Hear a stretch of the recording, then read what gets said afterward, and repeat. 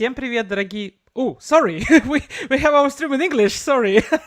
Okay, hi there, hi everyone. So we're starting Java's Day 2. So with you, I may do the following. Here we have my light box with day 1. So let's remove day 1 and... Yay! Let's say that day 2 is opened. Hooray! Cool. Okay, so yeah, now we have Java's Day 2 opened. I congratulate all of you with that. Yesterday was the awesome day. We have a lot of great talks. We have 5.5 hours talk from Evgeny Borisov. This is just amazing. This was a record as far as I remember. So before I will enter our new speaker, our first speaker for today, let me show you like brief presentation about what's going on here and how it will be here. So I will ask my colleague to show my screen. Yeah, nice. So this conference is organized mainly by a community called JaCoV. JaCoV stands for Java Community Virtual. So this is our logo. You are on the YouTube channel of JaCoV. So if you want not to miss records of our today's conference or our webinars, which would be in the future, click subscribe button. It's morning, sorry. Click notification button so you won't miss any notifications. And yeah. So everything will be here on this channel, and also the streams, which are currently you watching, are available till the end of the conference. So if you want to review some talks, you have time today. Okay, so we also have hashtag. This is Java's Day. So please, we would really appreciate if you go to some social network like Twitter or Instagram or Facebook and post something about our conference. So this is our hashtag. Please go do this. We don't have a lot there for sure, but I really wish that there would be more. So please share your opinion, share your experience with this hashtag on social networks. We would really appreciate that. These are our speakers. Half of them were yesterday, another half will be today, so we have a really great day. I really hope you will enjoy it, and I want to thank all the speakers who were yesterday and who will be today. This is really cool, and I really like what we have here. Now let me share with you some info how we interact with you and how you interact with us. So we have YouTube channel where you currently are, and there stream with speakers, moderators, and me, your host. I haven't introduced myself. My name is Roman Meyerson. I'm a head of program committee of Java Today and host of this conference. So here I am on YouTube, and you are here as well, and here we'll have all the talks and all the stuff. Also, we have main Telegram channel, t.me JaCoV, and you have this in description in YouTube, so please join this Telegram channel. There we have all the information about conference, and all necessary links will be there, so please join it and it will be there. For each talk, we have special Telegram channel for questions and for discussions. So if you want to ask your question to the speaker, or you want your question to be asked to the speaker, please join this channel. Yeah, special link for this channel will appear in YouTube chat and in main Telegram channel. So please join these additional channels. You will have links there, yeah, from there, and there you will find the photo of a speaker in the logo, so you would be 100% sure that this is the correct chat.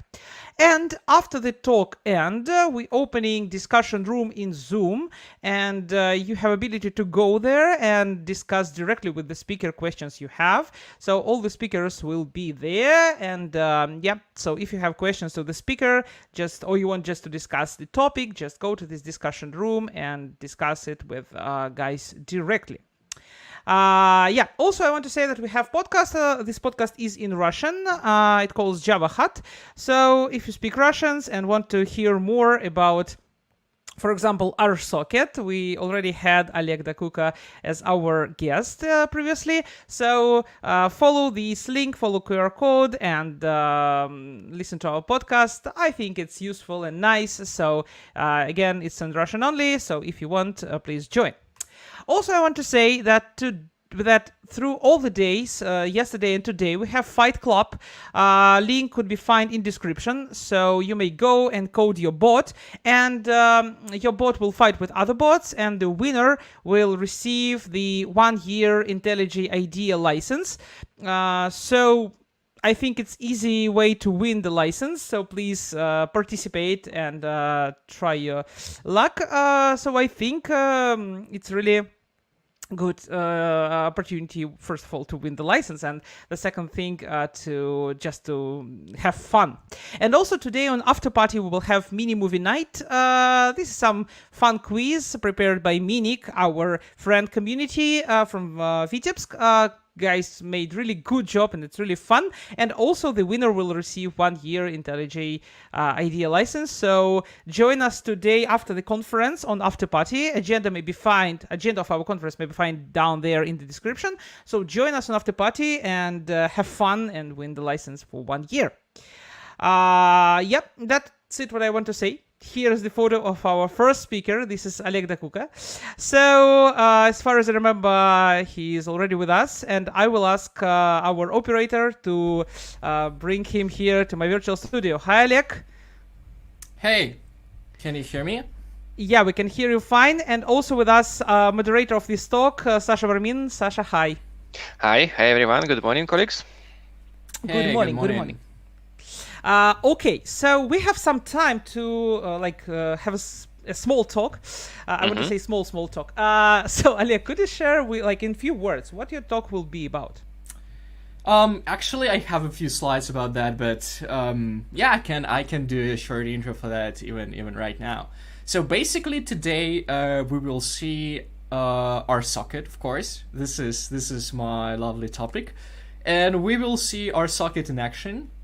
I kind of prepared an upgraded application from another talk. I'll briefly talk about that during my presentation. But today we will be looking at real RSocket application in action. We will be looking at how good RSocket in solving different resilient problems, and by doing that, how it helps in improving microservices that we are building today.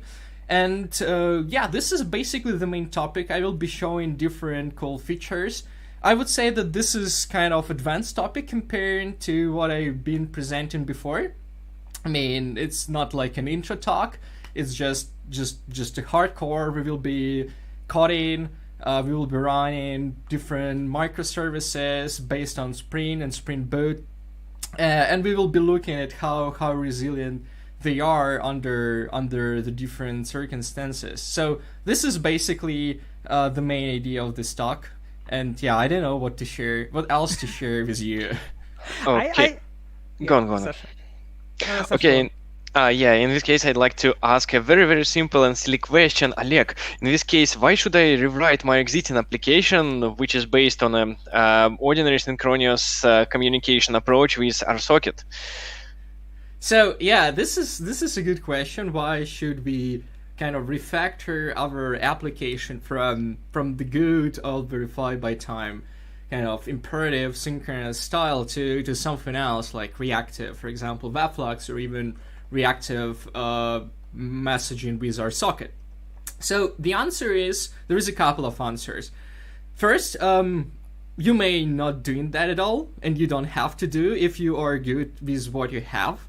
I mean, if you're running a small set of applications or services and you doesn't want to kind of scale to Netflix scale, then probably you don't need to care about like reactive, non-blocking, asynchronous at all, because this won't solve any of your problems. It will just give you more challenges. Of course, if I do that, I would use reactive as a first-class citizen, of course, because I'm kind of easily understand how to do different things with reactive programming and functional. So for me, it's not a problem. But for other, functional and reactive may be a challenge, and to support like real enterprise application which doesn't scale much with this really hardcore functional and reactive can be just an overhead, which is unneeded. So the first answer, if you don't need to scale much, if you don't have much load, if you don't need to save your CPU and resources, then you are good. You don't need to do anything. On the other hand, if you're building high scalable, high performant applications, which must handle a lot of requests, which has to do a lot of I/O. I mean, I/O is like calling other services in order to get info, talking to databases, and you have like for example, gateway scenario, or you have like other similar scenarios where you don't do any real computations and just kind of communicate as database with other services, then likely you might want to migrate to reactive programming.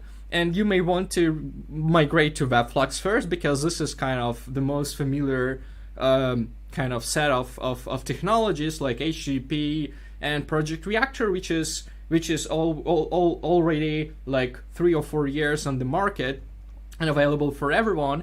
So it's kind of easy task nowadays. But if you don't do, again, much I/O, then probably you don't need to do the Flux. But if you want a really high performance, if you want to save, if you want to get like low latency, if you want to get like really high performance for communication between your services, if you want to make resilient system, because with HTTP it can be a little bit challenging to, as we will see in my presentation, it can be a little bit challenging to build resilient application and fast at the same time. I would say that you may want to, if you want to get rid of these challenges related to HTTP, to slow HTTP 1.1, then you probably want to migrate to RSocket, because RSocket brings a lot of cool features related to resilience, related to performance, and as we will see during my talk, there is like a main feature which brings like performance, which is transport pluggability. I'm not talking about like multiplexing, because HTTP2 and like even upcoming HTTP3 are given these capabilities and enable performance. But RSocket goes a little bit beyond that. It enables not just a single transport which is performant. It brings performance with flexibility, which is awesome. I really like this feature. And a part of that, it enables resilience, because with RSocket we went a little bit further than just a simple protocol. We created a protocol for applications to simplify the life of application developers of this like distributed and microservices applications. So yeah, it's a kind of, I went too far, but yeah, this is the answer. I want to say that I really like Oleg for that, because you just ask him about RSocket and he starts speaking like for hours. I really love that. It's so awesome. That means that you're just in good words a fanatic of this technology. That's so awesome. I really love that. Indeed. So thank you very much for this answering before your talk, and it's time to start your talk. So let's do that. I see guys in YouTube waiting for that. So Oleg, good luck with your talk. Thank you, and again, thank you for having me at this awesome conference, and thank you for organizing it. It's awesome that you're pushing community, and yeah, let's start. I'm just wondering, do we see my screen right now? We will ask our operator. Yes, now we see your screen. Okay, we should see console right now. I mean, some stuff in here. Yes, it's here. Okay, I just want to check that it's visible enough. That's the main question that I want to ask first. We need to see only the top one. The bottom one is just a minor things that I will be jungling with, and it's less important for users, like for our attendees. So guys, please type something in YouTube chat. So if you can see like the console on the top, okay. So we have some delay with broadcast. Just a second. Yeah. Okay. We will figure it out. But first of all, let me just start, and yeah, sure. Then you can interrupt me and say if I need to increase my phone or something like this. So welcome everyone, my dear friends, and I'm really happy to give this presentation about fast and resilient microservices with RSocket.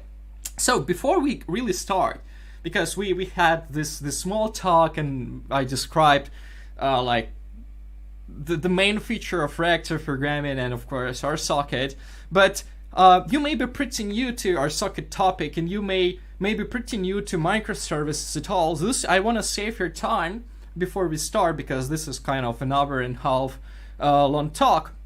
That's why I want to save your time and say for whom this talk and what's going to be at this talk. Basically, this talk will be microservices. So if you're not kind of familiar or had kind of hands-on doing microservices, then probably this talk will be a little bit tough for you. If you are familiar, then we will be looking, of course, in RSocket in action. However, in order to get into RSocket in action, we have a couple of prerequisites. So first of all, in order to be on the same level, you need to know Spring and Spring Boot. Like you have to have some experience because everything that we will be doing will be is written with Java and Spring. Then you need to know reactive functional programming. Otherwise, it can be a little bit harder for you to grasp what's going on because RSocket is about like reactive programming, is about reactive streams, and if you don't know these technologies, these ideas, it can be a little bit harder. But I'll do my best to explain it. So don't worry about that much. And finally, you have to have experience, as I said, with microservices and distributed system because this is our main topic. So if you're good with what I say, then let me introduce myself. My name is Oleg. I'm software engineer. I've worked for Tanzu.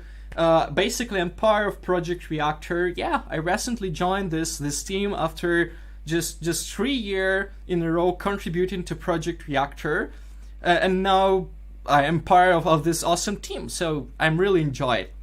Just wanted to share with you.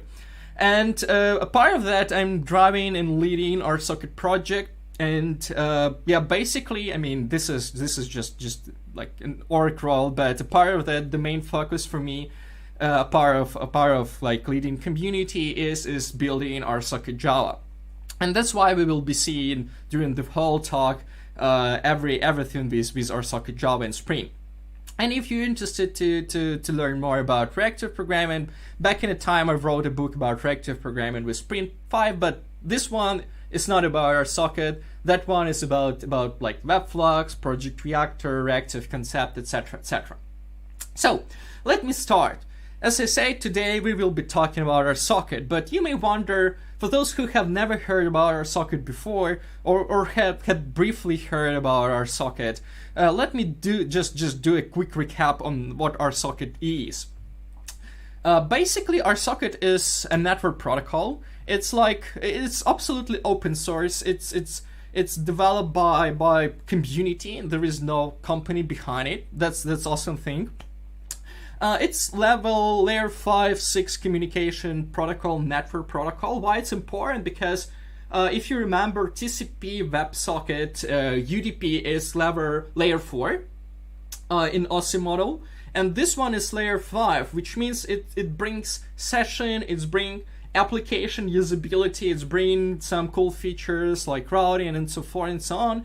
And that's why this application is more friendly for users, like HTTP, for example. So it's on the same level, I would say.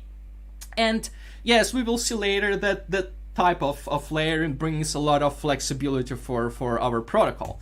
A part of that, the main idea of RSocket is resilience, and the first class citizen that RSocket brings to the user is reactive stream semantic. So again, for those who have never heard about reactive streams is a protocol, kind of, is a specification on doing kind of streaming within a JVM, for example, or basically within a system. And now, like this reactive streams specification is implemented as a network protocol, so the same semantic, the same kind of messaging, the same on next, on error, on complete, and the same kind of main features like backpressure is ported as a network protocol and transparently goes through the network boundaries, so you can connect like you can, for example, if you talk about Project Reactor, you can start your flux on one service and you can subscribe to your flux on the other service, and they will be transparently talking to each other, and your subscriber will be transparently propagating its demand without any changes.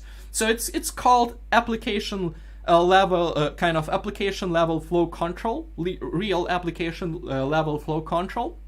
I'm emphasizing on that because like in protocols like HTTP, there is transport level back pressure, which is not always good for all the scenarios, as history shown, for example. And a part of that, we have advanced resilience. So RSocket kind of inventors, basically, let me say a good word about the initial inventors and creator of this protocol, who are Ben Christensen and basically the Edge Network team, which was at Netflix, and who was working on this kind of protocol initially at Netflix in order to satisfy their needs. So they went a little bit further than just back pressure within the stream, since stream is a good, but sometimes we need like send in request response and request, for example, I don't know, fire and forget. And sometimes we need to control not just back pressure within a single logical stream, but sometimes we need to control back pressure within a whole connection in terms of number of requests, concurrency. So this feature is already in RSocket, and it allows you to build basically really resilient microservices. I will be talking about that a little bit later, but just did a little bit of introduction for that. And the most important, what make RSocket fast, is that RSocket is following the best practices shown by HTTP, shown by HTTP3, and it enables those kind of practices and features. So RSocket is multiplex protocol. That's why it's 10x faster than HTTP 1.1. We implemented RSocket in different languages with a sort of performance and with a sort of small resource consumption. So this implementation can even be run on your IoT device with no problem. Actually, I'll just do this like a separate, like I'll move from the main story. Actually, currently I'm experimenting on kind of flushing RSocket CPP into just pure raw controller, and I'm almost there.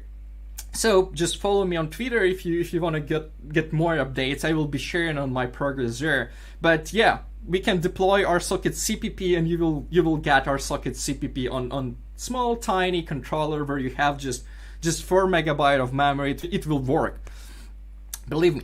All right, so this was a short intro. The last word that I wanted to say is that RSocket is basically developed in collaboration of great big companies who know how to build cloud services, distributed systems, and microservices, and that's why this protocol is really for microservices and distributed system, because all these people who had all these challenges related to microservices with a previous set of technologies understood what they need, and they build their needs in this protocol. All right, with that, let's move on. This was a little bit long intro, but let's have a look at our microservices scenario. So first of all, this talk basically was derived from one of my previous talk and my colleagues' previous talks. Basically, I have to give some credits to Yevgeny Borisov and Kirill Tolkachev, who initially initiated this first version of this talk. I'll be giving some more ideas later about what was in that talk, but this talk is basically derived, and this example is derived from their talk. So what do we have? We have a microservices system, but this microservices system is basically kind of depicted or represented as a funny character from Soviet Union, well-known kind of series of like, yeah, it's not an anime, but it's like films, old films, whatever. So we have Pechkin Pechkin is basically the first service. This is going to be our client, and the main role of service of Pechkin service is basically to deliver different parcels. So Pechkin has parcels, and of course every parcel has a sender. But apart of sender, every parcel has a recipient. So our recipient for this story is going to be, let's say, Sharik. Sharik is basically a dog. This dog is just again from this Soviet Union film, series of films. And there is a sender who called Papa. Papa is basically from Russian, is a father. So Papa is sending a parcel to Sharik because Sharik requested some stuff. And this stuff is basically a shooting kind of shooting gun, like not like a shooting gun, but just for picture. So Sharik can chase different animals and can shoot them without killing them. So this is good. However, what if our Papa is a little bit suspicious, for example, and instead of sending just shooting, instead of sending a photo camera, he is sending, for example, a real shooting gun. So in order to prevent kind of a shot in the Prostokvashino, we need to do something. Yeah, Prostokvashino is a village where everything is happening within this small film. So we have this switch character, and we need to prevent this kind of malicious or unwanted sending of something wrong, like this shooting gun. And for that purpose, we have Pechkin, of course, because Pechkin is not that simple person. Pechkin is working for governance. So Pechkin knows to whom he has to go. And since like security departments are really care about security and like preventing unwanted situations, Pechkin sends all his parcels to kind of a couple of departments. The first department is basically encryption and decryption department. This department is responsible for carefully taking off the content of the parcel, and then since this is the main idea of this service of this department, he deliver the kind of investigation of the content into another services which is Big Brother. So we have Big Brother and we have Agent Smith on the right. And Agent Smith, after receiving the decrypted message or kind of unpacked parcel, he start his investigation in order to understand whether this parcel has or has not some suspicious things in it. So this is our microservices, and our delivery man Pechkin will be sending messages and parcels to Big Brother. Big Brother will be doing some job and will be delivering the result of his job to Agent Smith. All right. So it sounds like, okay, how it's related to microservices. Actually, it's related. If we try to match this kind of set of services to, for example, some real set of services like API gateway, we will see that the matches is pretty similar, since we have some clients which are talking to API gateway. API gateway has a part of just doing routing. Sometimes it has to authenticate user, it has to do different validation. Like in Seer, we can implement anything in API gateway, and then API gateway deliver the particular request after some business logic done on this request to a particular destination or a set of destinations. So basically, this story is from real life, and we will be kind of looking into real world example. All right, coming back to our kind of Prostokvashino and Big Brother and Agent Smith set of services.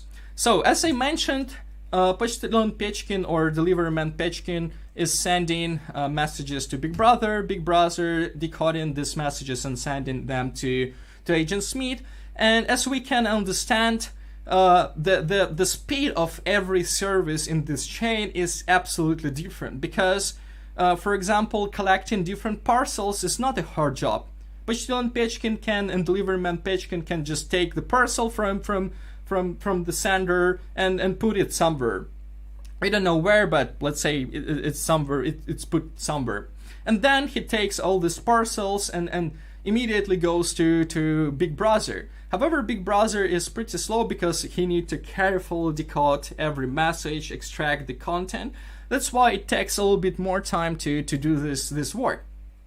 And of course, the department is not elastic. It's not like super flexible. That's why it has some limitations. And of course, Agent Smith is really slow because Agent Smith is carefully looking into every piece, into every object in this parcel, into every letter, in order to understand that there is nothing malicious in the content of this parcel. That's why we have really fast deliveryman Pechkin. We have somewhat fast but way slower Big Brother, and we have like really slow Agent Smith. So this is our setup, and with that, let's have a look at our application in terms of code. Folks, if you have any questions, don't hesitate to drop them into the chat. And yeah, let me first check that everything is good here. Okay, everything is good here. So let's move on. Here is our application. As I mentioned, this is just normal Spring application, and in this Spring application we have a couple of services. So we have Agent Smith, we have Big Brother, of course, we have Pechkin service. But as you noticed, a part of these services, there are some other services, for example, like console dashboard, like metric starter, like something common, speed controller starter. So all this stuff that you are seeing is for support of this basically demonstration. The main services with which we will be working is Agent Smith, Big Brother, and Pechkin service, of course. But in order to see what's going on these services, and in order to emulate within my local computer, like this small tiny machine, in order to emulate like real scenarios, we have like a console dashboard to collect metrics, and we have some additional things like metric collector for specific pools, and we have some common things and starters in order to simplify configurations and modifications of our services, because all of them are using pretty standard and common things. So with that, let me start a short intro into the services first. So these services are based on Spring Web Flux. So let me first open my configuration here and show you that here we have Web Flux, not here. Yeah, probably not here, but for example in this service, not in this, but yeah, probably in common. Okay. Yeah, here we go. Here we have Spring Boot Starter Web Flux, which explicitly say that right now all the services are using HTTP technologies. They're using Spring Web Flux, which is kind of performant and using Reactor for non-blocking and asynchronous messaging, and it should be good. We think that it should be good. And then every service is basically extending this common module and provide some set of things. So we have normal controllers here, like for example feedback controllers.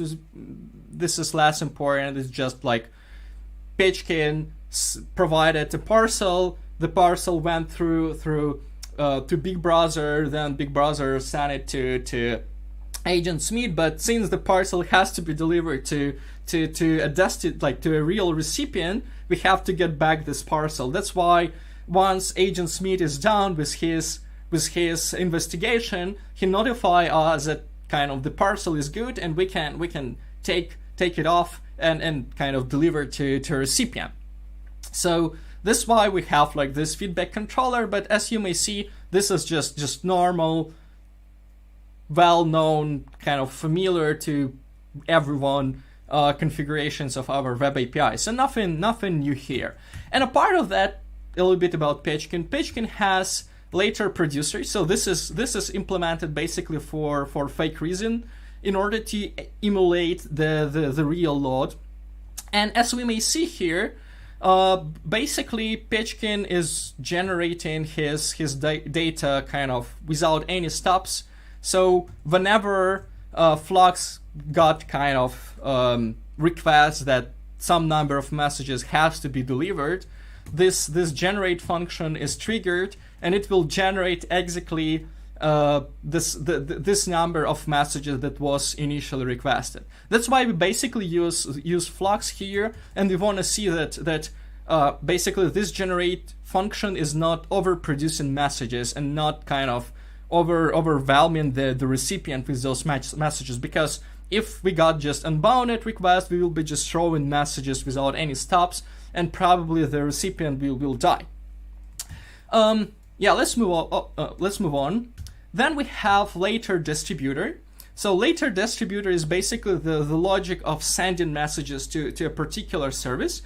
It uses some pooling mechanism, because in real world scenario, every service has resources, has its capacity, has its limitation basically, and these limitations are exposed in for example in memory size, in number of open ports, in number of like queued messages, etc., etc. So in order to emulate similar environment as we have in real world, we use a pool. This one is basically from Project Reactor. I use this pool from Project Reactor because it's non-blocking. It doesn't involve any threads. It's just using asynchronous and non-blocking Project Reactor, and at the same time it allows me to track what's going on within this pool. How many, for example, workers are required? How many workers are available? How many tasks are queued into the queue, and all these properties I can send to my dashboard that I will show you a little bit later. So this is basically the producer setup, which is sending messages over the network. I'm using web client. This is pretty common and standard thing for Webflux. It's basically HTTP client with Fluent API, which allows me to say, okay, I want to send post HTTP request on this specific URI, and I want to provide this body, and I want to kind of execute start this request and convert like the response from the remote service to void, and that's it. I have here respond handler function. I'll be talking about this function a little bit later once I introduce the other configurations that I have in the service. So yeah, to be fast, a part of Pechkin we have the other services, and the other services basically doing the same. They have similar configurations, similar controllers. So Pechkin is sending messages to Big Brother. Big Brother is handling them, processing them. Big Brother using the same pool with the same kind of with the same setup basically, but with different configurations. And then once he transformed his messages, he sends decoded later to basically to the agent Smith in order to check it for suspicious and malicious things in it. And at the same time, agent Smith is identical, absolutely similar to the previous. Agent Smith is handling those messages using the same set of things, decoding like and analyzing the message, and basically send a notification afterwards to Pechkin to say, okay, the parcel is ready to deliver, or we need to catch, for example, the hacker, someone else who wanna do an attack or send some suspicious and malicious things. So this is our basically services, and I've shown all of this just in order to give you idea that there is nothing complex in this application. This is pretty standard app. with that, let me move to basically to service common, not to service common, but to my adjustment properties. Oleg, we have a small question in the chat. Yeah. So if you don't mind, I will interrupt you with this question. Why not just reuse the application's default pool to schedule async requests? Sync request. Async. Because in order to schedule a sync request. So the question is, why not to use thread pools? If I understood it correctly, in order to schedule this request, basically, I wanted to build everything with reactive programming. If you wanna like in real world scenario, you would probably use the pool. The point here that the pool can be easily integrated with Project Reactor. You can do publish on, etc., etc. However, like in this particular scenario, pool doesn't give all the configurations that I need.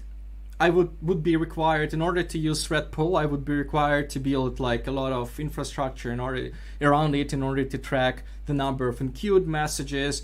Also would be required to kind of provide an asynchronous reactive wrapper, because everything that I do in my services is fully reactive. That's why, like, for example, notify a service. Everything is not here, but yeah, let's move to Pechkin. Service later distributor. So everything is fully reactive. We have just a stream, and it would be a little bit more challenging to configure thread pool in order to do the same. And for example, to reject properly exceptions, and I would require I had to build more code in order to do the same thing. That's why I basically use this reactor pool, but you are not required to use this reactor pool in your real application, since in your real application you have integration with real metrics. You know, for example, how many threads are allocated right now, how many threads are busy, how many kind of requests are enqueued into the queue of Netty or Tomcat, and basically the same thing can be done easier. All this demo environment is done for demo only, and in order to minimize and kind of make the size of everything, like the whole infrastructure, a little bit smaller, because I don't imagine how many requests I would have to send in order to crash, for example, Tomcat. But with this setup, I have predictable number of requests that I can send, and I know that, for example, if one extra request will go into queue, it will immediately kind of bounce it back with an error. That's why I can control this environment. I don't have to mess with all this servers and other stuff configurations, and it make my life simpler for demonstrating kind of real world scenarios. That's why I use this reactor pool. Okay. Not other reasons. Thank you for the answer. I just don't want to interrupt you in not a good moment. So if it will be time for questions, just call us and we will be here. Sure. All right. Let's move on. I have shown all the services, and let's move to our service control starter in order to look at what other we have in our services. So I'm showing these configurations for basically providing showing you what configurations we have in our app. So we have a different set of configurations. We have a sender properties. Sender properties basically configure the error strategy, because you may imagine that at some point, if for example your real service is not responding to your request or starts erroring to your request, you wanna apply some error strategy. And for example, the simplest strategies that you can do is just fail. But over kind of this presentation, we will explore what other properties, error strategies we have in our on our client side in order to handle or do something with this kind of debouncing of our messages. A part of that, we have processing properties, and processing properties basically represents the capacity of our particular service. And as every system, it has queue size, it has some overflow strategy. For example, for scenarios when the queue is absolutely full, totally full, and you need to do something with the messages. And in a real world scenario, of course, we have much more complex kind of strategies like dumping messages onto disk or kind of offloading them to Kafka or doing something else. But in general, the simple system has queue and has a strategy which can be terminate. For example, most of you seen this memory overflow, not Stack Overflow, but yeah, basically out of memory exception, which says, okay, you don't have enough memory to operate. And after this exception, likely your application gonna crash because it's really hard to recover from such an exception.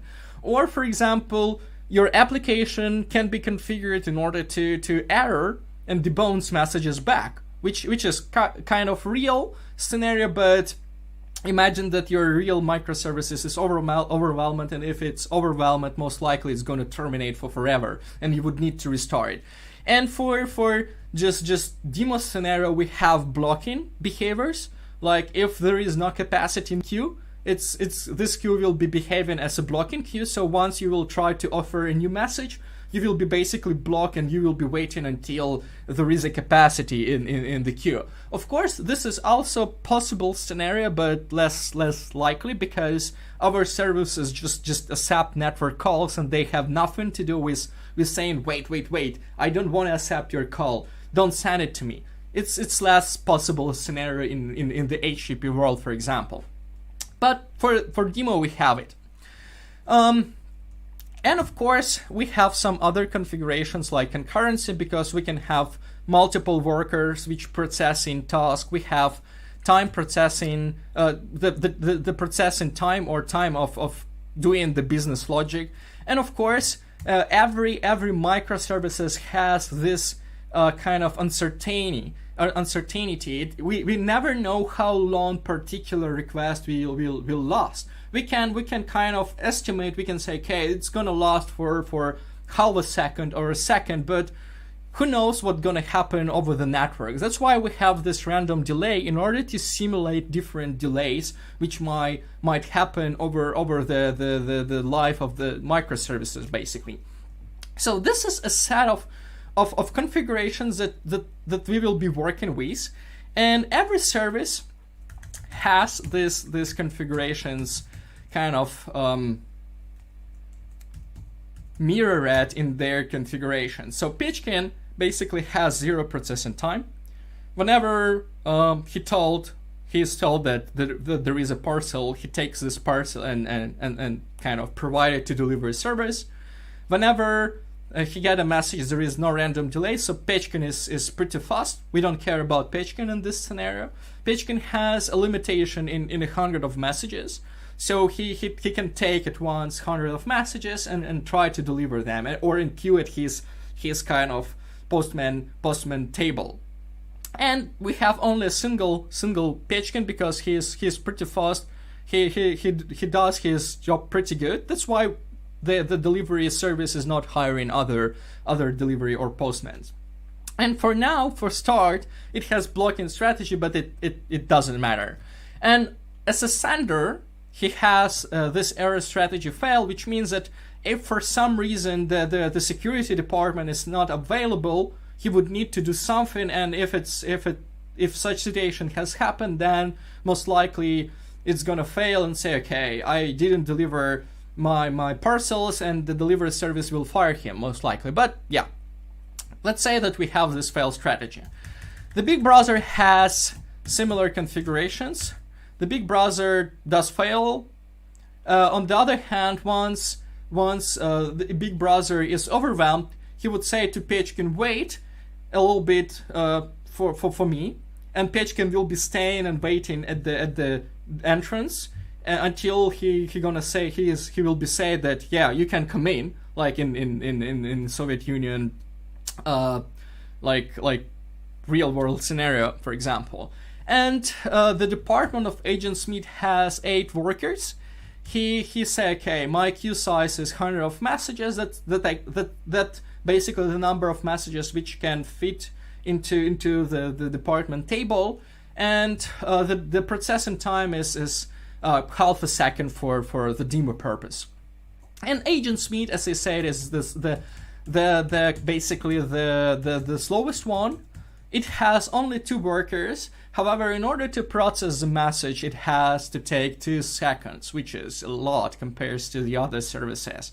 And the queue size is small because basically Agent Smith requires a lot of, the department of Agent Smith requires a lot of space in order to properly extract all the things inside the parcel and investigate on them. That's why the queue size is small, because no much parcels can fit into this department table. And again, for demo purpose, we have block strategy and retry strategy, because basically Agent Smith will try to call multiple times to Pechkin if Pechkin is not available for some period of time. So this is basically our configuration. And just to start and see how it works, let me switch to the console. Everything that you've seen is deployed to remote service. Right now you are seeing a dashboard. In a second, this dashboard will get some more information about which we will be talking. So let me start. Let me stop Pechkin. Let me switch to Agent Smith first. Yeah, because Agent Smith is. Okay. Okay, Oleg, before we move forward, there is one more question in the chat. It is also related to the previous question about thread pool. Well, it is a question about web flags, that it already has a netty pool, and this netty pool and web flags should be abstract way for thread pool management. So what do you think? What's the better way of using thread pools, and why shouldn't we use existing thread pools? I mean, you have to use existing thread pools. Mm-hmm. Yeah, that's the answer. As I mentioned, this application is for demo purpose, and I'm using things just to simplify the emulation of real world scenarios. In your real application, you have to use what is built into netty, into JVM, and that's it. That's fine. That's good. Nothing wrong with that. Again, yeah. My configuration's just for demo purpose, and nothing else has been taken from that. Okay, great. On the other hand, you can learn, and you can probably know or don't know that there is reactor pool that you can use in your applications for some scenarios, which can be good. For example, reactor netty is using reactor pool for kind of doing connection pooling, and reactor pool is basically using inside reactor netty. So this is a technology which is used inside reactor netty, but for this scenario, my case is simplified, and I don't want to use kind of the configuration of reactor netty, and that's it. Great, thank you very much for explanation. Okay, Sure. Go on please with your talk. Yeah, thank you. So I'm starting the services. As we can see, I mean, it's enough for you to see that this is Spring Boot app, and it's enough for you that this app has Agent Smith name here, and it's running. And this one has Big Brother name. Yeah, and again, this is Spring Boot app. And this one is basically on the very left is Pechkin, who is a delivery man. So this app is running, and now we see the dashboard, and now we can understand why all these metrics and what we have at this basically dashboard. First of all, we have services which are running at this moment. We have Pechkin, Big Bro, Agent Smith. We can see the speed of message delivery for the services. We see the buffer size. For example, the red kind of color of buffers, or 0 of 100 kind of means that the buffer is fully occupied with messages, so there is no free space. But as we can see, the service is up and running still. We can see the number of allocated workers, we can see the number of retries, because basically, as we will see further, retries is important characteristic of the service behavior, because if service retries too much, it means that something is wrong with the service. Of course, retry are kind of allowed, but we want to avoid retries, because this is just unneeded load on another service, because we just say, hello, are you available? Hello, are you available? And so forth and so on. And the other characteristics that we see is the number of dropped messages, because I mean, dropped messages are not good, but sometimes they are acceptable. But yeah, we want to see what's going on with our services. That's why we have this characteristic here. All right, we see that the system works, and we see that the speed of agent speed is basically moving to 0.5. It's slowly kind of increasing its speed. So we will, after some period of time, we will see 0.5. Basically, this is the performance of two workers, which takes a job or a task and process it over 2 seconds. So if we do math, we will see that the speed should be around like 1.5, like 0.5, sorry. And we can see that with blocking strategy, which is less realistic because none of the services will be waiting forever, our services are moving to the same speed of agent speed, which says that with blocking strategy, with synchronous message sending, we will have kind of back pressure. But again, this is just an illusion, because in real world we do HTTP call, we open connection, and this connection reaches the endpoint and takes some resources. And even if you are waiting for the response, there are parallel threads which can ask more. There are other services which can also connect to this particular endpoint and ask for data. That's why in real world scenario you won't be seeing this kind of behavior. You will never wait for the response, because everything is happening asynchronously, even if you code is synchronous. All right, so it says it works, but let's make this code more realistic. So what we want to achieve at the end of our presentation is that all of our services are enabled with termination mode, which means that if our services fails, or if our services get too many messages, it fails, because this is a real world scenario. If you get out of memory exception, you get out of memory exception and you fail. That's why we want to run our services in this mode, and we want to see that it works basically in this mode. Yep, stop. Okay.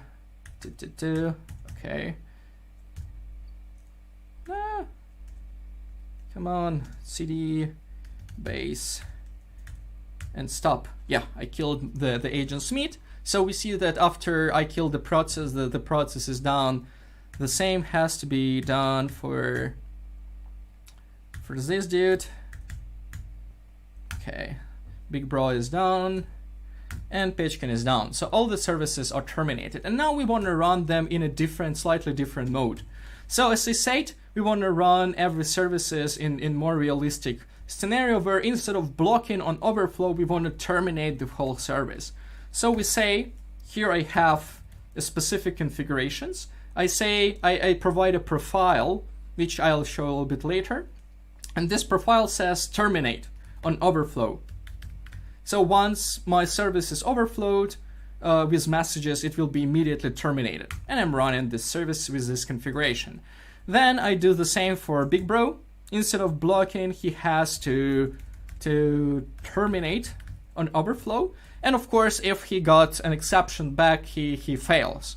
He also fails with an exception, because if it's exception and if the message is really important, we have to turn down and do something with this message again, or notify a user that he has to retry doing the same action, which is bad experience for user, of course. So we start this service as well, And we start our Pitchkin with this send fail, of course, and we will see what's gonna happen. So our services has started, and yay, a lot of exceptions. In a second, our Pitchkin delivered a lot of messages. Yeah, this number should be a little bit better, like bigger, if we got a little bit more time to send messages, but we've seen that the Pitchkin just started and delivered immediately 25 messages in a row. And of course, big browser doesn't have that much capacity to handle. That's why his buffer went over, and he immediately terminated. But before that, before the big browser terminated, our agent Smith got too much messages because basically agent Smith can take only 10 messages, and big browser is pretty fast, so he probably delivered more than 10 messages at once, and that's why agent Smith fails first, then big browser failed, and then of course Pitchkin also failed with an exception because he got no response or error response from the agent Smith, which says that we need to apply some strategy in order to prevent our system to crash. So what can we do? This is a good question. As I said, there are a couple of other strategies that we can apply. For example, if the message cannot be delivered, there is no capacity in the buffer, we can drop a message, which can be acceptable. So let's see what's going to happen if we apply this strategy. So to emulate that our service is rejecting message, we will switch from terminate strategy to error strategy. So I have in my app, I have a set of profiles which I can easily use, and these profiles are like bring in basically different set of configurations which can simplify our basically investigation and play with these microservices. So we stop Big Brother and we run it with the same set of configurations, but instead of overflow terminate, we use overflow error, which means that if there is no capacity, we debone this message, we send it back with an error, and if we got an error, we will be dropping this message saying, okay, we wasn't able to deliver this message, we will be trying to send another message, and that's it. So we use send strategy drop, and here is this strategy. And for Pitchkin, we will be doing the same. So we stop in Pitchkin, and we, instead of fail strategy, we use strategy drop. And we start both services, and we will see what's going to happen.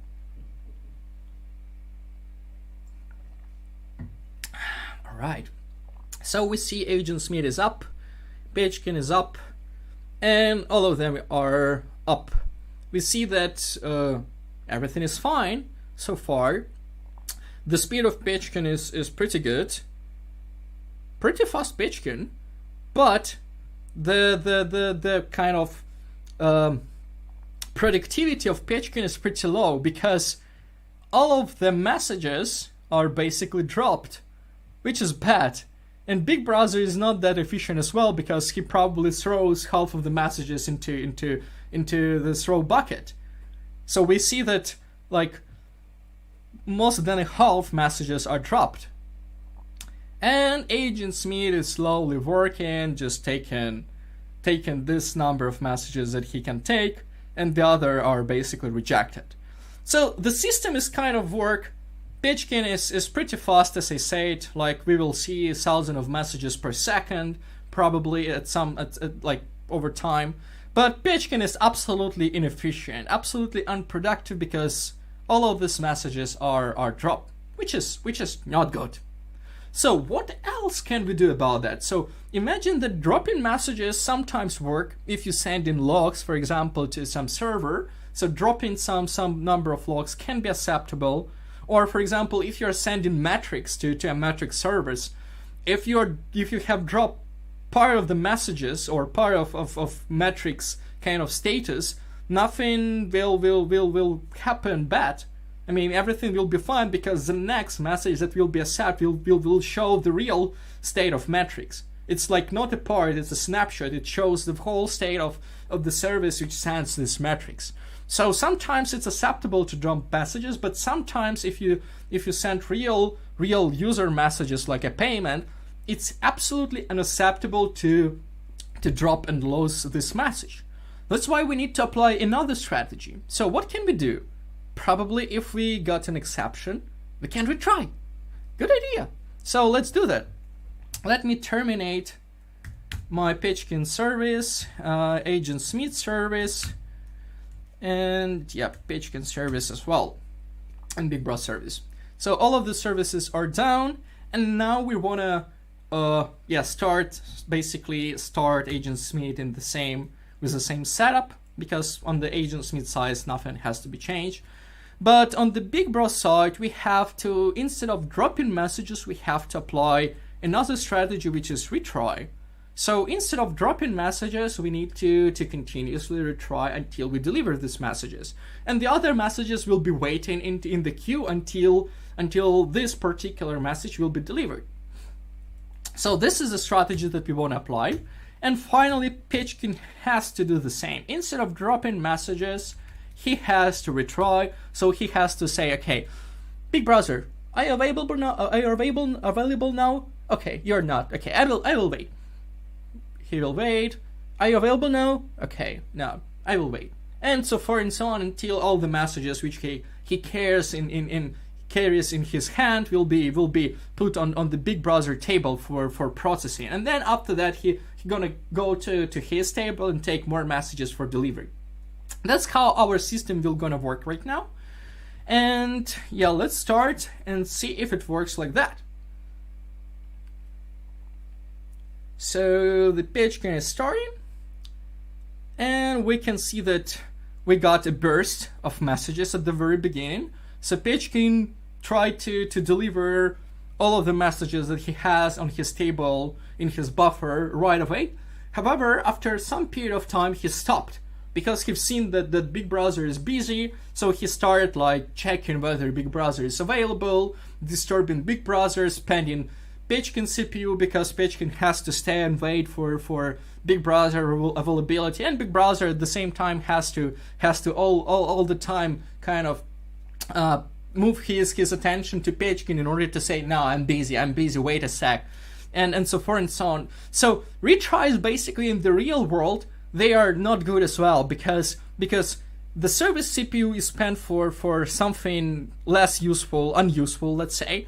The big browser, instead of recovering from and focusing on his business logic, he spent his CPU and his kind of availability and attention on saying, no, I'm not available, and sending error back. And our real services are doing the same when they are not in the good state, in the busy state, and they are disturbed by the other request that has to be processed. So instead of processing and spending CPU time on handling and doing real business logic, they have to focus and kind of spend threads and CPU on answering back to this request that they are not available right now.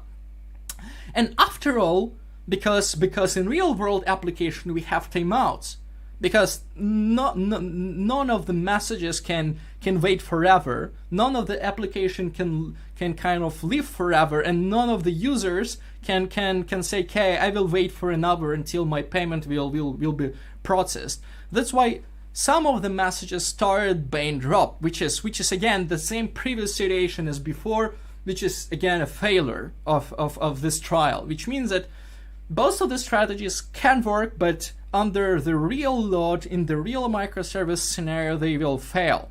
So we need to apply another strategy which can basically improve things. So we tried drops. What else do we have? Maybe rate limit. Correct.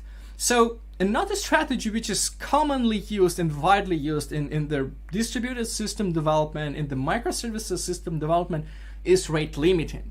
Because as you might know, rate limiting is basically doing the following. It says, okay, you cannot more messages per second as this, which says, okay, if we know the system capacity, so let's say Pechkin knows the capacity of big browser, he can say, okay, he can guess, okay, I know that big browser is commonly processing like 16 messages per second. His department is processing this number of messages.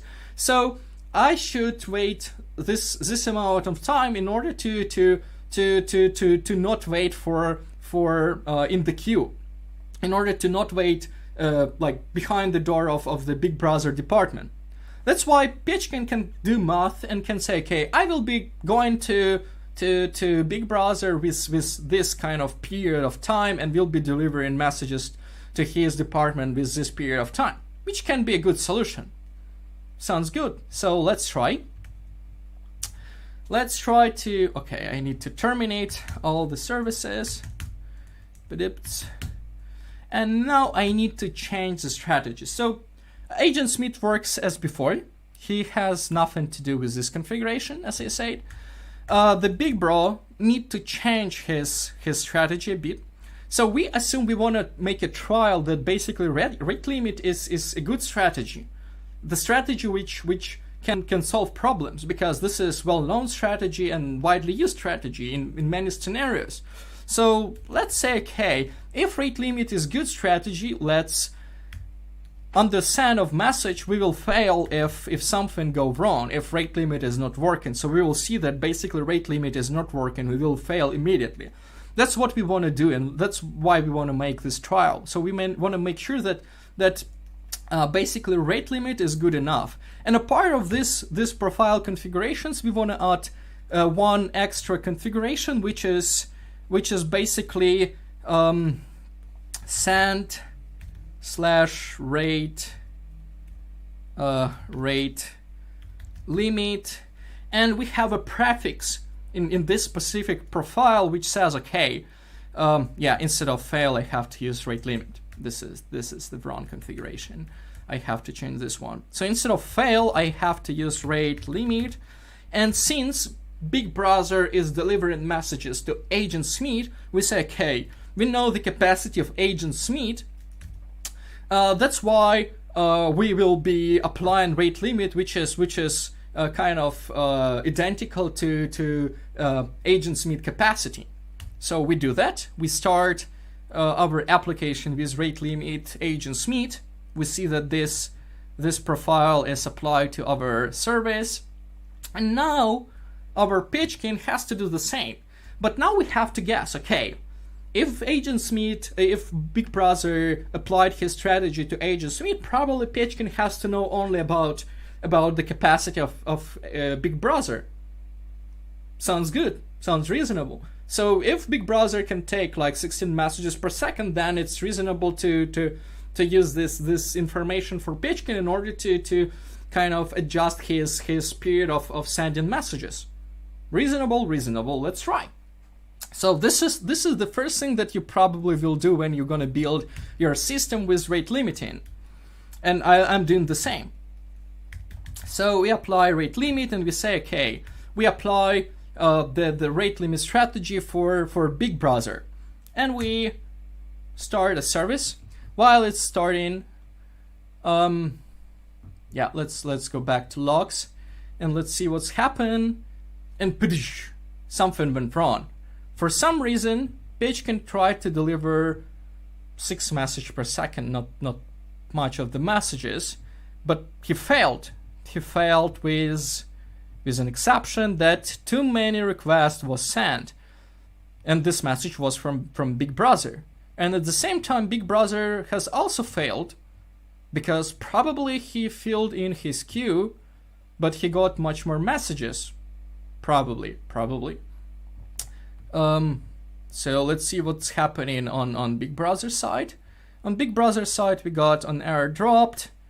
Do not permit further calls. Okay, this is because our pool is terminated, but the reason for this message is, okay, there is no reason for this message. It's too long kind of stack trace, which is common to reactive application.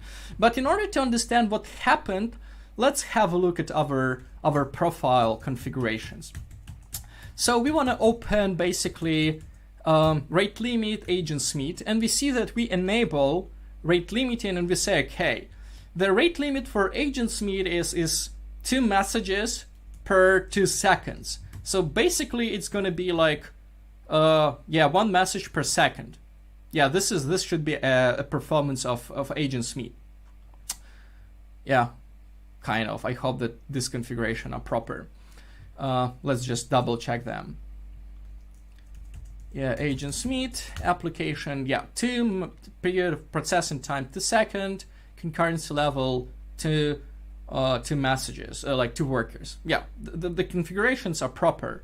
However, if we go back to agent Smith, this is agent Smith configurations, we will see that the capacity is this one, which means that agent Smith will be consuming messages pretty slow with agent Smith, like Big Brother will be consuming messages from his queue pretty slow with agent Smith rate limit, which means that Pechkin, which knows only about Big Brother configurations, and we see the Big Brother configurations, basically 8 messages per like half a second, basically, which means that Pechkin will be delivering more messages than Big Brother is consuming from his queue, which means that at some point in time, as we just seen, the Big Brother will crash with out of memory, because there is no enough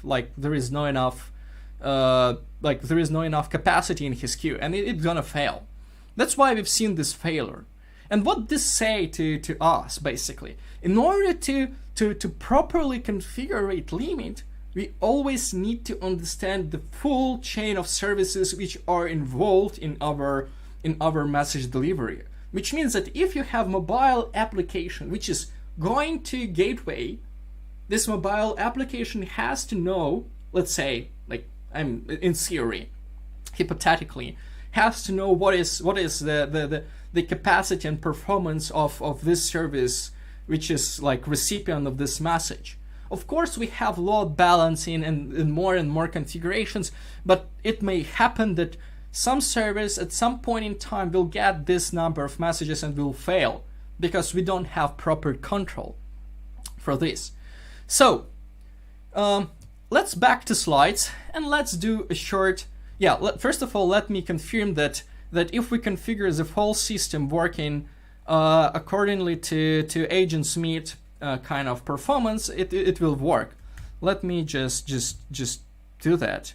Let me stop Big Bro and let me start it again with agent Smith config, and let me terminate Pechkin, and let me start it instead of Big Brother rate limiting, which I have it here. Let me start it with agent Smith rate limit.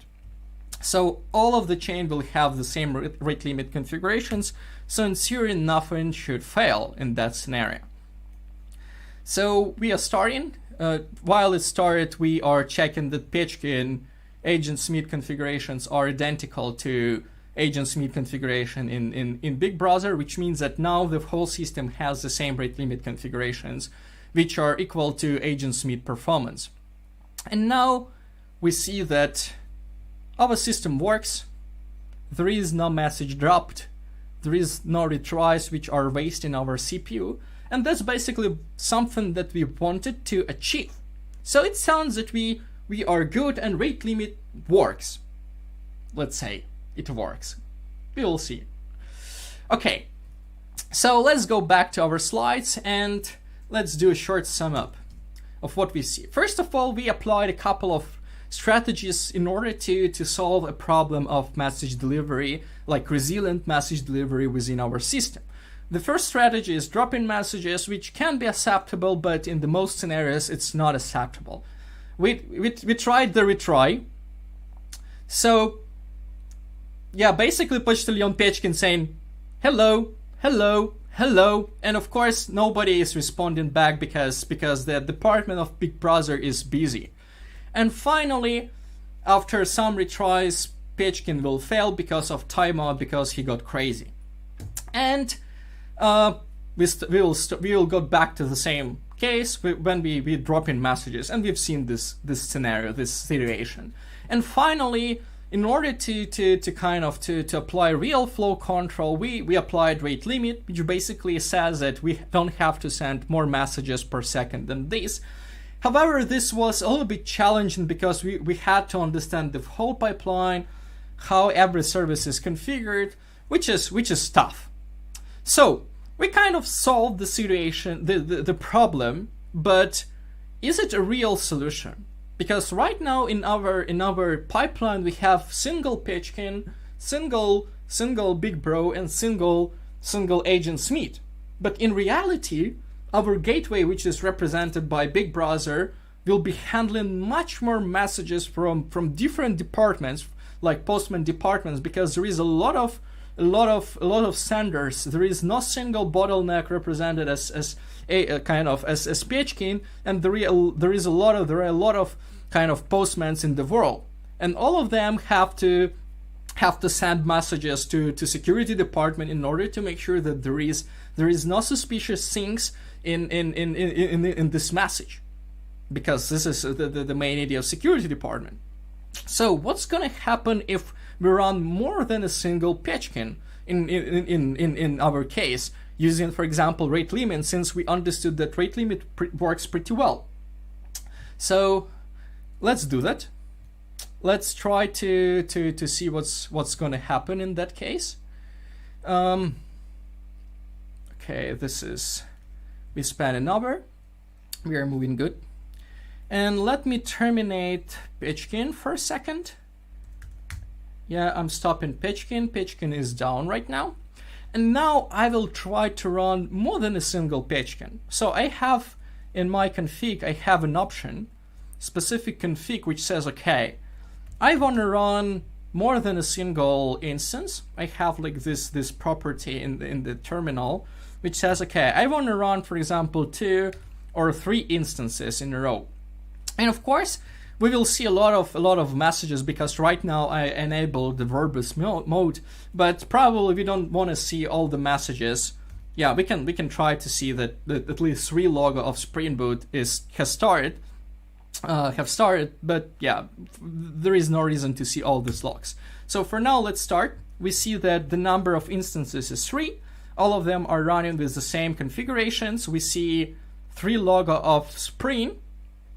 And now at the dashboard, we should see 3 different instances of Pechkin sending messages to Big Brother and then to Agent Smith. And here we go. Everything has crashed. What happened? You would say, wait, we just configured rate limit configurations, but it didn't work. It doesn't.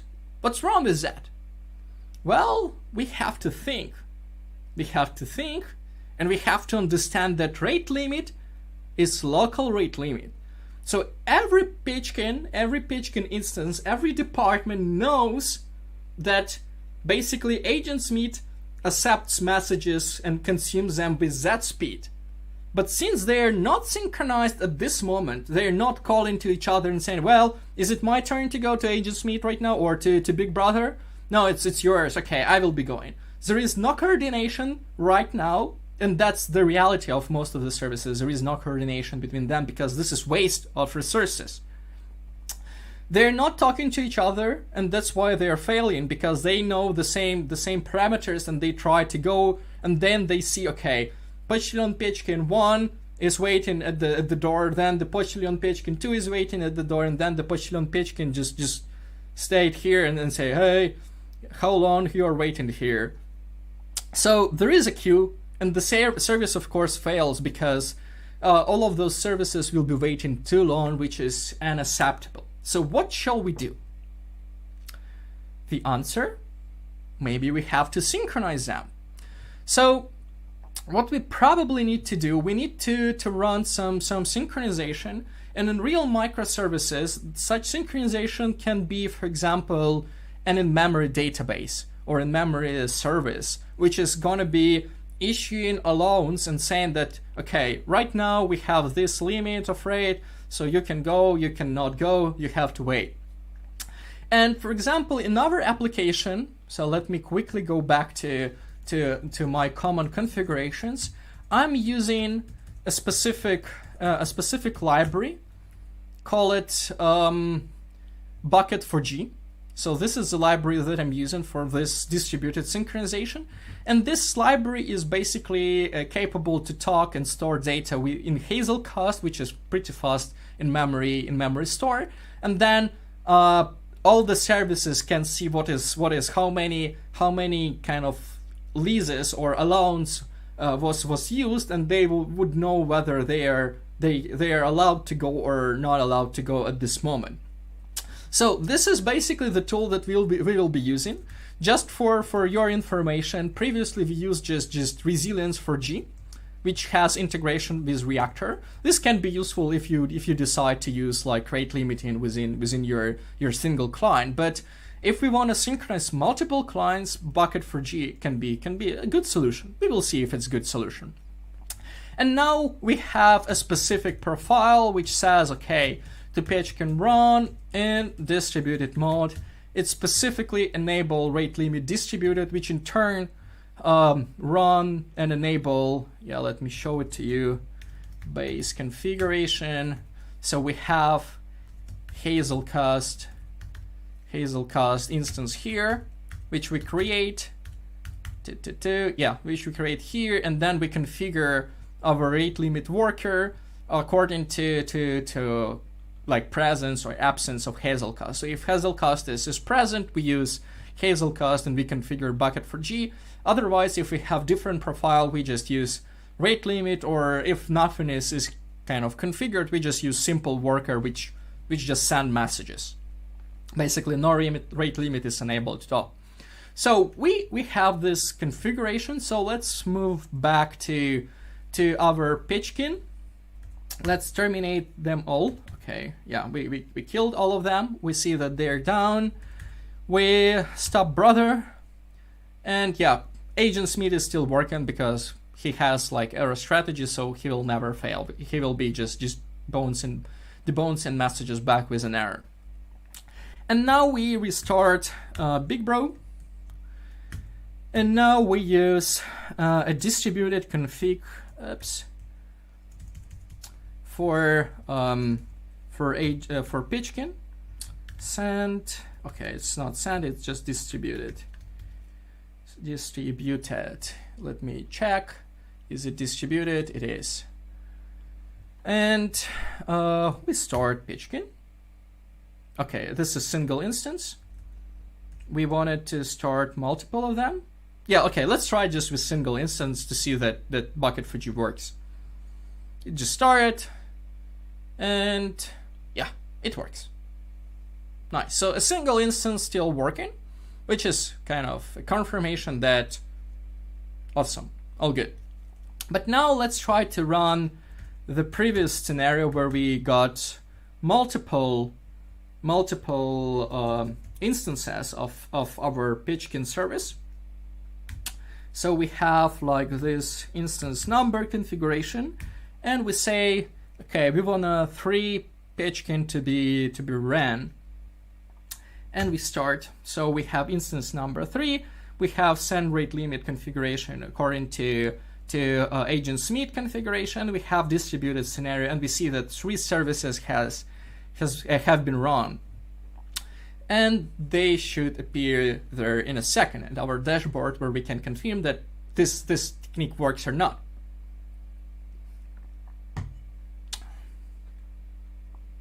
So let's see.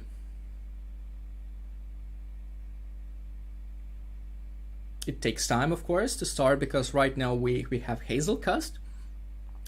And we see that they're running. We see that the Pitchkin 2 took his leadership first, because he was the first who has started, and he started messaging with initial speed since he didn't have any limitation. But we see that the system starts balancing, and we got kind of equivalent number of messages, and everything is working, which is okay, which is good, which is basically saying that and confirming that our system can be stabilized and can work in resilient fashion if we have a single Hazelcast instance to which we're gonna go and into which we will be talking in order to synchronize states between all the services, between all the clients, which can be acceptable, of course. So this is a solution that you can use. But we are in microservices world. And as I said at the very beginning of this talk, in microservices world, we have uncertainty, which means that we have latency.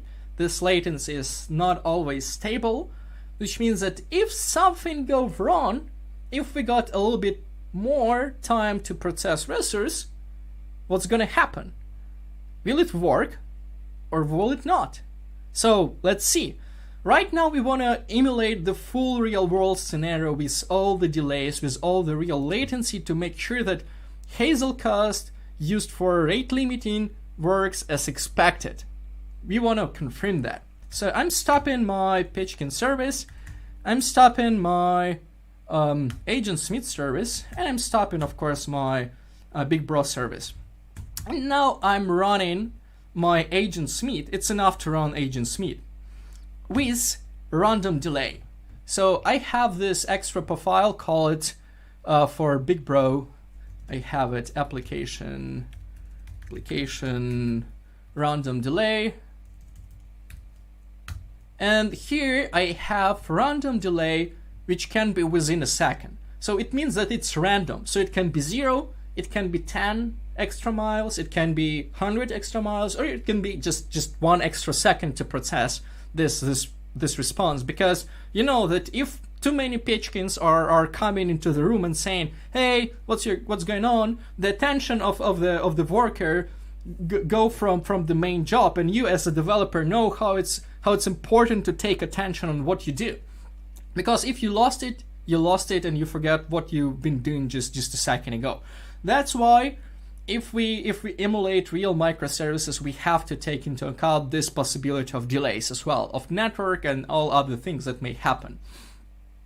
So we run our Agent Smith with this random delay config. Yep, it's random delay. Yeah, it's random delay, all good. And of course we start Big Bro with the same config. We just need to introduce at least at one service this uncertainty. And then we run our Pitchkins with the same setup. And we will see what's going to happen. Will it work or will it no? In the meanwhile, I'm ready to answer for some questions, like while it's running. So if we have some, please take them on.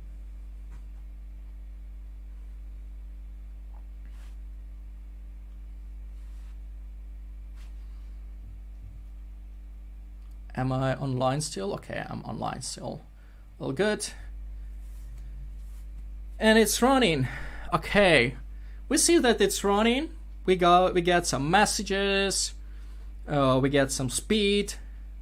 But let's see if it worked as expected, because something suspicious is happening here. Our buffer is overwhelming.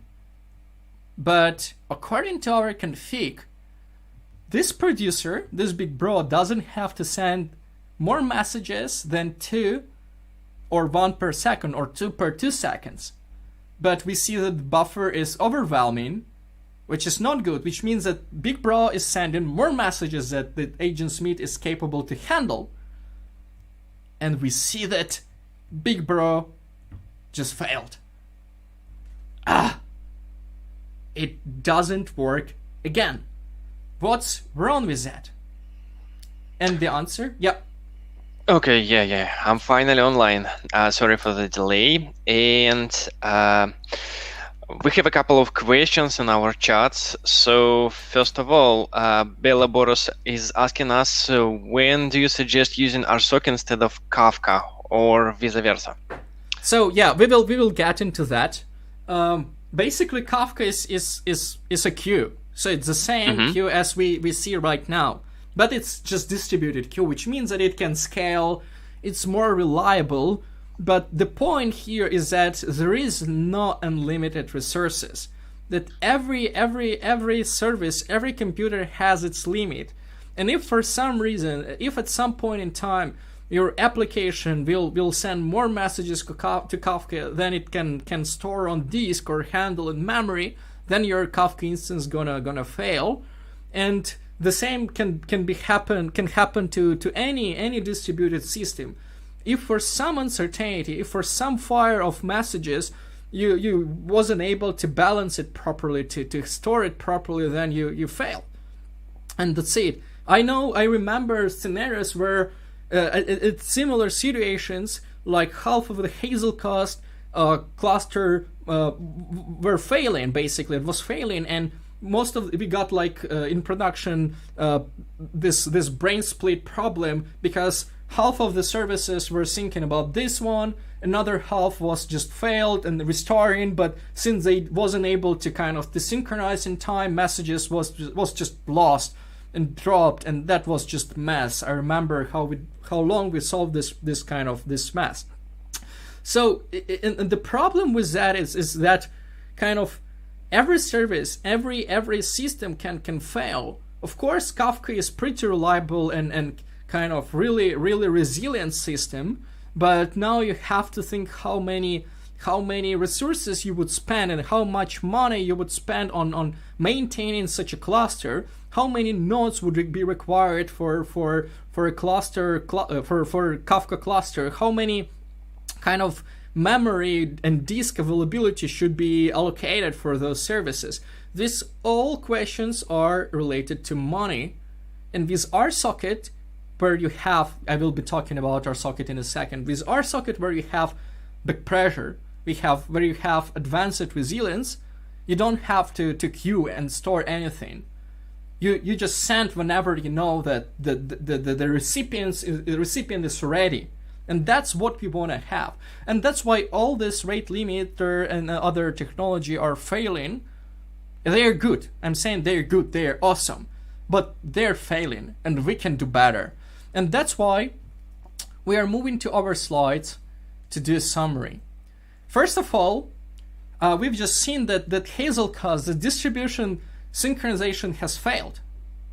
But in order to make, if you don't want to use RSocket and you still wanna kind of control your capacity and stability of the system using all good technologies, then instead of rate limiting, you have to use concurrency limiting. I'm suggesting to look at this great talk, which is explaining from John Moore, who is explaining why concurrency limiting is better than rate limiting. Because actually concurrency limiting preventing and handling this unexpected timeouts, and instead of sending number of messages per period of time, it just sees that the concurrency is not going over, which is what we basically need. So we still have remaining problems. What we've seen is just a massive complexity. We have redundant layers of complexity. In one scenario, we have to use different libraries. All these libraries are not always identical in different languages. If we use synchronization of single, like between multiple clients, we need to understand like what library we need to use, what store and memory store we need to use, and how much memory and so forth and so on, which is a lot of problems. And all the parties, your client, your server, every piece of your system has to understand capacity of another, which is hard to implement. And that's why we've seen a lot of talks related to chaos kind of this chaos management, chaos engineering, where people develop complex algorithm to kind of to predict the capacity of the server at this moment, trials, samples, and so forth and so on. So this is hard. This is just hard, because client is guessing what's going on in the server, and I guess this is the main problem. So if you may argue to me, okay, what you've shown was just technologies back in 2010, but now we have much more advanced technologies like service meshes. But the point here that service meshes is just a nice marketing solution or proposal, because under the hood service mesh just uses the same technologies from 2010, and we've just seen that they're good, but not always. And sometimes your system may fail, and if you fail, it will cost you a lot of money. If you are Netflix or Amazon, for example. And you say, okay, today we have more advanced technologies like Docker, Envoy, Kubernetes, and the other set of great technologies. But again, they use the same things, and they just hide this complexity for our eyes. But this complexity remains unhandled under the hood.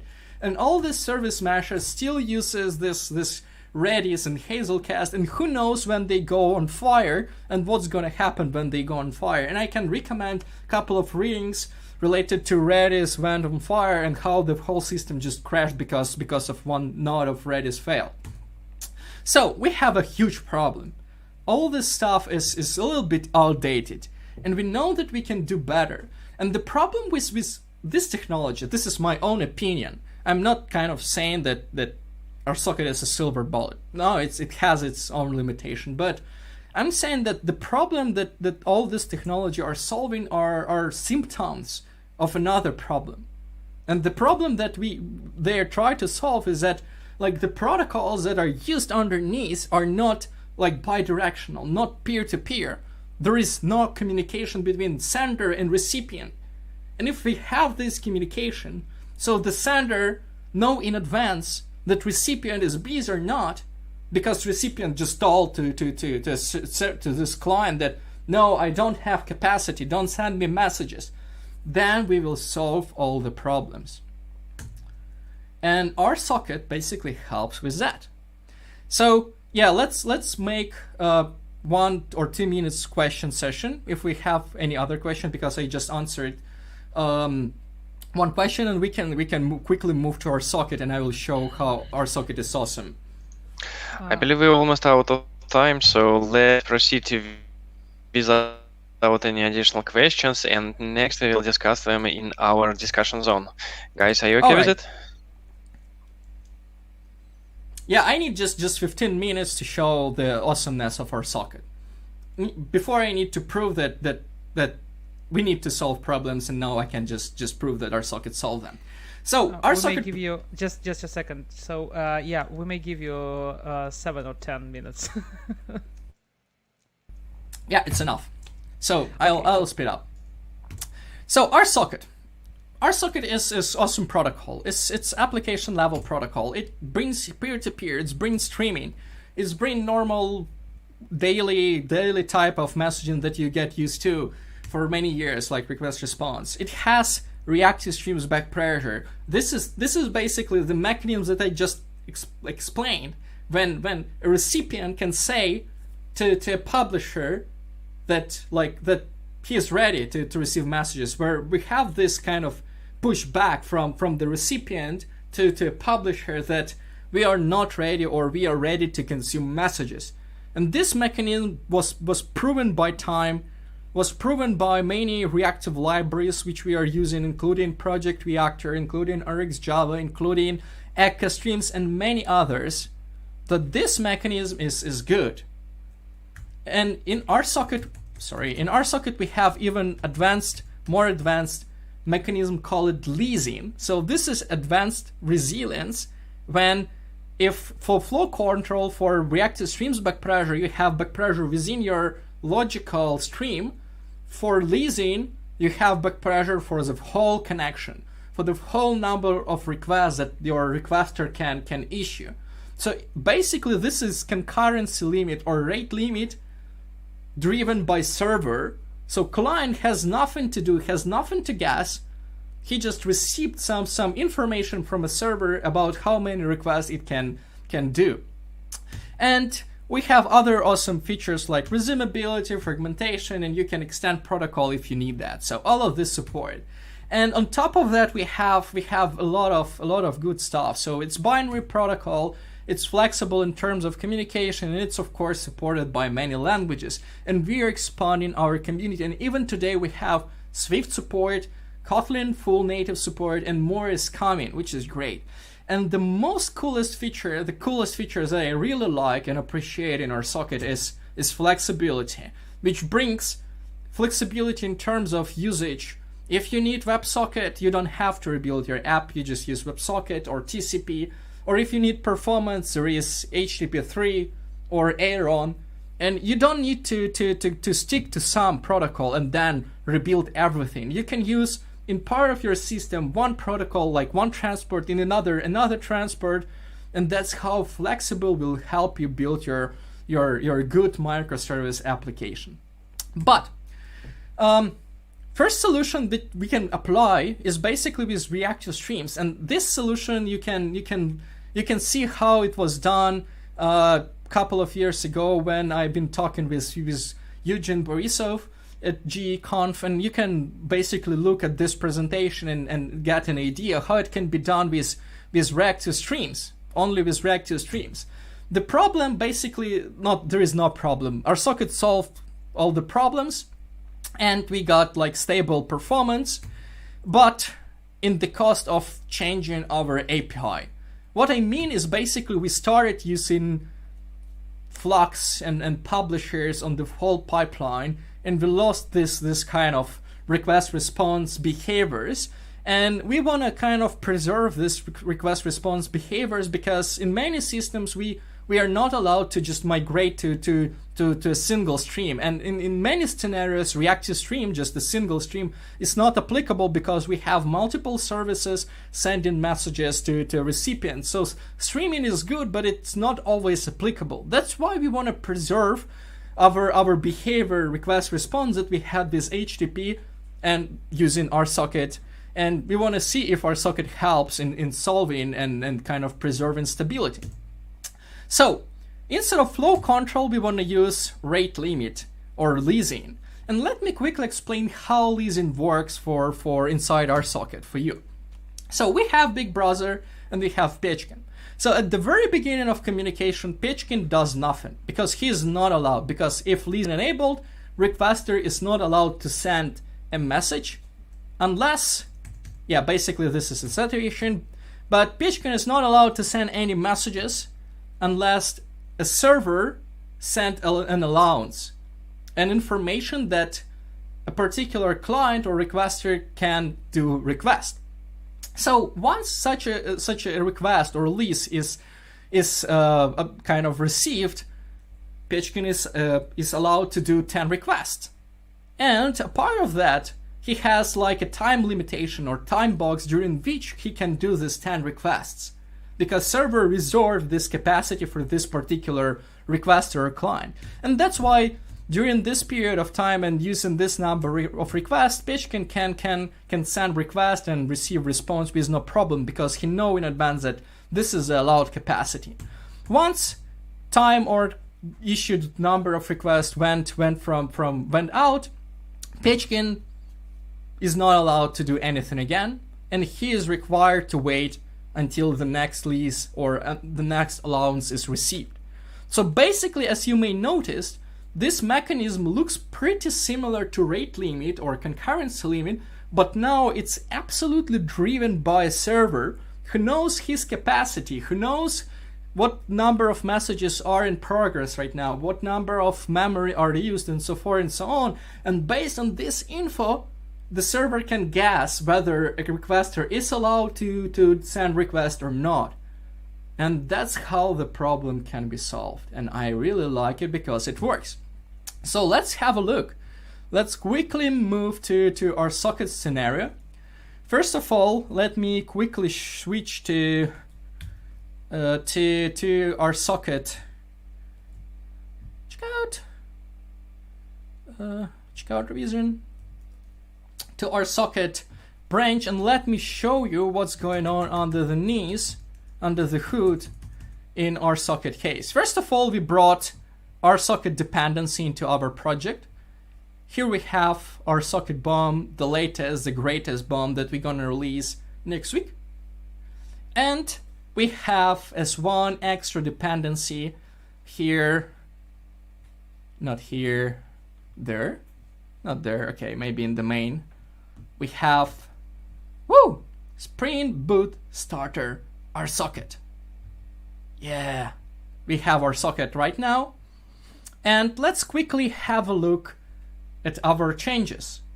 Basically, let's have a look at controller, and yay, nothing has changed. We still have controller annotation, we still have message mapping, similar to what was in WebFlux, which means that technically nothing has changed.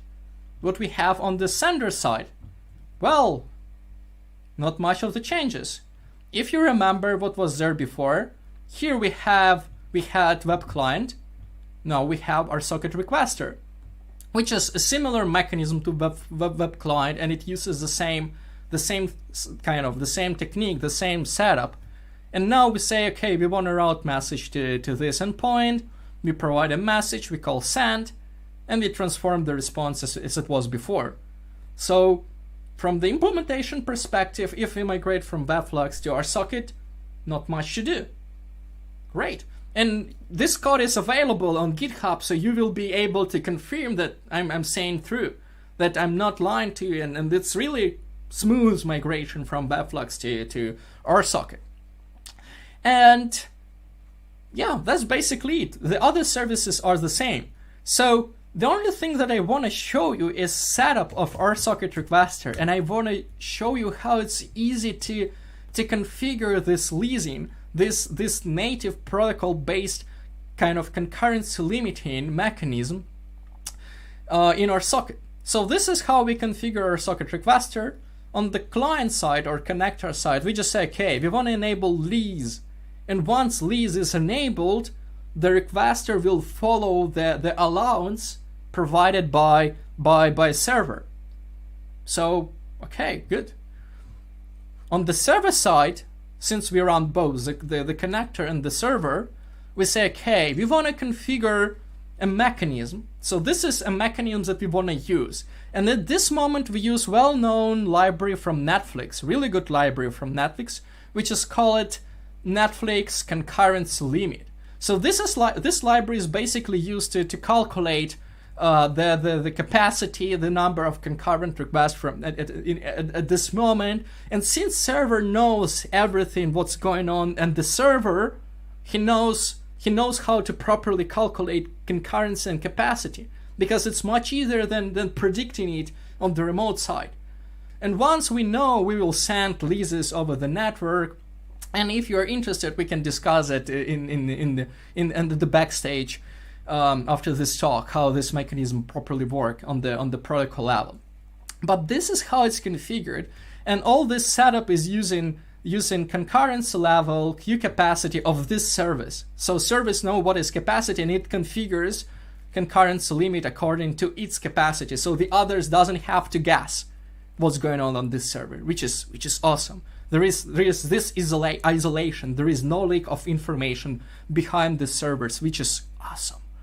And now we want to run. So first of all, let me stop all the services. Oops. I switched the window. And let me go back to a different dir. Go back to RSocket Advanced. RSocket Advanced, where I already prepared all this code base that you just seen. RSocket Advanced, and now I'm running. Yeah, let me stop to make sure that it's stopped. And now let me run everything. And now I'm keeping the same configuration, the same random delay as it was before.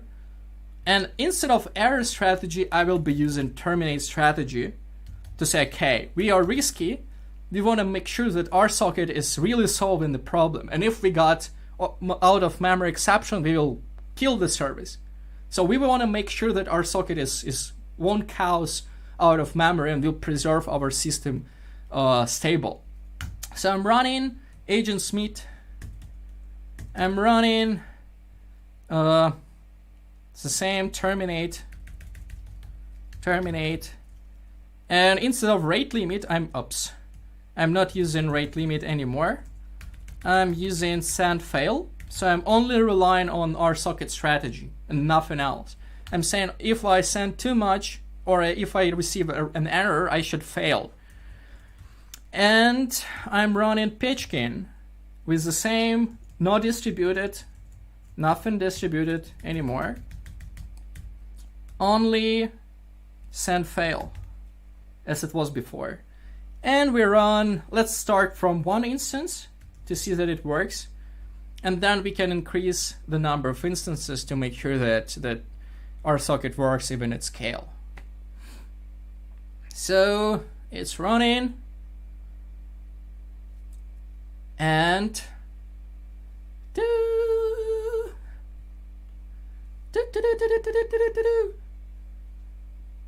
our system is working. Nothing is failing. That's wonderful. Yeah, just 1 second. Give me just one final second to say, okay, so it's working. Lease is issued properly, and if we're gonna look inside the internals, we will see that everything is fine, nothing is broken. We see that the system is stable, and at this next step, we have we have even more advanced configuration. If we have more time, I would show you how we can use even load balancing. So let me just check out. Oleg, so sorry for interrupting you, but we really one second. I'm showing how easy we can configure load balancing, and we can stop. So I'm switched to load balancer, to real distributed scenario where I'm using Spring Cloud Discovery for kind of observing other clients. And in our socket we have built-in load balancing, which you can use. And we have like load balancer, we have everything that you need, and you can connect to multiple clients and balance your load based on this provided issues, which is great, and it works. You can try it. I recommend you to check out the repository that I will share after this talk, and you will see how it's easy to use RSocket and solve all these microservices problems. Just final word. I'm saying that everything is good. We have RSocket. I recommend you to look at Steve Guri talks about predictive load balancing, which is implemented inside one of our load balancing mechanism, and this technique basically is used on top of leasing. So everything is predict. But this is not the end of the story. We have broker. This is the future, and this broker you can solve even more. So with that last word, thank you for your attention. RSocket is awesome. RSocket solves a lot of problems. I recommend you to try it yourself and share with us your feedback and your experience, because we are improving ourselves. We want to bring more attention to the protocol, and your help and your feedback will help us, and will improve the world of microservices. With that, thank you. And if you have more questions, let's chat at the backstage. Okay, yeah. Thank you very much for this wonderful presentation. Just next time when you will ask for 1 hour and a half, I will increase it for at least 1 hour. 2, 3 is perfect. 3 hours is yesterday perfect. we have 5.5 hours of Zhenya Borisov presentation, so I think you may beat this record. Okay, saying this, Oleg, again, thank you very much for this wonderful presentation. Discussion room is open. Now we will have link for the discussion room in Telegram chat and in YouTube chat. So guys, if you want to chat with Oleg more about RSocket, please follow this link and go to discussion room. Yeah, it already appeared there. So Oleg, thank you again very much, and Sasha, thank you very much for moderation. Thanks for being on Java the Day. Thank you, folks. It was pleasure being there. Thanks a lot. Okay, guys. So I just want to say that we have different talks on Java the Day and different languages. You may find in description different languages which talks are. So this talk was in English. Our next talk would be in Russian. So I want to switch to Russian, and I want to call to my virtual studio our next speaker, Nikolay, and moderator of this talk, Anton. So our operator, could you please add them to my virtual studio? Всем привет. Hi, guys. Привет, ребят. Всем привет. Меня хорошо слышно? Да, отлично тебя слышно. Мы немножко задержались с прошлого доклада. прям одну секунду я на самом деле думал, что надо сказать. So, guys, if you don't speak Russian, unfortunately, you may go to the discussion room with Oleg, or you may follow other streams and have a look at the agenda in the description. There are other talks in English. We'll have them more, so come back to us after a couple hours. Окей, все, можем продолжать по-русски, я все сказал. Немножко мы задержались с Олегом, я думаю, что ничего страшного. Коль, расскажи, пожалуйста, в 2 словах, о чем будет твой доклад. Окей. Вообще я как бы планировал это рассказать на самом докладе, но окей. Мой доклад, собственно, будет о таких 2 инструментах Java мира, как секвенсы из Kotlin и стримы из Java. Об этом и пойдет речь. Мы посмотрим, собственно, что в них похожего, чем они отличаются. Посмотрим, как они устроены и работают. Ну и в конце не то, чтобы их сравним, а просто сделаем какие-то выводы. Вот. Как-то вот так. То есть по большей части будет очень много кода, который, к сожалению, не мой, который уже написан до меня. Мы будем исследовать исходники Java и исходники Kotlin. Отлично. Тогда я думаю, что можем не терять время, погрузиться в исследование. Вот. Можешь начать шарить свой экран. Проверим, что все видно, и начнем. Да, секундочку. Так, share screen. Ага.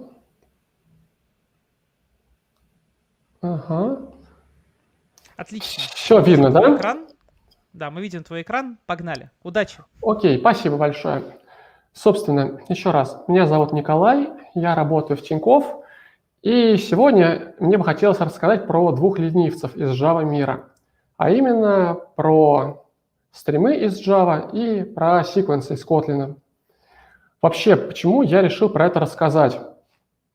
Все началось, наверное, 1.5 года назад, когда мы проводили финтех-школу для студентов, и надо было рассказывать про коллекции, про секвенсы и вот про все вот это дело. И готовясь к лекции, мне захотелось рассказать что-то больше, чем просто про, скажем так, чуть больше, чем то, как работают секвенсы, чуть больше, чем просто про API. Вот. И мне захотелось рассказать, как это вообще все работает. Я посмотрел в исходники, оказалось все там довольно несложно, в то же время довольно интересно и понятно. Я пришел на лекцию, рассказал студентам, им зашло. После этого мне захотелось поделиться этим с остальными, и уже, скажем так, на местной рязанской тусовке я рассказал примерно то же самое, только плюс еще и про стримы. Вроде как на местной тусовке это понравилось тоже.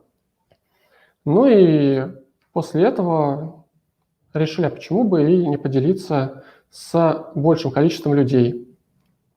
Собственно, про стримы и про секвенсы.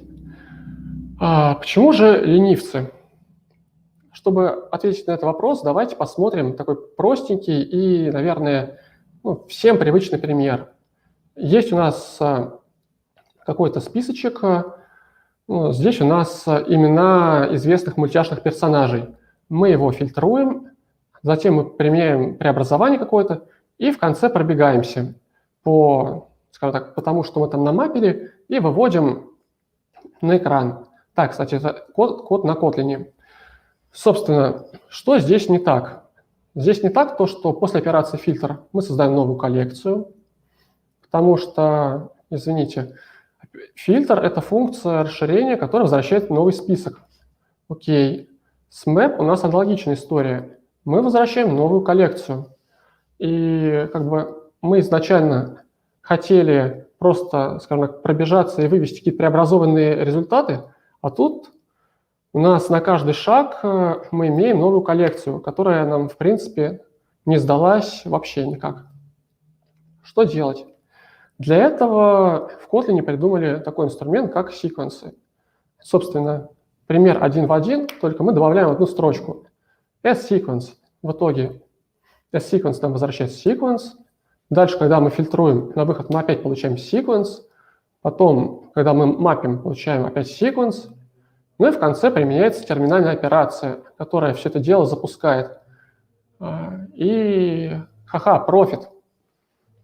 И тут должны появиться злопыхатели, которые скажут: парень, мы, кажется, это уже видели в стримах, есть конвейерные операции, которые возвращают там стрим, есть терминальные операции, без которой не запустится ничего, как бы. Что здесь как бы такого, почему ты решил про это рассказывать? Нет, ребят, это все-таки не совсем баян, как могли многие подумать.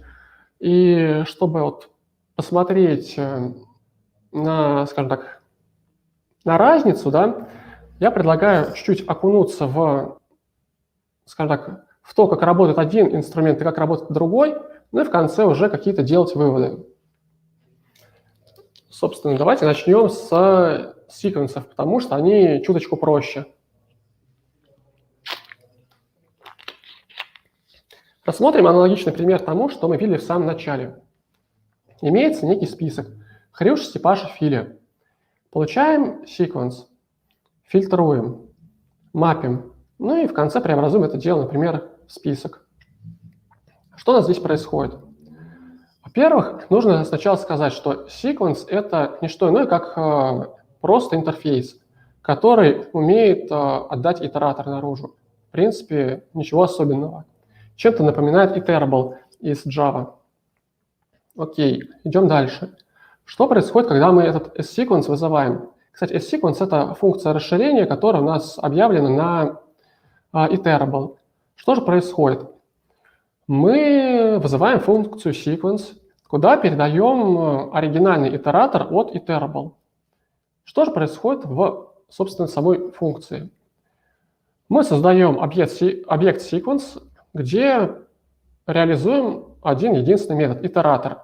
И вот этот итератор отдает оригинальный итератор от того iterable, который получили на вход. Кажется, пока все просто. Идем смотреть дальше, что происходит. Дальше надо посмотреть, как работает операция фильтр. Операция фильтр должна вернуть тоже sequence, потому что мы помним, что это конвейерная операция, она возвращает sequence. Здесь мы возвращаем не обычный sequence, а filtering sequence. Это одна из реализаций. На вход она принимает sequence, получается, родитель, хотя, наверное, правильно сказать, наверное, не родитель, а sequence источник. То есть вот тот самый, который мы создали на предыдущем шаге. Принимает флажок, сравнивать мы будем по, скажем так, по true значению или false, ну, потому что операция фильтр принимает некий предикат. И, собственно, сам предикат, который мы будем применять для элементов. Окей.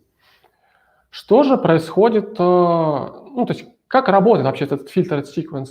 Для этого достаточно посмотреть на итератор, который возвращается. Окей.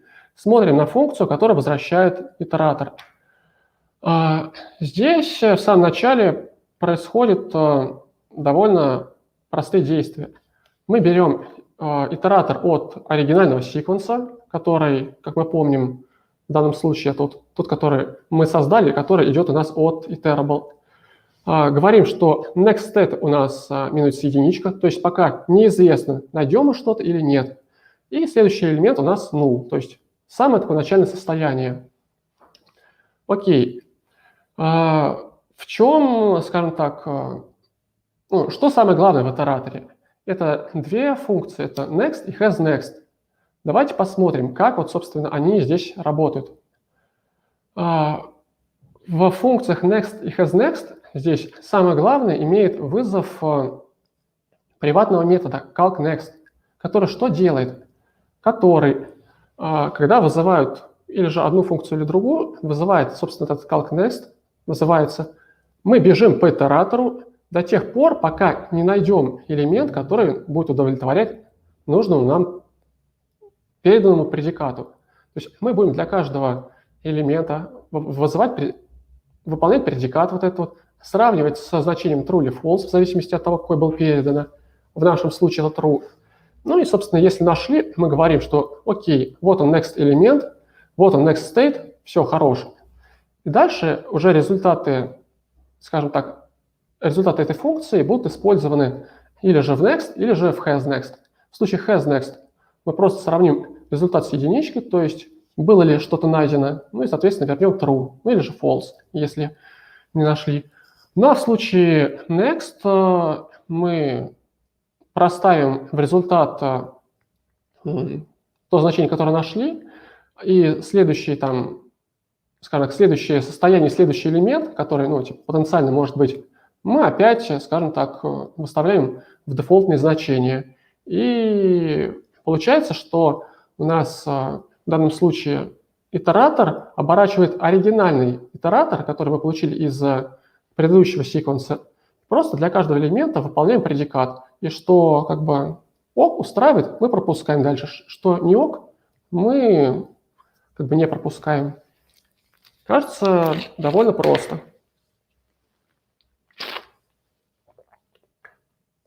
Давайте посмотрим, как работает map. Map работает аналогичным образом. Мы тоже возвращаем sequence. Это также является функцией расширения, только в данном случае она на вход принимает функцию преобразования. И здесь мы создаем не filtered sequence, как в прошлый раз, а transforming sequence. В чем фишка transforming sequence?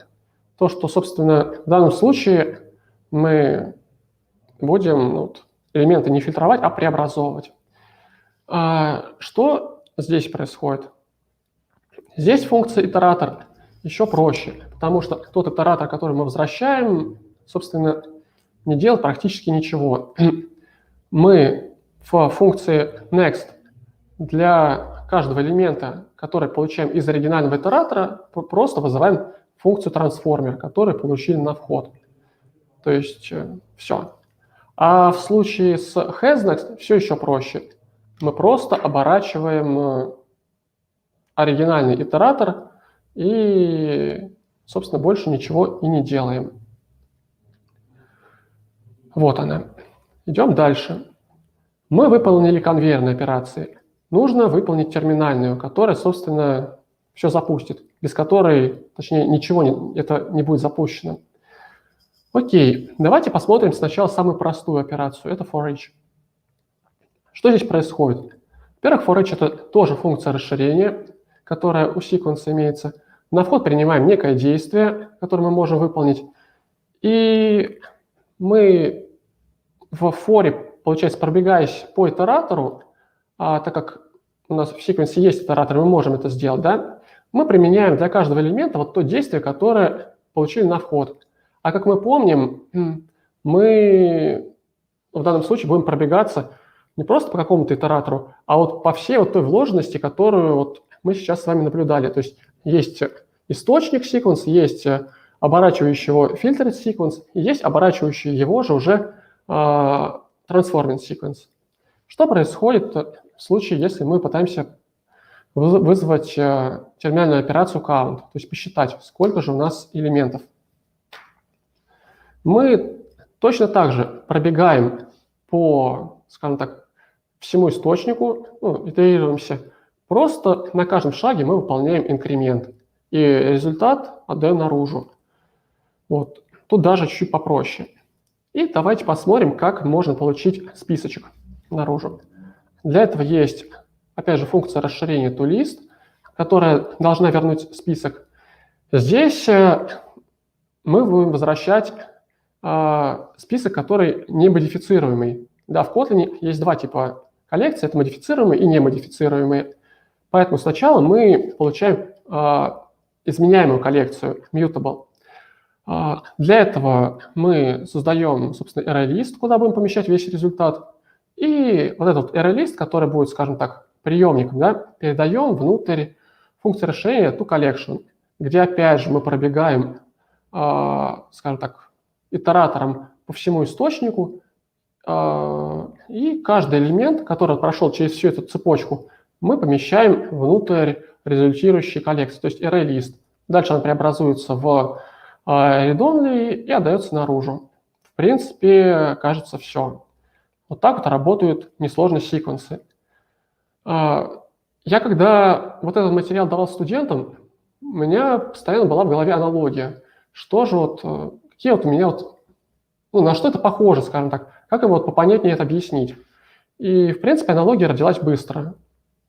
Это же матрешка самая обычная.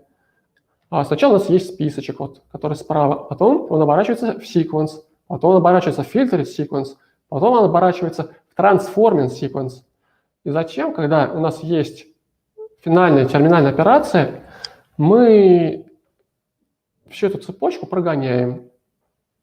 И, в принципе, все. Так это работает. На самом деле, мне этот механизм очень нравится, потому что он достаточно простой, и, скажем так, если завтра мне захочется добавить какую-то свою конвейерную операцию, ну, по какой-то причине, да, или же свою терминальную операцию, мне это будет сделать крайне несложно, потому что, в принципе, вы сами видели, что логика не супер какая-то навороченная. Вот прежде чем переходить к следующей части и разбору того, как работают стримы, я хотел бы спросить, есть ли какие-то, может быть, из чата вопросы ко мне? Вот на 1-2 я, пожалуй, смог бы ответить. Ну и дух заодно перевел бы. Алло? Меня вообще слышно? Я здесь, все хорошо, у нас просто технические неполадки не очень быстро выводят. Все отлично, пока у нас нет вопросов. Ну, окей. Пока все, видимо, понятно. Окей, раз понятно, тогда давайте посмотрим, как же работают стримы. Ну, чтобы, как говорится, можно было в конце какие-то делать выводы. Окей. Рассмотрим аналогичный пример. У нас есть какая-то коллекция, мы получаем от нее стрим, фильтруем, дальше выполняем для каждого элемента преобразование и в конце терминальная операция. Все по классике. Все, как мы привыкли. Собственно, давайте смотреть, что происходит здесь. Сначала, собственно, стрим надо создать. Вызывается метод stream, который объявлен, если мне не изменяет память, у интерфейса. Метод stream, который является дефолтным у интерфейса collection, который вызывает статический метод класса streamSupport, на вход передает два параметра. Собственно, isParallel, является ли стрим параллельным или же последовательным, и сплиттератор. Если параметр parallel, вероятно, понятен, потому что есть стримы параллельные, есть последовательные. Кстати, да, сегодня мы будем говорить только про последовательные стримы. Вот. То со сплиттератором не все так понятно. Что же это такое есть? Мне очень понравилось на каком-то, я не помню, из докладов кто-то сказал, что сплиттератор – это такой итератор под допингом. В принципе, наверное, это близко к истине. Сплиттератор – это вообще интерфейс, в котором объявлено достаточно много всяких разных методов, и вспомнить их я, конечно, не смогу сейчас все. Но для понимания нужно помнить про два из них. Первый из них – это try-split, который позволяет настоящий сплиттератор, скажем так, поделить. Это как раз нужно при работе с параллельными стримами. И метод try-advance, который является чем-то таким, является миксом между next и hasNext у итератора. То есть, если элемент найден, мы возвращаем true. Если не найден, возвращаем false. Ну и для каждого элемента мы применяем action, который вот этого try-advance получает на вход. Окей. Двигаемся дальше. Мы так и не сказали, как же вот этот вот стрим создается. Я сказал, что вызывается метод stream статический, который объявлен в классе streamSupport, который вызывается из collection. Вот. Что здесь происходит? Происходит, во-первых, проверка, что сплиттератор действительно есть, и мы создаем объект head, куда, собственно, вот этот сплиттератор, некоторые флаги и вот этот вот флаг, параллельный или нет, передаем. Окей, что же такое head? Head – это класс, который является наследником от reference pipeline. По коду все очевидно. Reference pipeline, в свою очередь, является наследником abstract pipeline и реализует тот самый стрим, который мы должны вернуть. А abstract pipeline является наследником от pipeline helper и еще implemented base stream, который, в свою очередь, автоклозабл. Если честно, даже я сейчас, вот, скажем так, зная этот материал, уже начинает путаться, кто является чьим наследником. Поэтому для простоты давайте просто посмотрим на диаграммку классов. Для того, чтобы вообще понимать, как работают стримы, ну, сам механизм, нам по большей части понадобится правая составляющая данной диаграммы, то есть pipeline helper, abstract pipeline и reference pipeline. Там содержится тот самый код, который позволяет всей этой магии работать. Окей. Мы, собственно, создали тот самый вот стрим, с которым будем дальше работать. Окей. Что дальше? Дальше нужно этот стрим отфильтровать. Что происходит здесь? Сейчас. Горло пересохло. Что происходит здесь? Мы знаем, что фильтр – это конвейерная операция. На вход принимает некий предикат и должна вернуть стрим. Мы же здесь создаем некую stateless op. Ага, что же это за stateless op? Опять же, если мы будем смотреть исходник, stateless op у нас является наследником от reference pipeline, который, в свою очередь, как мы помним, является, ну, скажем так, реализует стрим. Окей, вроде все нормально. Идем дальше. В этом stateless op мы должны реализовать некий метод onWrapSync, который вернет sync. Ага. Вообще, что это такое и откуда он взялся? Он взялся из метода, он взялся из класса abstract pipeline, который, как мы помним, является родителем от reference pipeline, в котором довольно интересный конструктор на самом деле. Конструктор принимает в себя предыдущее состояние, или же в данном случае там предыдущий abstract pipeline, или же, скажем так, говоря по-простому, вот предыдущий стрим, который мы создали вот шагом раньше. И здесь мы что делаем? Мы говорим, предыдущий abstract pipeline, у тебя следующее состояние, вот текущее, а текущему объекту, который создаем, говорим, у тебя предыдущее состояние, вот как раз вот тот следующий, который пришел. И увеличиваем глубину на единичку. Зачем это нужно, мы увидим в самом конце. Хорошо. Понятно, что вот этот op-wrap-sync из abstract pipeline, наверное, он что-то должен вернуть. Возвращает он такую сущность, как sync. Ага. Что же это такое? Sync, если особо не придираться к терминам, это просто-напросто consumer. Consumer – это функциональный интерфейс, у которого есть один метод – accept.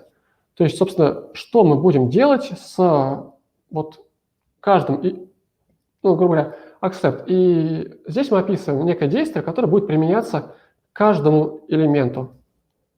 Окей. Но здесь мы даже создаем не просто sync, а некий sync.chainReference. Это же что такое? Это тоже, кстати, sync, который внутри себя содержит такое полюшко, как downstream. Вот тут уже надо сказать подробнее, что же такое downstream. Downstream – это тоже sync, то есть consumer. Но только в данном случае это consumer, скажем так, тот, который у нас будет дальше по ходу нашего пайплайна. То есть если у нас, например, идет последовательность stream, filter, map, то для, например, filter downstream будет вот то, что у нас пришло от map. Звучит немножко навороченно, но дальше будет понятно, почему происходит так. Хорошо. Давайте все-таки вернемся к фильтру. Как он работает? Фильтр, как я уже говорил раньше, принимает предикат. И вот этот самый предикат используется в методе accept, который, как мы помним раньше, мы должны реализовать, потому что, собственно, sync – это consumer, и мы должны, скажем так, описать вот тот action, который будет происходить при выполнении операции фильтр. Здесь все также довольно несложно, как было в случае с секвенсами. Мы выполняем для элемента, который мы, скажем так, получаем на каждом шаге, на каждой итерации, точнее, мы выполняем для элемента этот предикат. Если условие у нас ок, истинное, то мы идем дальше, вызываем, получается, следующий консюмер.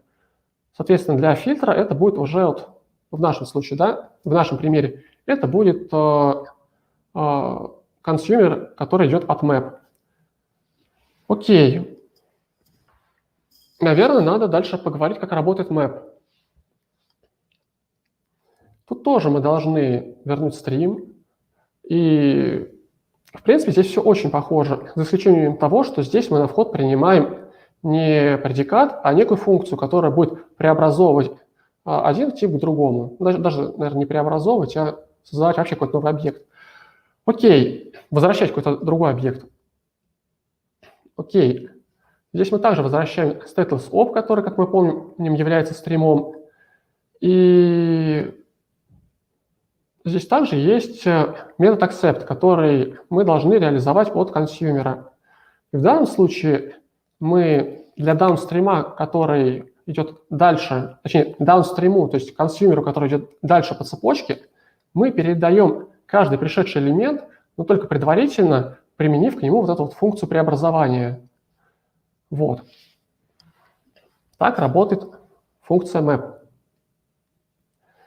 И теперь, пожалуй, надо начать рассказ про то, как вообще работают терминальные операции. Потому что, пожалуй, в терминальных операциях тут самое сложное и самое, пожалуй, интересное.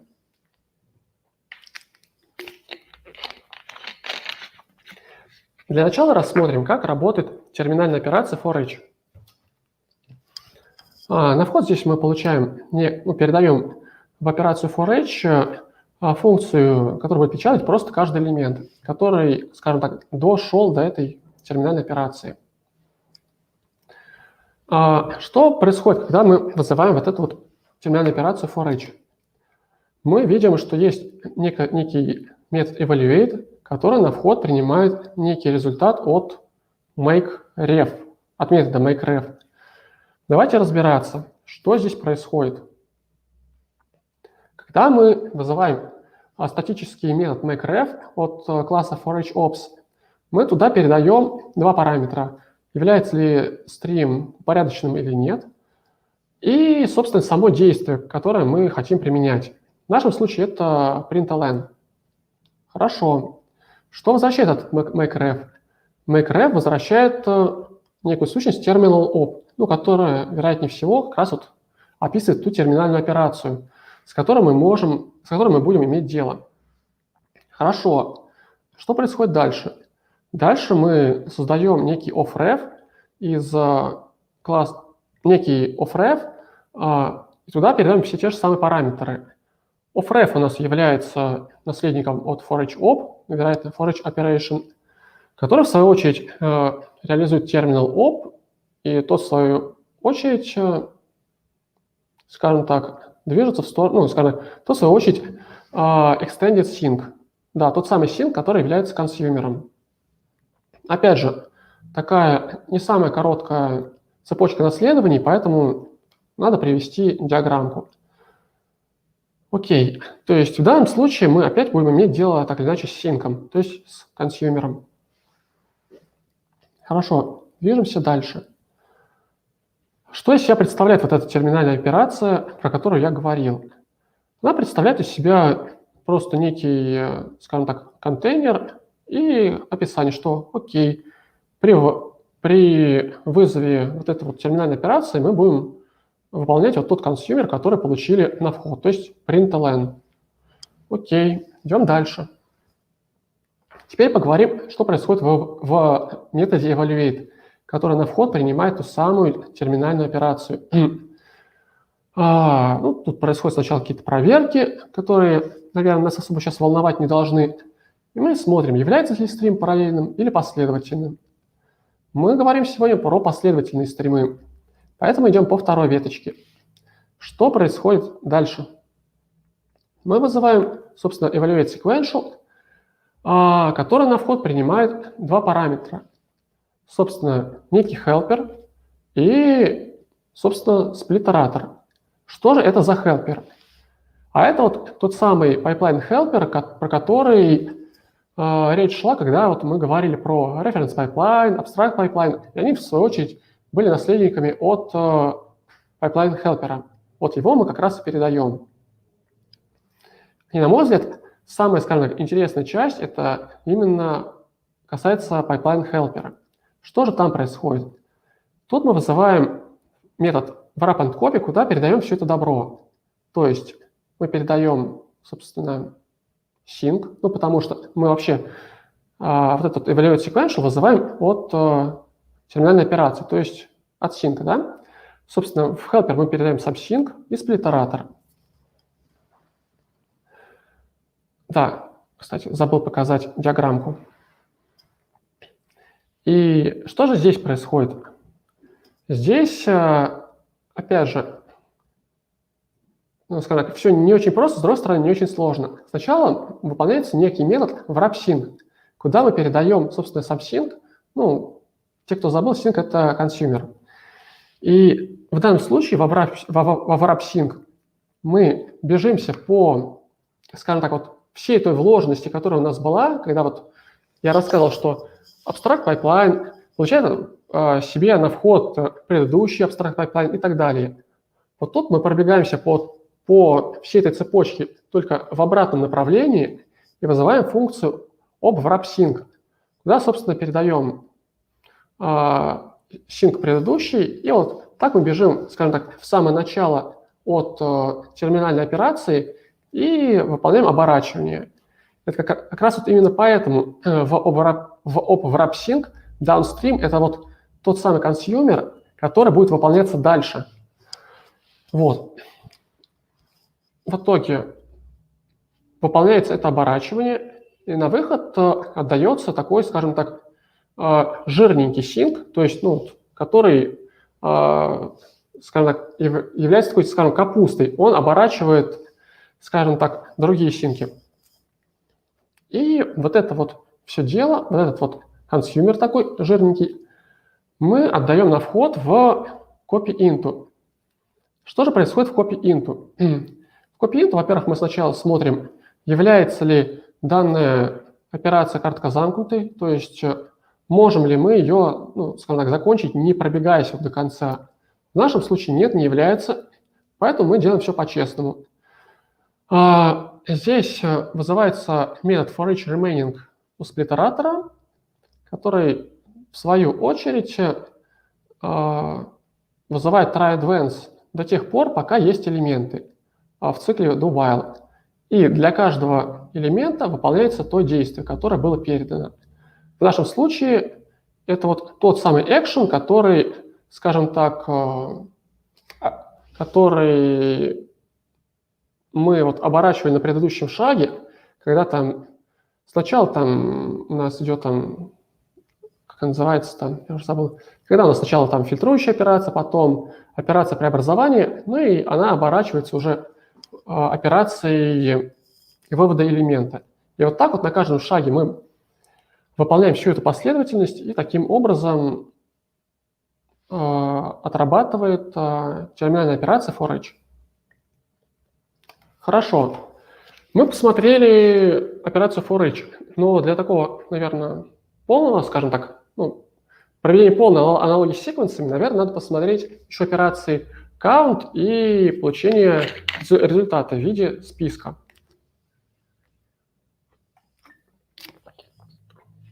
Что происходит здесь?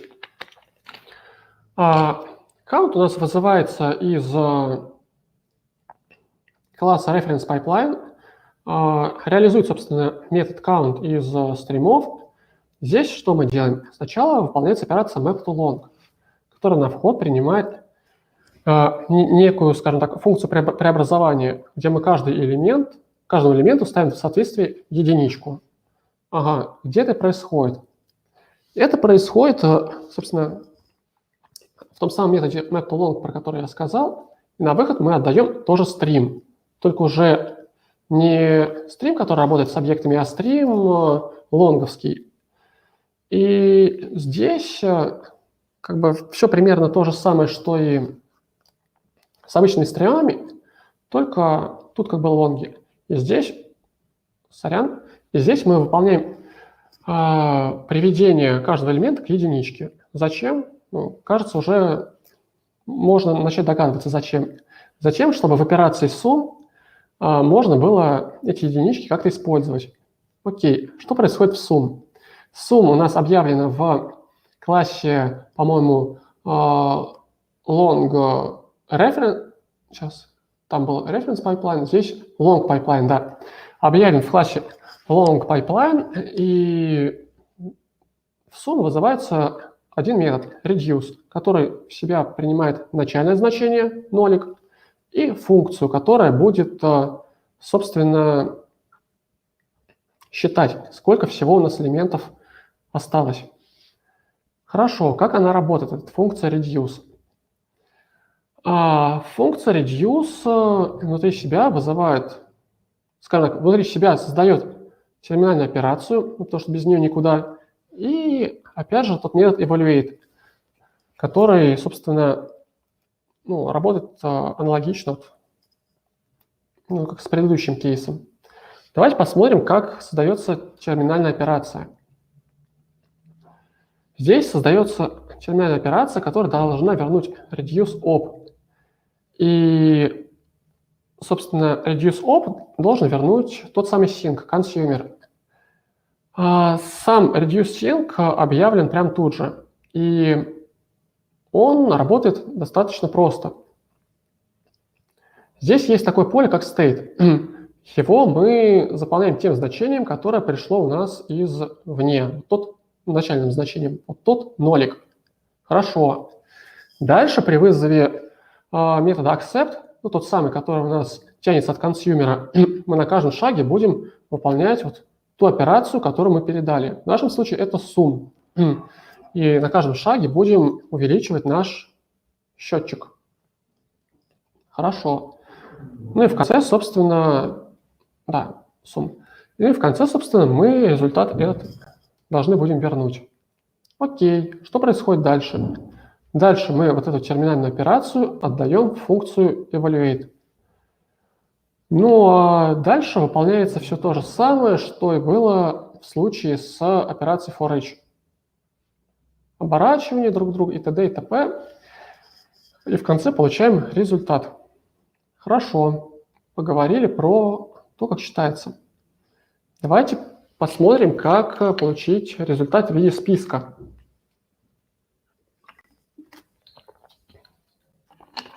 Тут, кажется, чуть посложнее. В терминальную операцию collect мы должны передать коллектор, который получается с вызовом статического метода toList от класса collectors. Здесь создается экземпляр коллектора, который на вход в себя принимает несколько параметров. Собственно, то, куда мы будем складывать, то, как мы будем складывать, и то, что мы будем делать, если нам нужно будет объединять. Ну, вероятно, это используется последняя операция, когда у нас параллельные стримы, и нам надо результаты склеивать. И какой-то флаг передаем. Хорошо. Что же внутри себя этот коллектор impl представляет? А глобально он из себя ничего не представляет. Он из себя представляет просто хранение вот этого вот сапплайера, аккумулятора, комбайнера и характеристик. Больше себя он в данном случае ничего и не представляет. Никакой больше смысловой нагрузки не несет. Хорошо. Мы создали коллектор. Дальше мы его должны передать в метод collect. Также мы здесь смотрим, является ли операция параллельной или последовательной. В нашем случае, повторюсь, все последовательно. И мы идем выполнять функцию evaluate, которая на вход, как мы помним, должна что принять? Должна принять терминальную операцию. Посмотрим, как создается здесь терминальная операция.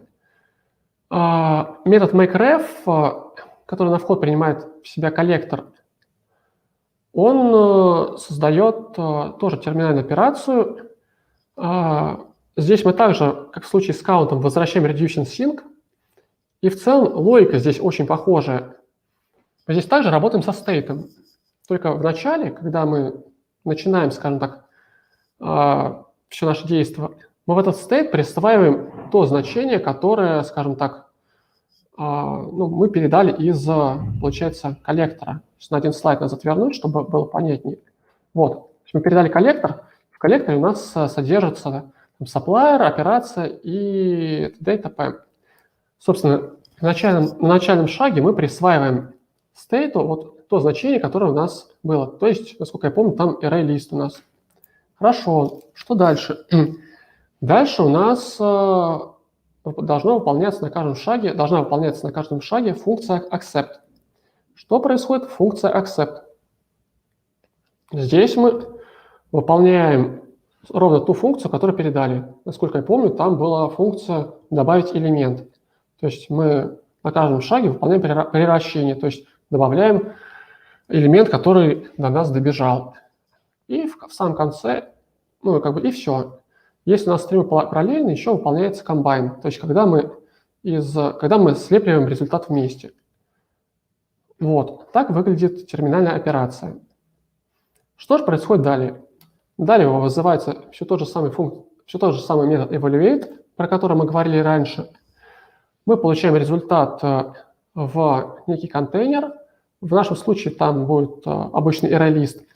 В конце мы смотрим, можем ли мы сразу вернуть данный результат наружу, или же надо чуть-чуть поприседать, то есть можем ли мы сразу привести результат к нужному нам типу и вернуть обратно, или же нам надо чуть-чуть поприседать.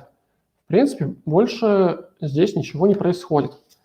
Так вот отрабатывает функция collect. И на самом деле, когда я пытаюсь провести аналогию какую-то из жизни со стримами, рановато, сорянчики. Вот, мы посмотрели, как работает функция collect. Давайте посмотрим, как вот работает тот самый сплиттератор, про который мы говорили некоторое время назад. То есть, собственно, тот механизм, который позволяет бегать по нашему какому-то источнику и выполнять для каждого элемента операцию. Я посмотрел реализацию двух сплиттераторов. Это итератор-сплиттератор, собственно, который, скажем так, самый такой дефолтовый, и тот сплиттератор, который есть у array-листа. Как они работают? Как работает итератор-сплиттератор? Здесь мы, собственно, получаем оригинальный итератор, и для каждого, получается, и просто вызываем функцию hasNext и next, если есть что вызвать. И для каждого элемента выполняем, собственно, тот экшен, который у нас пришел на вход. И все. Как работает array-лист сплиттератор? Тут, собственно, сначала мы получаем некий индекс, точнее, мы вычисляем индекс элемента, получаем из массива, так как array-лист под собой содержит массив, получаем элемент и вызываем функцию action для, опять же, от каждого такого полученного элемента. В принципе, все. Такая вот логика. И тут, говоря про стримы, опять хочется вспомнить матрешку, потому что, опять же, мы имеем такое вот запаковывание, имеем такое же запаковывание, только в данном случае мы запаковываем консюмера, например. Но идея такая же. И на самом деле стримы мне тоже очень нравятся, как сделаны. И, в принципе, можно объяснить вот ту сложность по сравнению с секвенсами тем, что действительно стримы должны быть более сложными, потому что они должны уметь делиться, уметь склеиваться, потому что надо поддерживать параллельность. В конце, двигаясь к концу точнее, я бы хотел рассмотреть еще одну особенность, которая, скажем так, в стримах и в секвенсах работает по-разному. Например, было бы здорово, если бы данный код из стримов был бы валиден. То есть он валиден, да, все скомпилится, но мы упадем в рантайме. То есть было бы здорово, если бы мы бы могли иметь некий список, мы получаем от него стрим, мы его фильтруем, а дальше выполняем одну конвейерную операцию и терминальную, а потом и еще одну терминальную операцию. Даже было бы действительно здорово. Почему же в стримах так делать нельзя? Почему, если мы так сделаем, то мы словим исключение, что так и так стрим уже отработал? Фишка в том, что не по любому источнику можно пробежаться, скажем так, дважды. Например, есть такой интерфейс directory stream. Он реализует iterable, но в случае данного интерфейса мы итератор можем получать только однажды. И если попробуем получить его еще раз, то словим исключение. Вот. В Kotlin же, если попытаться провернуть такую хитрость, то мы словим тоже исключение, если будем работать с directory stream. Только уже нас отругает не механизм секвенсов, а мы конкретно словим исключение, то, что бла-бла-бла, такой итератор уже был получен. И кажется сначала, что как же так, в стримах подумали о таких проблемах, а когда делали секвенсы, нет, не подумали. И не до конца продумали, скажем так, механизм. А на самом деле нет, когда делали секвенсы, тоже там все продумали, просто решили отдать это на откуп разработчикам. И прямо в интерфейсе sequence в доке написано, что так и так, в случае, если итератор получить не получится во второй раз, то извиняйте. Поэтому претензий к тем, кто делал секвенсы, тоже нет. Они обо всем предупреждают. Просто в данном случае нам самим решать, как работать с этим механизмом. Позволять ли, скажем так, в своем коде второй раз вызывать терминальную операцию того же самого секвенса или же нет. Вот. Но надо помнить, что могут быть такие последствия. В конце, подытоживая, хотелось бы, скажем так, вспомнить, чем же они все-таки отличаются. И подвести некую черту. Секвенсы, они построены на итераторе. И да, это гораздо проще понимается, гораздо проще что-то свое там долепить сбоку. Вот. Стримы же, они на более сложном механизме, там внутри лежит сплит-итератор. Ну и вы сами видели, что про стримы я дольше рассказывал, потому что действительно там все более круто наворочено. Но на это есть объективные причины. Вот стримы более функциональные, хотя бы потому, что они могут работать параллельно. Стримы же, они не переиспользуемы, а секвенсы можно переиспользовать, как видели на примере ранее. Ну и да, секвенсы, они только последовательные, а стримы параллельные. В конце я хотел бы сказать, что мне дико нравятся оба эти инструмента. Я считаю, они оба решают свои задачи, и сравнивать, наверное, их вообще неправильно. Каждый для своих нужд, каждый для своего языка. И заканчивая мой рассказ, я хотел бы порекомендовать вам какие-то ресурсы, если вам данная тема зашла, и хотелось бы чуть-чуть еще углубиться в данный материал.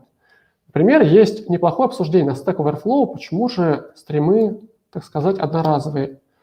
Собственно, этот пример я взял оттуда, когда показывал, что если мы directory stream, скажем так, в секвенсах дважды попробуем обработать, то словим проблемочку. И, собственно, этот пример с directory stream я как раз взял с этого обсуждения. Скажем так, в данном обсуждении есть еще другие примеры, поэтому я очень рекомендую заинтересованным почитать.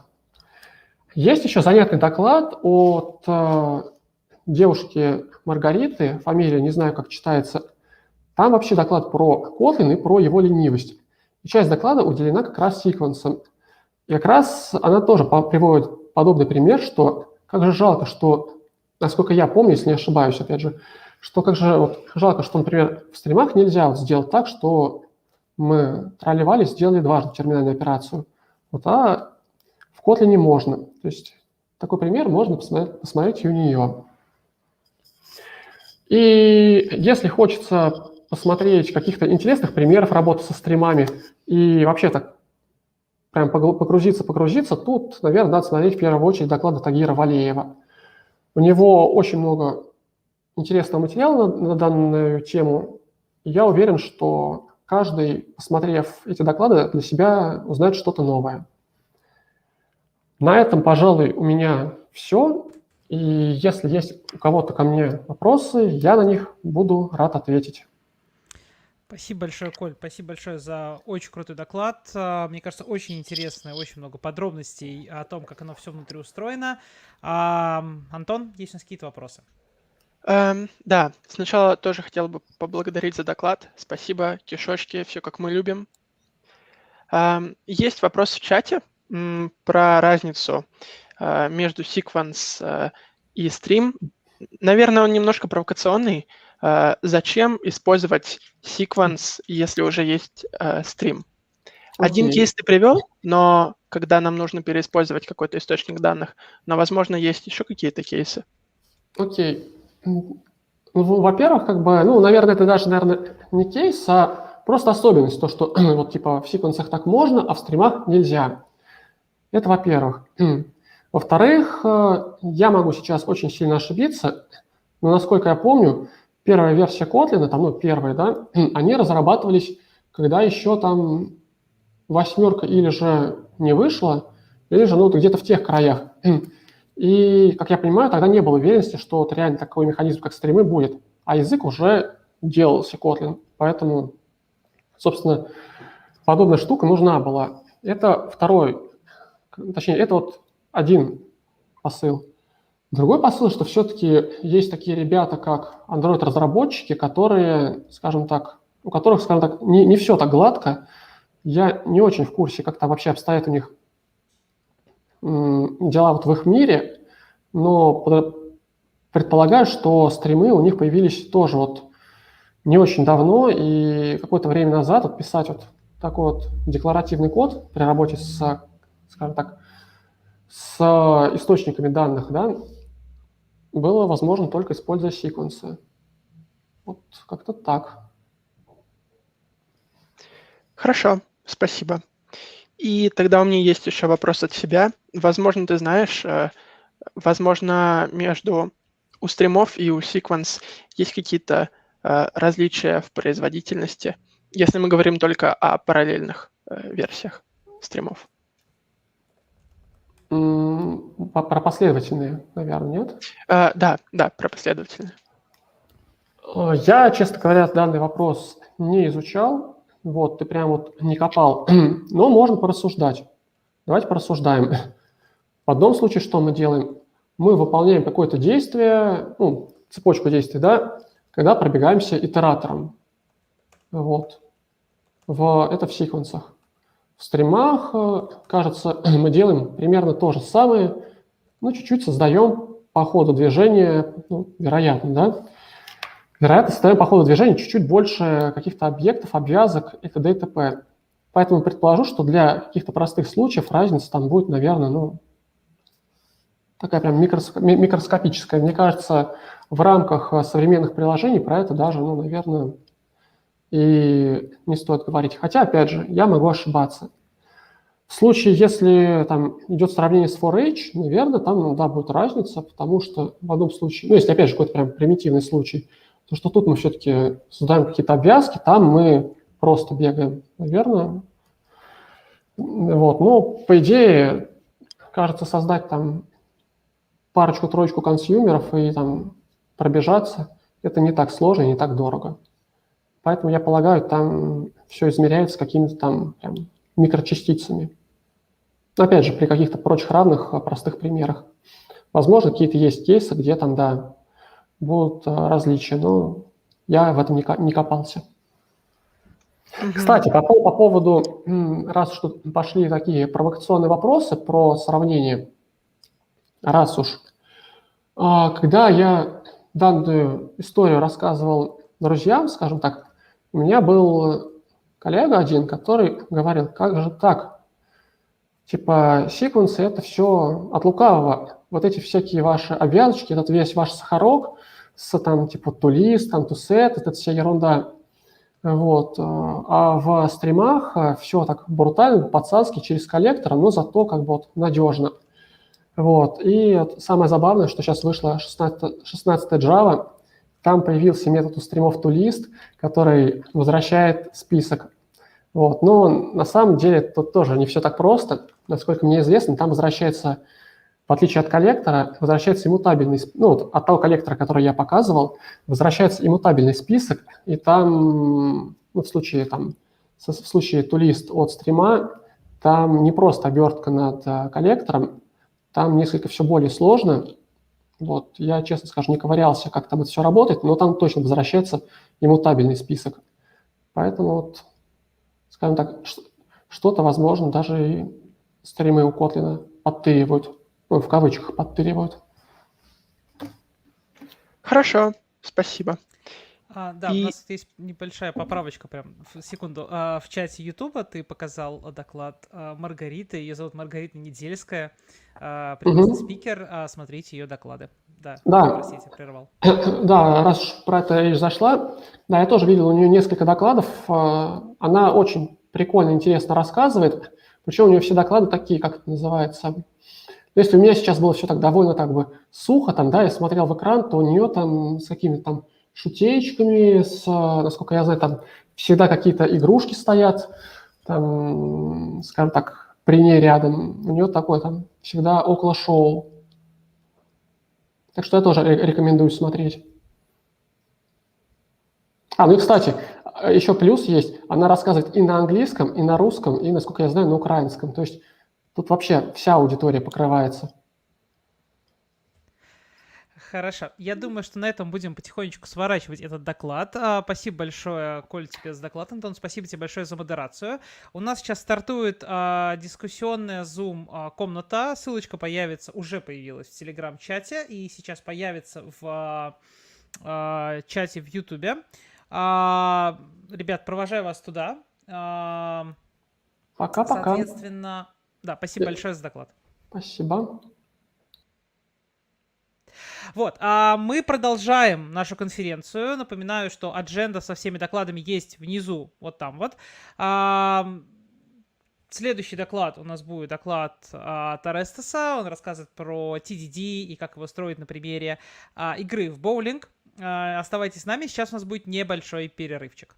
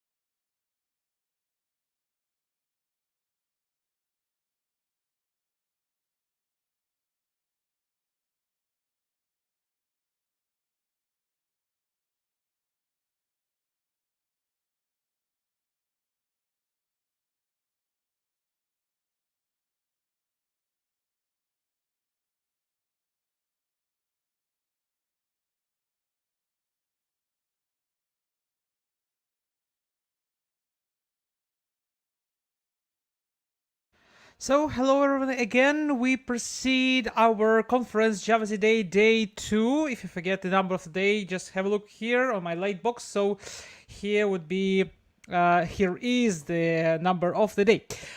We proceed with our next speaker. Our next speaker will be Oresztesz, and I will ask to join him in our virtual studio. Oresztesz, hi, how are you? Hello everyone. I'm fine, thanks. Cool. Also, let's join to us the moderator of this talk, Roman. He also in the waiting room. Roman, hi. Hello. Yeah, now we can see and hear you.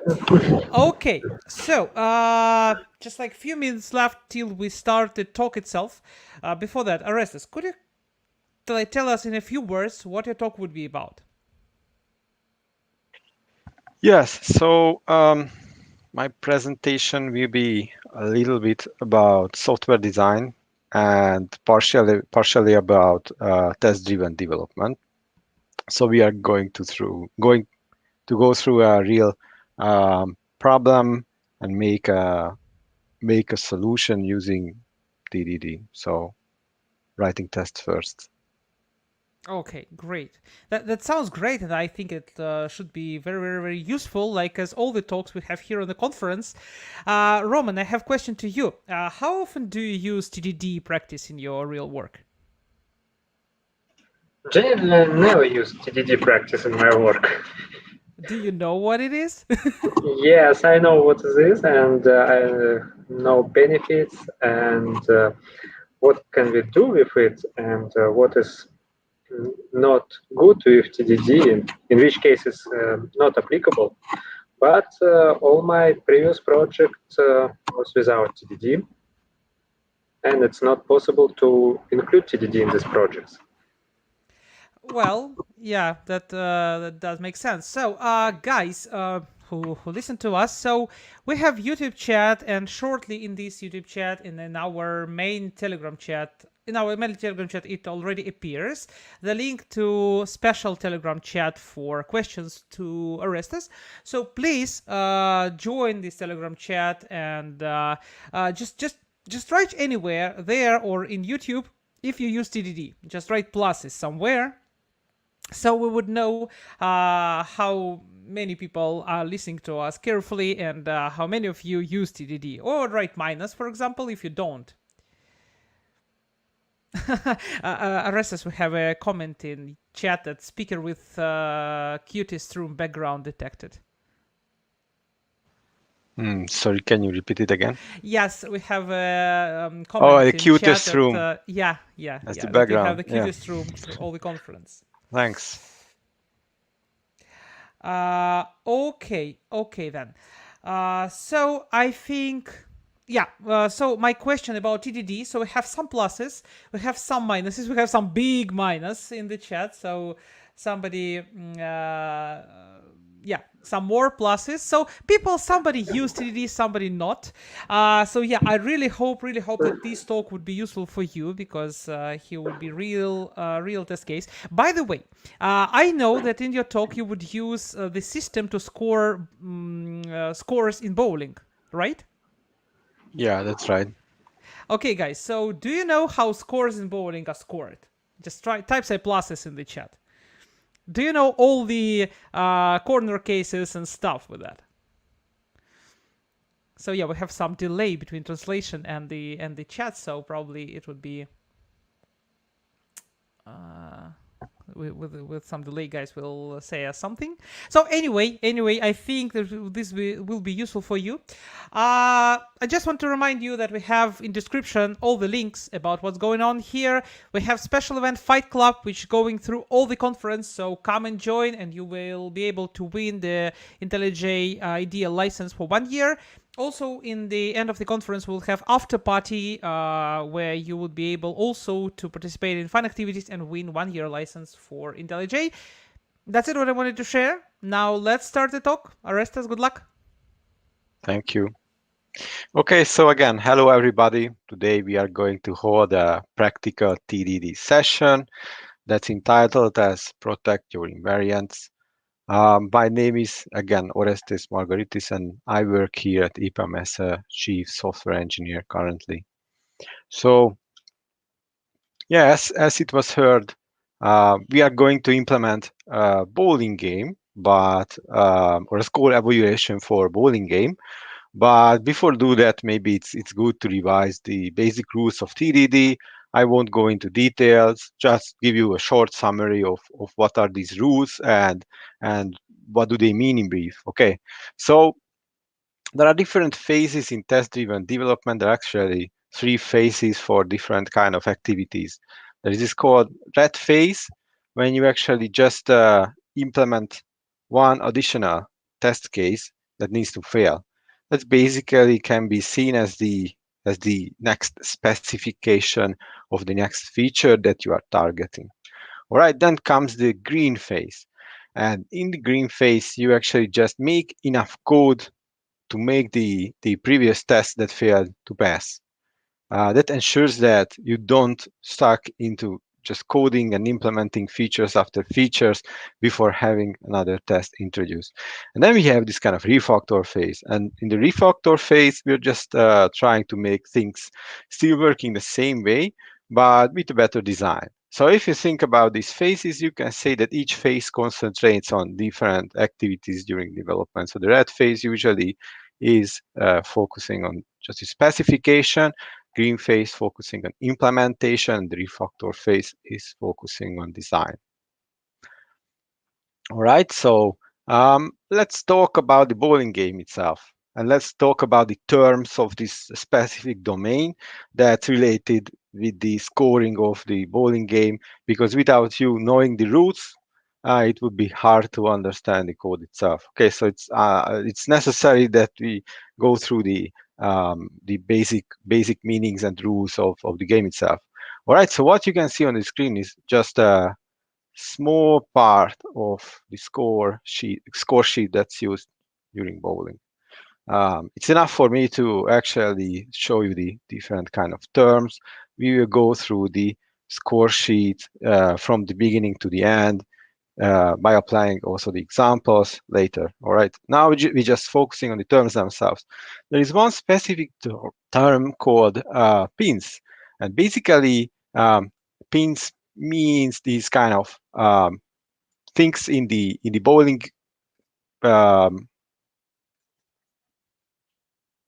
game that you are trying to hit down with your ball.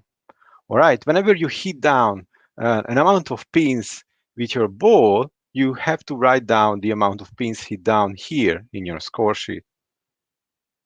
All right. There is another special term called frame. Here you can see a frame. This is another frame. And actually, the bowling game itself consists 10 frames, and the floor will be reset on every frame. So after hitting down a specific amount of pins, you will start over from 10 pins, and then you need to hit down those 10 pins again. So here in the beginning, probably you know that these pins will be just set up in the floor with something like that, and the sum of the pins that you have here is just 10. All right, then you just hit down a specific amount from these pins for the first try of the first frame. Then after that, you have another chance to hit down the rest of the pins, and then the floor is reset by the machine after you proceed for the next frame. All right. Spare is a specific kind of situation when you are able to hit down all the 10 pins within 2 tries. So it's noted in the game itself by this specific kind of half full box you can see here. This means that I was able to hit down all the 10 pins for this within these 2 attempts. So that also means that the sum of the pins that I've hit down for the specific frame is 10. So even if it's not written down, you can see that or say that I just hit down here 5 pins, because 5 plus 5 is 10. And here I've hit down 4 pins because 6 plus 4 is also 10.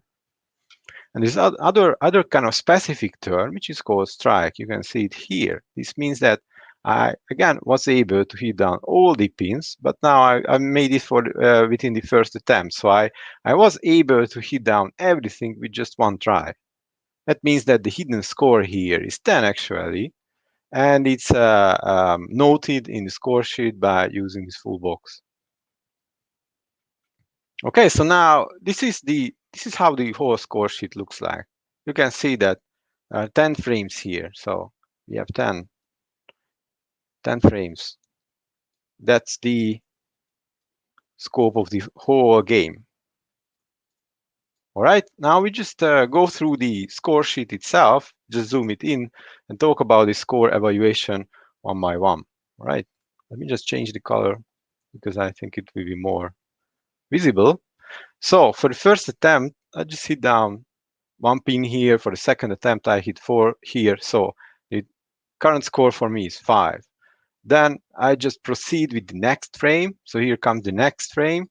And I hit down on 4 plus 5, that's plus 9. That gives me the final score of 14.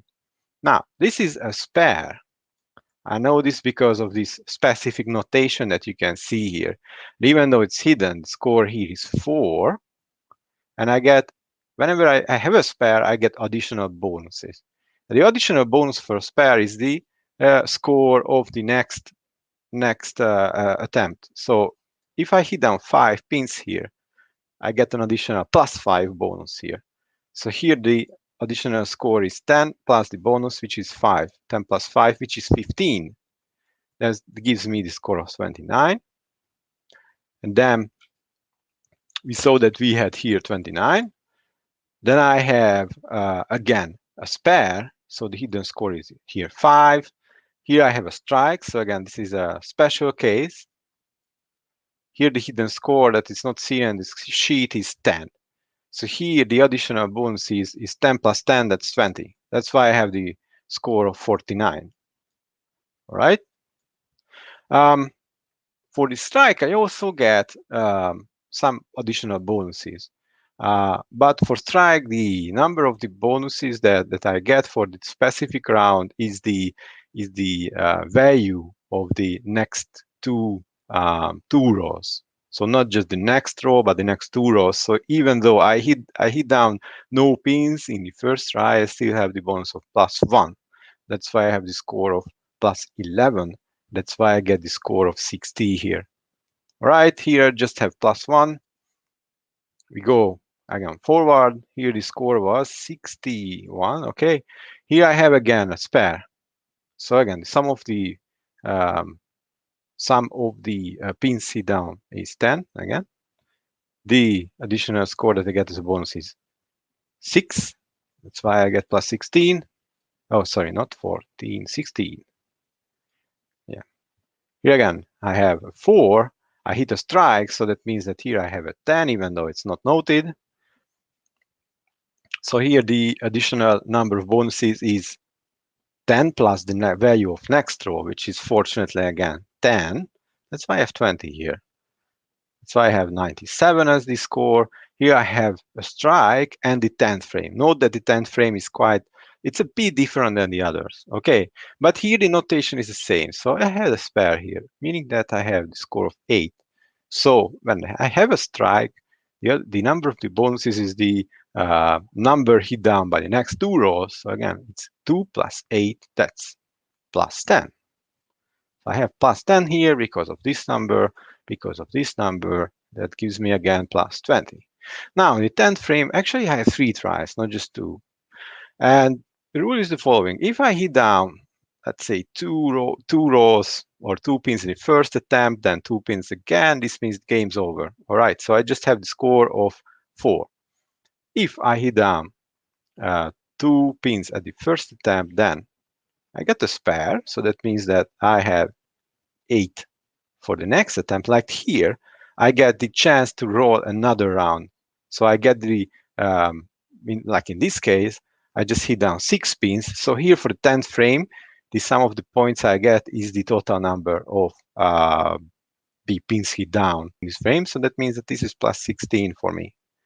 All right, and the maximum amount that you can hit down is that you hit down a strike, right? Maybe the notation is not correct that I'm doing, but imagine that you hit down a strike, that means 10 for you.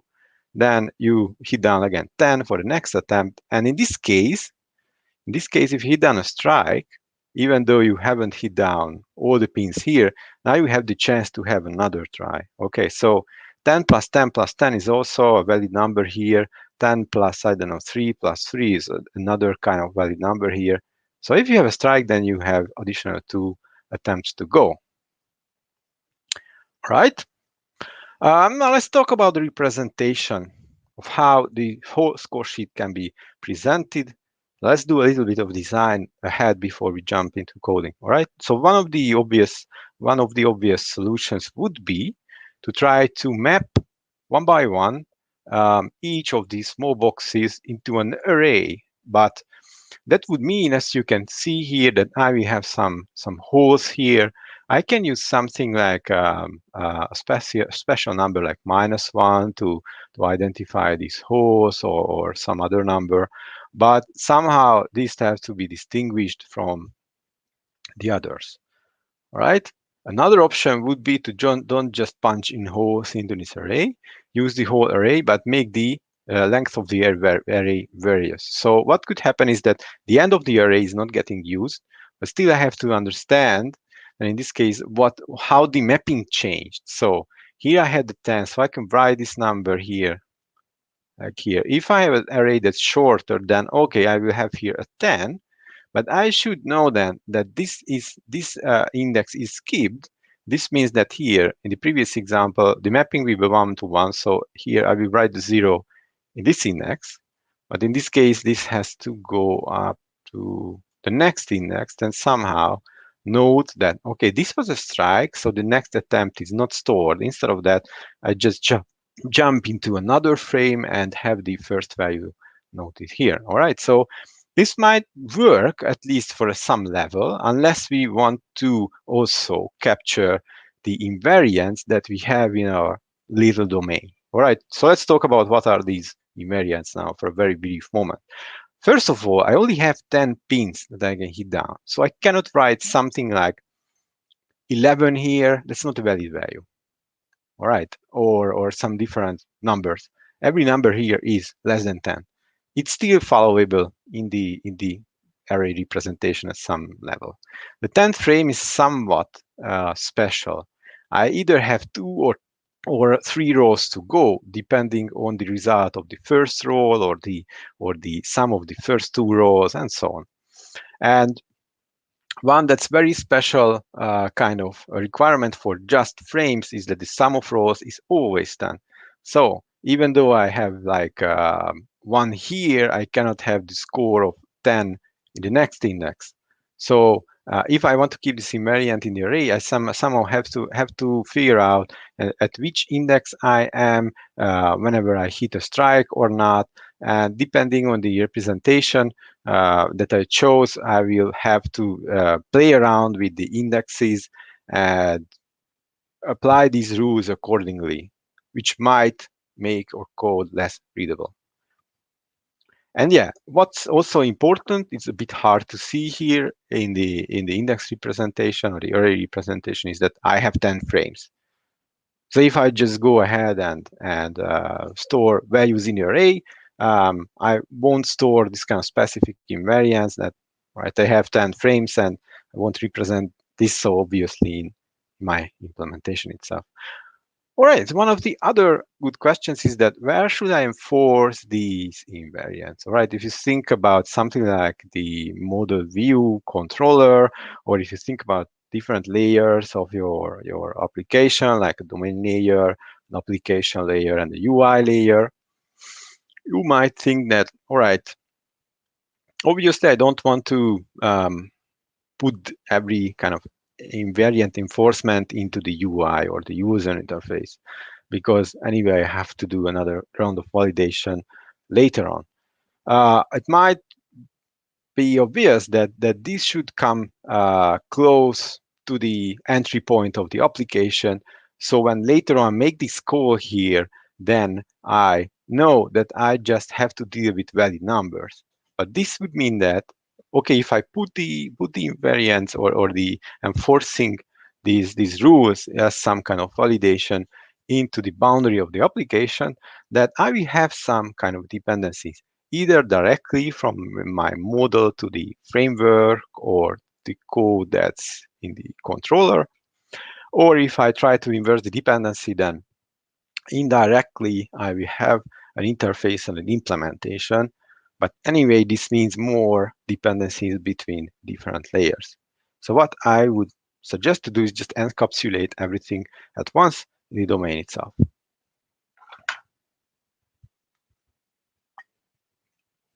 Okay, so let's try to do a little bit of modeling in terms of classes.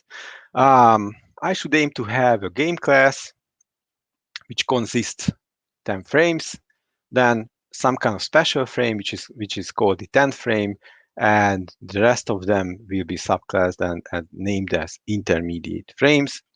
All right. You can see from these mappings of the invariants is that 10 pins has to be enforced by the intermediate frame, and also about the 10th frame. So also now we'll go here, and the enforcing of the special rule of 2 or 3 rows we just left for the 10th frame, and the enforcing of the sum of rows then has to be dealt with the intermediate and 10th frame.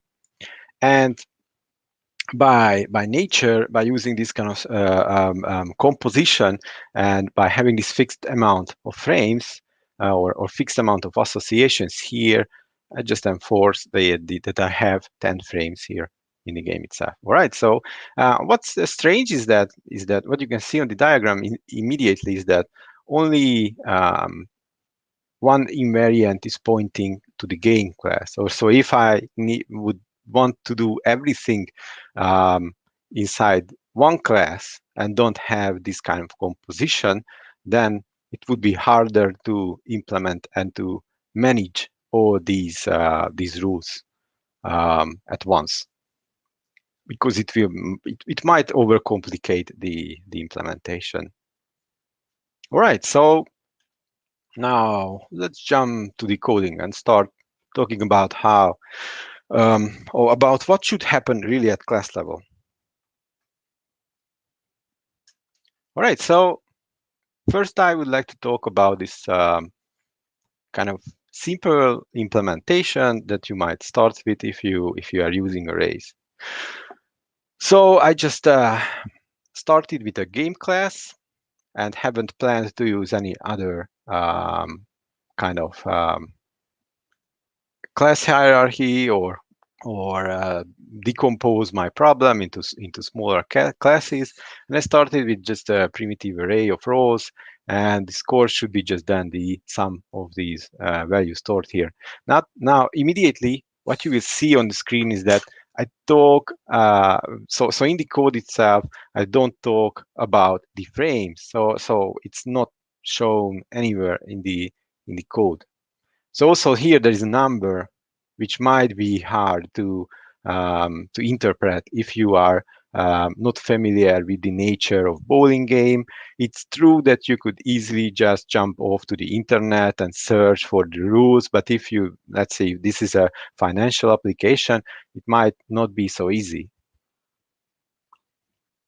So there is a hidden term or concept here that's not seen, which is called frame actually. So if I jump to the test now, let's see how I'm able to get away with this implementation. All right, so just to save some time, I have prepared the test ahead, but I will do the implementation from this state. So here you can see the game class. I will try to roll without hitting down any pins, and the score should be then 0. Obviously, this array representation is enough to make this test pass. I have another one, which now just tries to hit down 1 pin.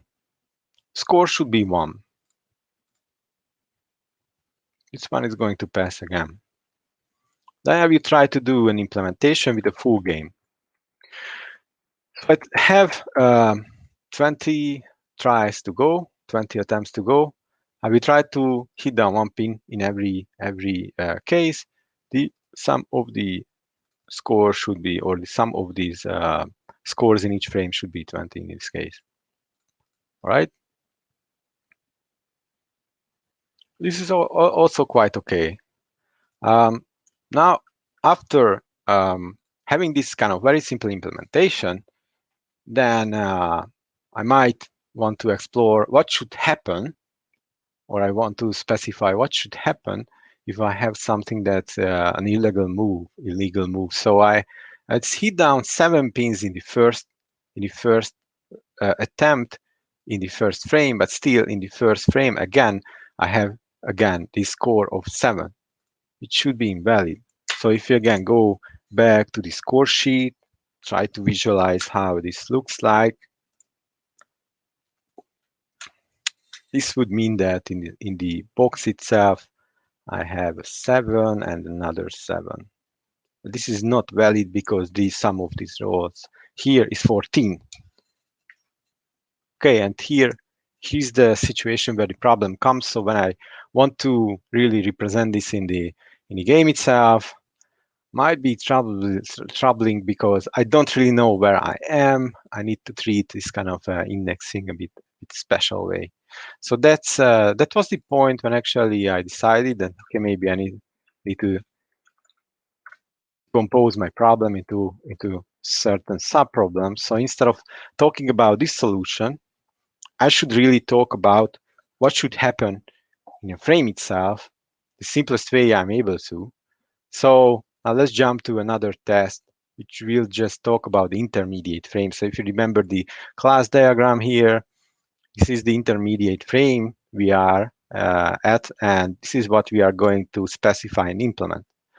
All right, so the first specification will say the following. So if I just roll the 3, and 7, then I should get back 3 as the first row and 7 as the second row. So I'd also try to be more specific here, make these kind of concepts more explicit in my code. So I explicitly say here that I have 2 rows in this frame.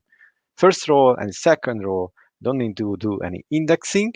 And this is similar to this kind of small boxes here. So this is what's going to represent this concept in my code. First, I make the test fail, because we are doing TDD. All right, then go ahead here to the intermediate frame. Again, I just did some work ahead and made this class hierarchy with some helper methods. I should say that if tries equals first try, I will go ahead and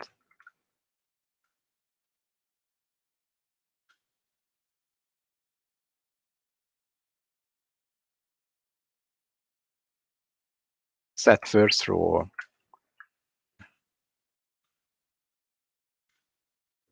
Constant here, first try 0, tries is 0 as initial value. All right. Let's see if the test we are going to pass. We're going to pass because I have a next try to go. So else I just set the second row and increase the value. It's enough for me to pass the first test, so we just go ahead again and make some additional features by specifying more features. So here comes the first invariant. So I immediately try to do more to verify my design. So if I try to do more tries than 2, I should get an exception here. All right. And I will try to implement this one. I have a helper method that I will talk about after the implementation. So if the tries is less than the maximum tries, which is just simply 2, I guess, I will throw an exception. All right, that made my test pass. So this actually this helper method, again, just helping me to write less, just comparing 2 numbers that I'm giving here. All right, so I just compare the tries to the maximum, then throw a predefined exception here. So we can go back to the test, continue with the next specification. It says that, okay, if I just roll 10 pins, then the score should be 10, even without talking about anything about bonuses. This is the first time when I need to implement the score. I will just go ahead and give back the sum of the first and the second row. Go ahead with the implementation. All right. Now, here comes the same test case that actually failed, if you remember here in the gain test. So again, I'm trying to put more pressure on the design and figure out whenever this is easier to implement, if I choose another kind of approach or not. So that's why this is what I'm going to do next. Note that again, I have 7 pins and 7 pins, but the sum of pins should be not more than 10 within a frame. So this is what we are going to specify. So verify number of pins is less than maximum. Here I write pins. This won't be enough, actually. I will talk about the helper method first. So here I don't need 2 arguments because the total number of pins is always 10. It's a fixed number. So here I explicitly have something in the code saying that, at least. If trying to store here, and if it's larger, then I will throw an exception. Larger than expected, then goes the exception. All right, now comes the implementation of the first rule that actually tries to deal with a spare. So for this, I include a new method called setNext. I just have another intermediate frame. It's going to be the next frame. Here I have a spare. So what this will mean, if I try to visualize that, is that I had a score of 3 here, 3, then a 7. All right. This is not noted usually, so you have this triangle. All right. And then the next score that I store here is 2. So that means that this frame's total score should be 12. 10 plus 2. That's what I will write here. I don't try to calculate yet the score of this frame. So note that the score method is just focusing on the frames itself. I'm just calling it on the frame. All right. Now, implementing this one, we'll need a better implementation of the score method. So let's store frame score here. A minute. If this is a spare, again, another helper method, and I will return frame score plus next get first row. Okay, I just jumped ahead for a minute because it's not yet existing. So you can see here that the setNext is not implemented. So I will just implement here the next placeholder for the next frame, and then get the first row if this is a spare. Now let's see if this works. Okay. No, because I made a mistake here somewhere. By default, I return the frame score. Let's see if this works. Yeah, it works, but I have regression, unfortunately, because I have an pointer exception. So I need another method. I don't have this next specified yet for any reason. I will just return the frame score. Return. Next is not known. That makes my next test case to pass. Now let's go and proceed with the next one, which is going to deal with strikes. Again, I just rolled a 10 here for the first frame. If I try to roll anything else, note that I'm going to get that exception that I implemented previously. So that's why I don't need to deal with this case anymore. So I get this nice illegal roll exception. So all I can do is just store some additional values in the next frame.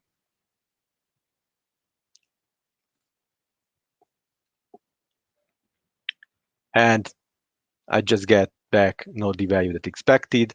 The sum of these should be 17 instead of 12. So let's talk about this helper method first. Note that, again, it's quite obvious, so that's why it's I just spared the time of implementing these and just went ahead and specified these ones in the base class. So I get to spare you the first and the second row. Sum of the first and second row is 10. I can also say that it should be the total number of pins instead of using this magic number.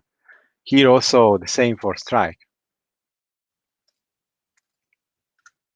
So if I have a strike, I should return name score plus next, at first row plus next, at second row, and else. If this is, I can do it even like that if you want to, but first let's see if the test is going to pass. It's passing. Let's see if we have any regression here by running all the tests. No, we don't have regression, so I can do it like that even. There are many kind of flavors for implementing this method. You might not want to have multiple returns. Also, if you want to, this is the phase when you can make the refactoring and work on just the method itself after knowing that everything's working, all right? But now, for now, let's jump to the next method and let's start our next test case, because I was curious what happens if I roll a strike. I have the next frame, but no score there. So I just wanted to make sure that everything is working still, nothing is broken. This is true. And without going to the next test, now we will jump into doing some work on the 10th frame itself. So again, going back here, 10th frame is this kind of special frame where I have 3 attempts. Also here in the class hierarchy, this was the 10th frame. So that's what we are going to implement next. Again, what should happen if the same things actually is seen here. So what should happen if I have 2 tries? Okay, if I run the test, it should fail, because in the 10th frame, I should not have anything prepared. Now, what I could just do to make this pass is just copy over the 10th frame, the same implementation, and see if it works. Okay, just moving intermediate frame close. I needed these ones, I guess. I hope so. The maximum tries is here. Okay, will it make it pass? Yeah. So what I will do, instead of thinking about the proper solution or whenever this is the valid solution, I just first specify the next requirement. I just made it pass. I want to make more tests before jumping into the next refactor phase. What should happen if I have 3 trials? Even though there are cases when I can have 3 tries in a 10th frame, if I have not had any strike or spark, it should not be allowed. So there should be again some similar kind of invariant that's going to protect my frame from storing this value here. So let's go back to the frame and let's say that verify number of tries is less than maximum. I have here the tries, and I have here maximum tries. Same again as before. Okay, it's very close to the intermediate frame. But what should happen if I have a spare? So note that I had a spare here, right? Again, some small amount of drawing, so you can imagine that. I have now 3 brackets here. All right, I have a 3. Then I have a spare, which means that I have this triangle. And I should be allowed to, again, have the score here of 2 because I have an extra round to go. Then I receive an exception if I try it again. All right, let's see if it fails. Yeah, it does. And I get the exception. The problem is that This should be various. So I'm just going to get maximum price. I'm just going to replace that with the method.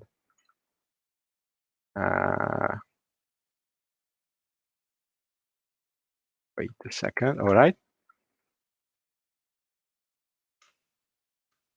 Which is going to be, if this is a spare for a strike, it should return maximum tries +1 because I get another attempt, or earn maximum tries, right? Let's see what happens. So am I able to just implement this correctly? Yeah. I know I jumped ahead with this one. So let's see if the next test case, which is testing the strike, is also going to pass. It should. So if I'm confident, I don't have to follow the rules so strictly in TDD. So if I'm confident with the next step, it's okay to jump a little bit ahead or go slower whenever you think you are uncertain and need some more control. Okay, this is the first test case when I have the score implementation. All right, the 10th frame, this should be at first row, at second row, as the first guess. Why not? Same as in the intermediate frame. Work there, should work here. All right. Again, another invariant. So if I roll 9, and I roll 2 here, this should not be allowed.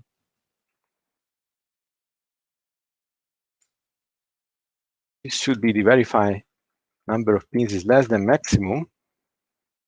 Let's try the same here. Get first row plus pins. Same as in the intermediate frame. Adding the exception signature. Okay, I get regression again. And the reason for that is that if I have a strike, then this is not true. So this should be replaced with something else. So I'm just going to extract this as a method. Is third row allowed? So if the third row allowed is the same here, going to be used here. So if the third row is allowed, then this rule is not going to be valid, only when third row is not allowed. Because if I try to do it like that, then I won't be able to have the maximum number of score of 30 in the 10th frame. All right. Okay, let's try to improve the spare implementation. I have three rows to go. Score should be the sum of these 3 rows here. It's not exactly the number that I would expect. So get first row plus get second row. And this is the point when I figured out, okay, I just forgot to make this a bit smarter. I need also second try here. Is 1. Then else need to store the value of the third row. Oops, not local variable, but the field should be capturing the third row and just should have add the third row to this sum of these scores. And this is going to pass as well. Okay, so it's true that I have 3 attempts in the 10th frame, but not 4, of course. So I need to test this case as well. Whenever it gives me a no more roll is exception. That's true. So I can continue. Right. If I have a strike, then I'm allowed to roll at least once the next time, and I should get back the score here. Okay, so imagine that I am again then extending this test with the additional attempt. So here again, the amount of score that I expect would be 13. But if I have a strike, then I have 2 tries to go, not just one. Okay. Now, in any time when I have more than 10 pins, I should get back an illegal role exception, because that's also an invariant that I somehow missed, because this should be checked also here, that the number of pins is less than 10, even when I have the third role allowed. So I should not allow more than 10 pins, either in the second or the third try with 10th frame. That's not a valid move. Yeah. 3 strikes is the maximum amount of score. So I should get back a 30 here at the maximum number of the score for the 10th frame. All right, so I think we made a quite good progress. So why not we go back to the game class and try to change the implementation using what we've done so far. So I will have a frame array of frames,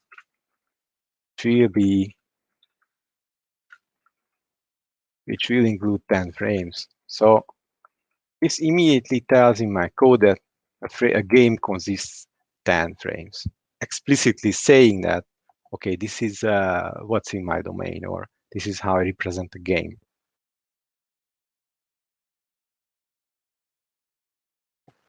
All right, so what we have to do, only thing that we have to do is make the constructor appropriately and construct the game class or the game instance appropriately. And after that, you have to just delegate the role method to the frame itself. So first frame will be an intermediate frame. What I'm going to do is that for each number here, I want to add a new frame for a specific index.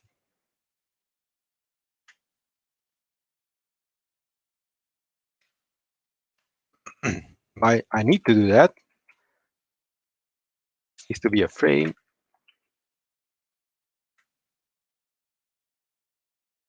that, because I need to also call the set next on each previous frame.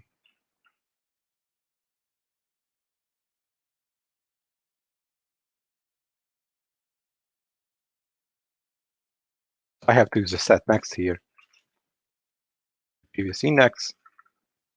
Left is that I should have an add frame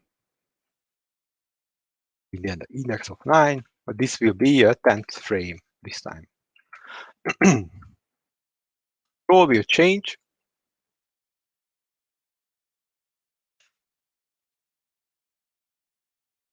We just delegate this call to the current frame.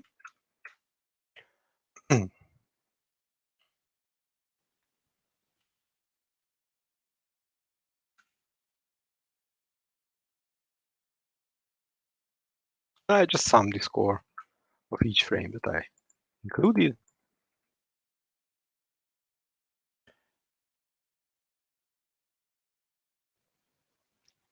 And let's see how this is able to capture these requirements that I previously implemented. The first one's working okay. That might give us some hope. Second one is, again, working all right. Third one, when I try to play a full game, of course, will fail. I have a no more else exception very early in the game itself. And this is because I forgot to actually increment this index here. How should I do that? So probably I need something like frames turn. If I don't have any rows, I should increase the increment the turns, number of turns, or the turn index. This needs to be implemented. So let's go back to the intermediate frame test. Let's try to do that. By default, it should be false. I have to implement no more rows also in the intermediate and the 10th frame. I can just return true. Might be okay. without strike or spare. If I roll once, no more rows should be false. If I roll the second time, it should be true. I should do here something.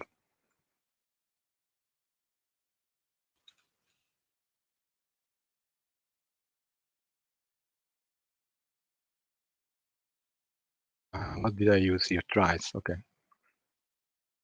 Not here. Here, tries equals maximum tries. Let's try that one.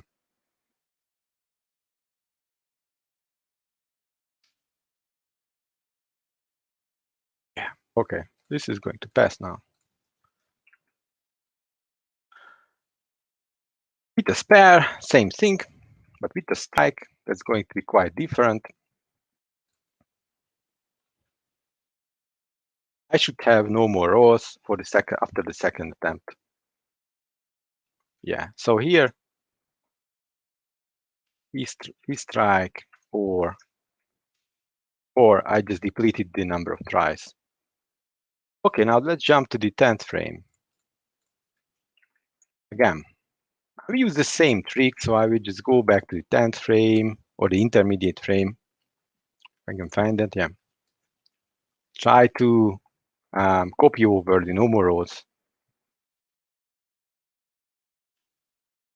Return that as a value and see how far I can go with that. So 10th frame test with the first attempt, it should be false. That's going to pass. Second attempt should be false again. And I don't have any strike or spare, then I have no more rows. Now with the spare, actually, you can see that I have more tries to go here. So let's try to implement this in a smart way.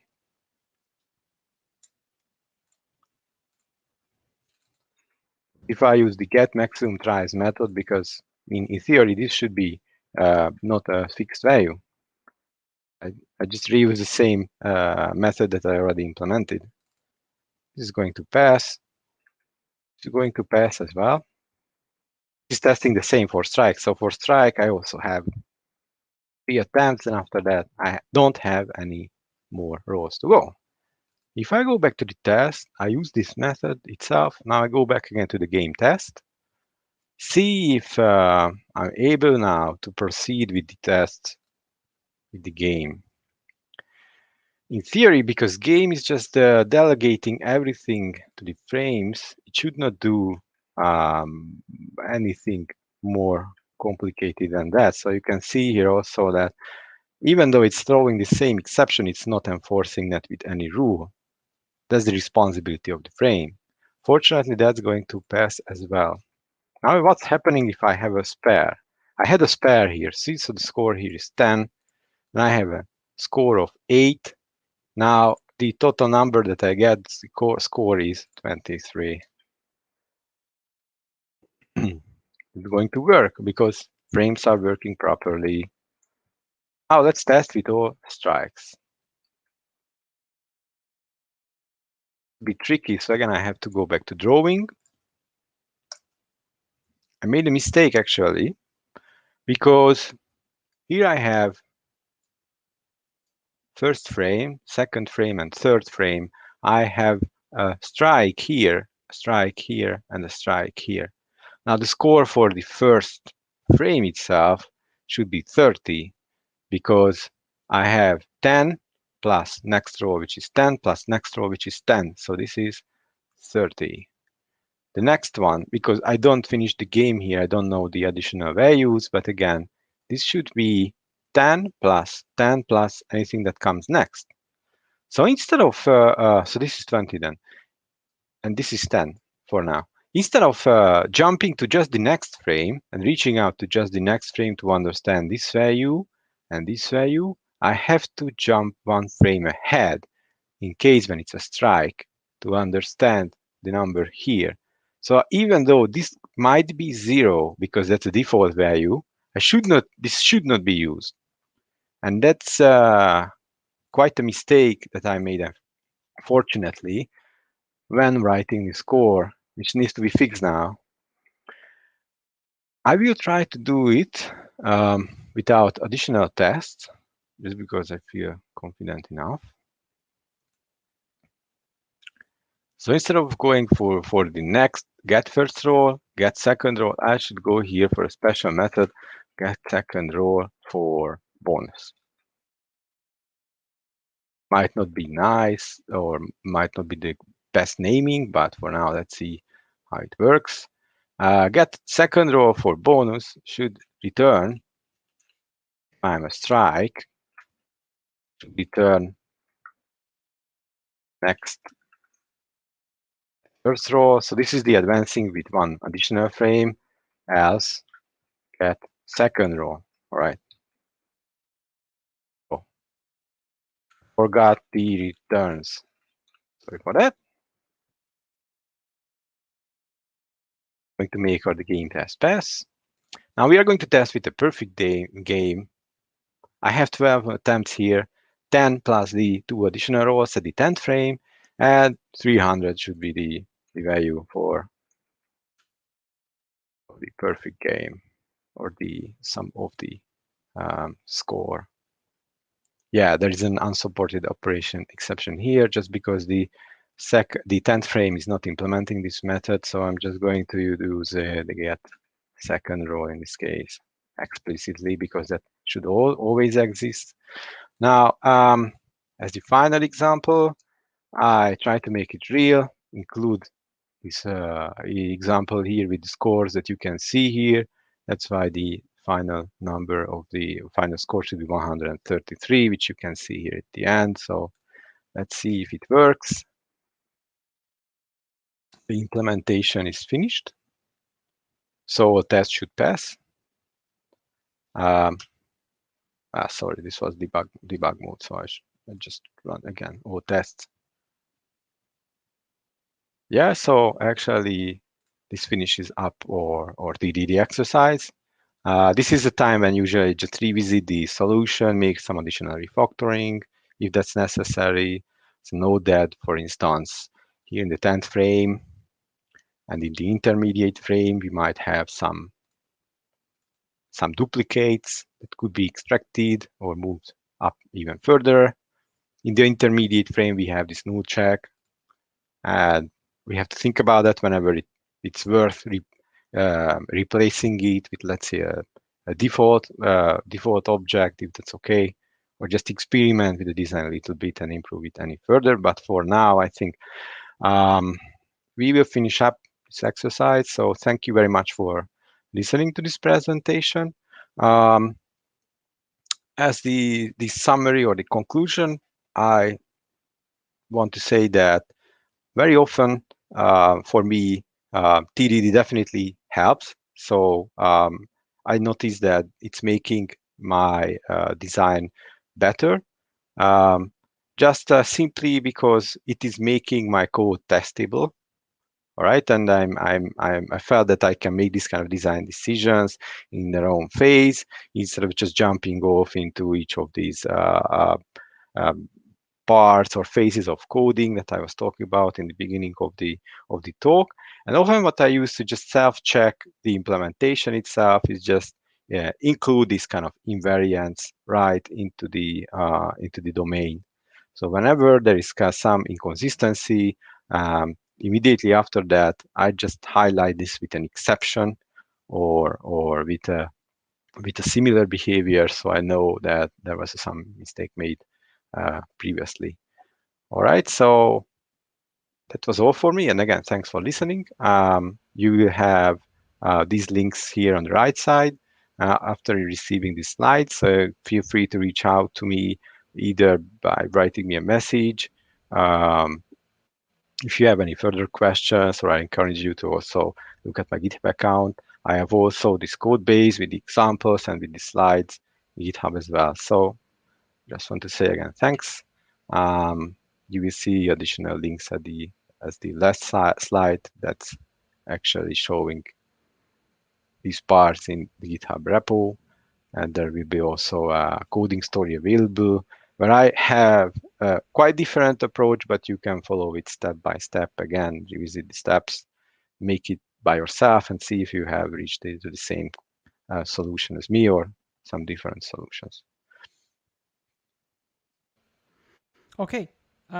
Thanks a lot. Thanks a lot for this great presentation. I really hope it was useful, guys. Please type pluses in the chat if it was. So we don't have a lot of questions at the moment. I hope they will be a bit later. Oh, everything is pretty clear. And like now everyone is fans of TDD approach. So you convince everyone. So nobody want to claim about that.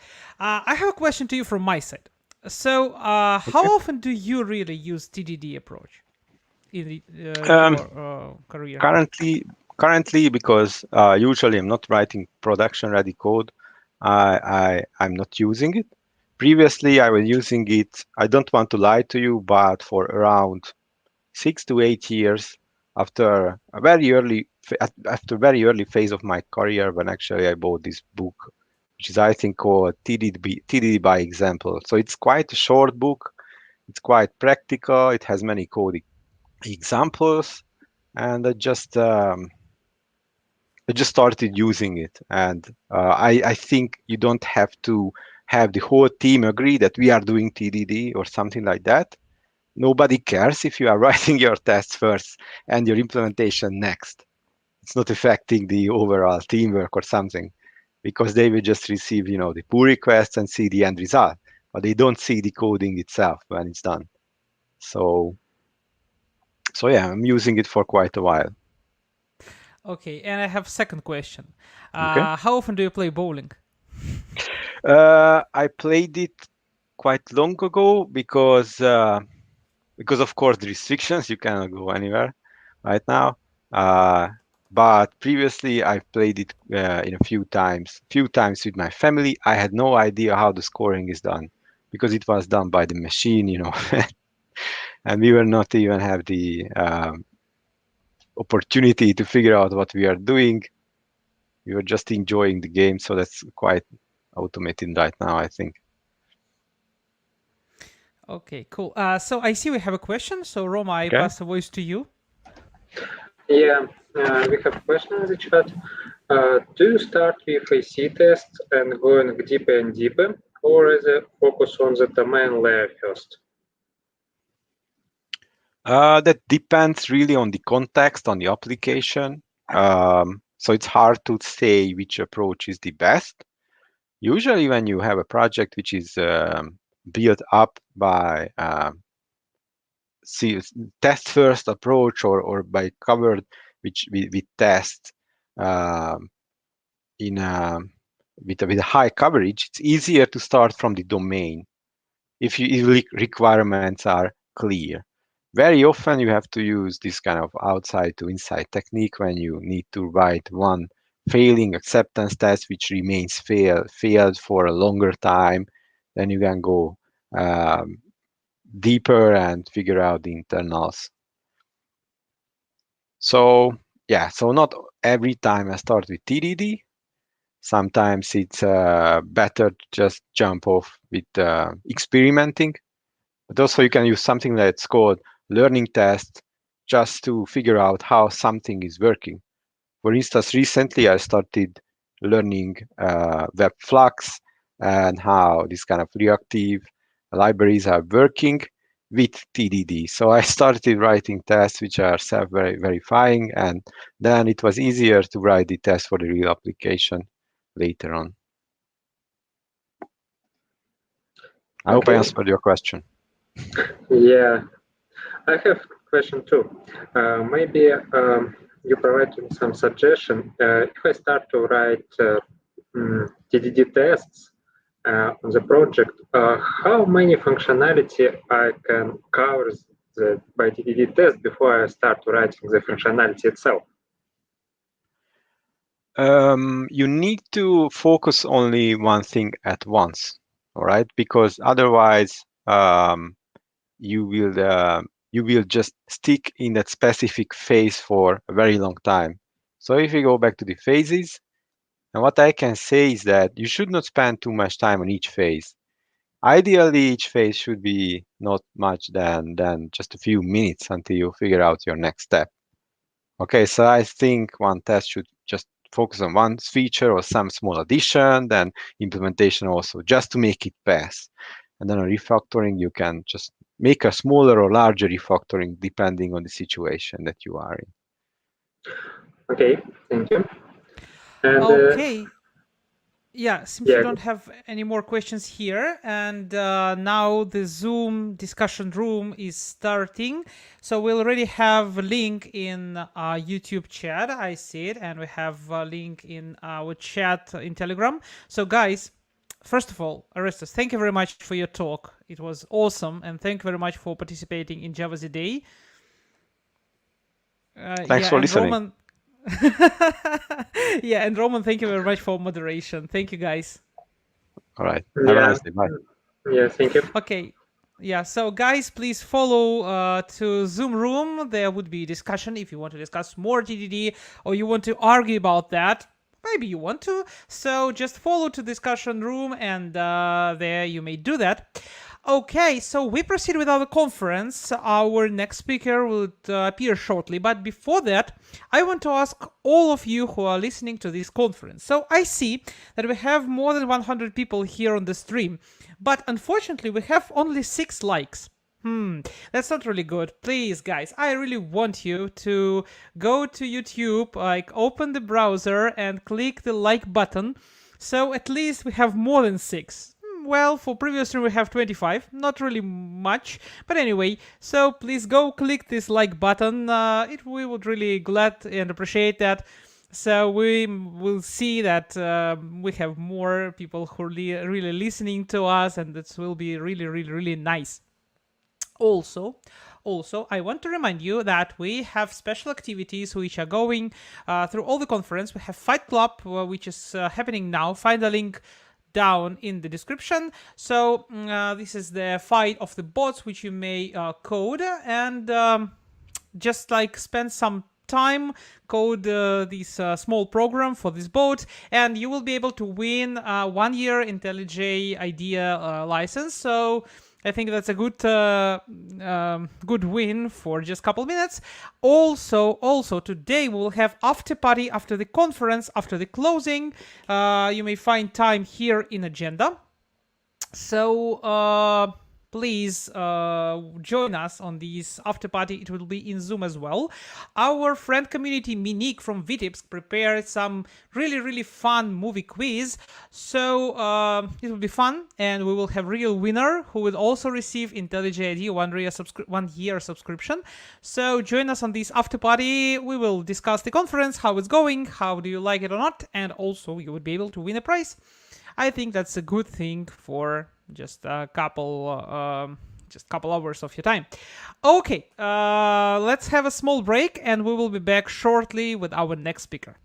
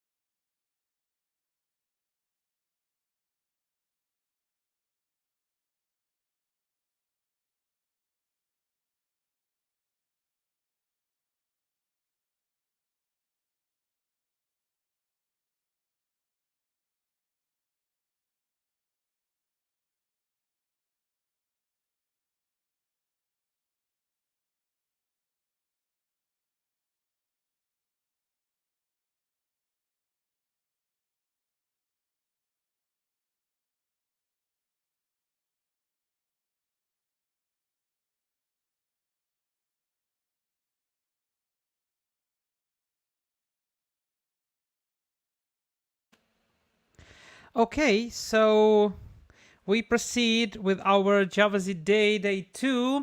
And before I welcome to my virtual studio our next speaker, and yeah, he's already here, so I want to just want to say a few words. Hi guys, hi Valentin, hi Dmitry. Hi Roman. Hi guys. Okay, just a second. Before we start the conversation with you guys, I just want to say that this is the channel where you own, a YouTube channel JaCoV, where the recording of all the talks would appear shortly. Not shortly, but after some time after the conference. So if you want not to miss these talks, please click subscribe button. Also, in the future on this channel, we will conduct more webinars and other stuff, which should be interesting for you if you're a Java developer or somewhere in the Java world, like Kotlin, Scala, etc. So please subscribe to this channel if you want not to miss it. Also, I see that we have now 23 likes. That's wonderful. I want more. So please guys go and like this video. This will be really nice. Okay, now we have in our virtual studio our next speaker, Valentin. Hi again. Could you please tell us, like in few words, what your talk would be about? Sure. So my talk will be about distributed databases, generally speaking. So, distributed databases is something that is definitely becoming more and more popular nowadays. So it's practically everywhere. Like, one of my favorite examples is online banking, right? Like 10 years ago, we used to go to a bank to do pretty much anything there. Get cash, check balance or whatnot. Now you do everything from a mobile app. So what used to take several hours at best now takes several seconds, and therefore, the load on the IT infrastructures increased dramatically. We need scalability, we need performance, and that's what databases, distributed databases, and distributed systems in general provide. So what I will do today is basically go through major components of such systems and show how they interact with each other and how these kind of systems work under the hood, so that there is some understanding around how the system functions, so that you can get the most from these kind of systems. Because it's important to kind of understand at least a little bit, at least on a certain level, how they work under the hood to get the most from that. Okay. Do you develop, by the way, distributed systems on your own? And how long? Yeah, so I work for GridGain Systems, and I'm also one of the committers of the Apache Ignite project, which is essentially a distributed database. And at GridGain, we also base all our products on Apache Ignite. And I've been doing this for 10 plus years. So I hope I can share some of that experience today. How did you came to that area? I mean, that's just pure luck. Nothing more than that. Yeah, that was like back in 2010 or not? Yeah, 2010. So I was just looking for a job, and I stumbled upon GridGain, which was a very small startup at the time. And it was, if you remember, it was a very hard time, actually. I couldn't find a job, literally. And I got an offer, which was quite a big surprise. And as a matter of fact, at first I was not even working on core products. This was some side project that the company was doing.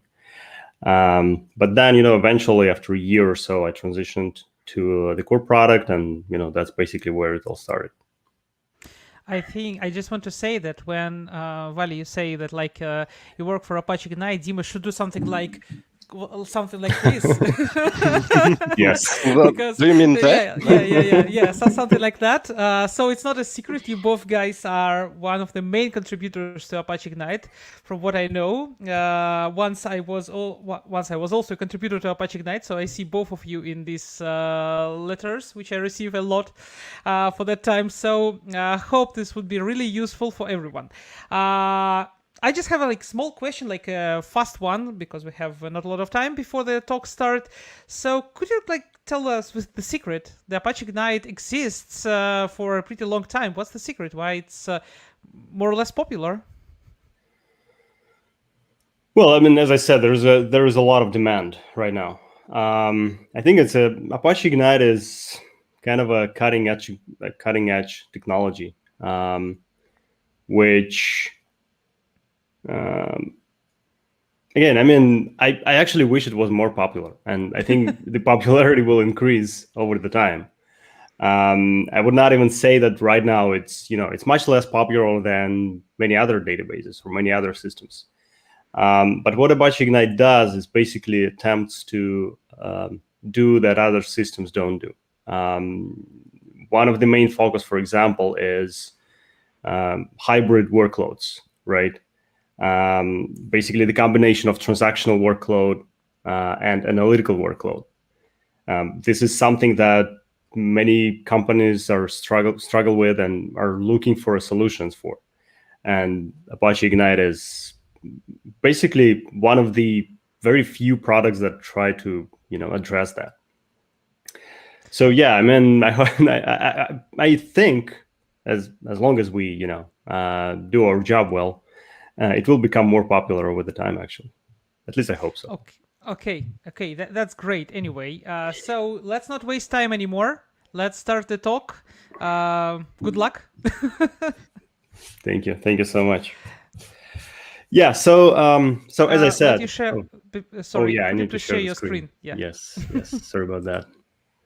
No worries, we're here to help. And yeah, guys, while we're sharing the screen, I want to remind you that we have special Telegram chat. The link is already in YouTube channel, so go to this chat and post your questions there, and we will ask these questions to Valentin. That's it. Good luck with your talk. Thank you so much, Roman. Thank you. So for, I don't know if there is anyone who just joined. So today I want to talk about distributed databases. Distributed databases is something that gets a lot more traction nowadays, becomes more and more popular, and gets more and more demand from many different companies around the world. And the reason for that is the world is changing. We have a lot of applications that are accessible by more users. I've just described an example of online banking. Nowadays you can do everything, or basically any bank operation from a mobile app, and therefore there are much more requests coming in into those IT infrastructures that those banks run, and there are much more data that they need to store, and so on. So all that creates demand for higher performance and, what's even more important, higher scalability, because those systems, they need to handle more requests, they need to store more data, and so on. So distributed databases is essentially a class of products that provide this kind of scalability and this kind of performance. And but the main challenge with this kind of systems is complexity. At least for now. It might change in the future, but for now, it's quite hard to add a distributed database into your architecture. And unfortunately, it's not like you just add it there and you point your application to a new database, which is now a distributed database, and everything magically works and everything is faster and you're good. Unfortunately, that's not the case. Unfortunately, you need to figure out how to data model for this kind of systems, how to properly, maybe rework your applications and whatnot. And in order to do this properly, you need to understand, instead of treating it as a black box, you need to understand, at least on a certain level, how they work under the hood. So what I will do today, in order to kind of describe the main components of this kind of systems and how they interact with each other and how those systems work, I basically will create a very simple database from scratch, a distributed database in Java.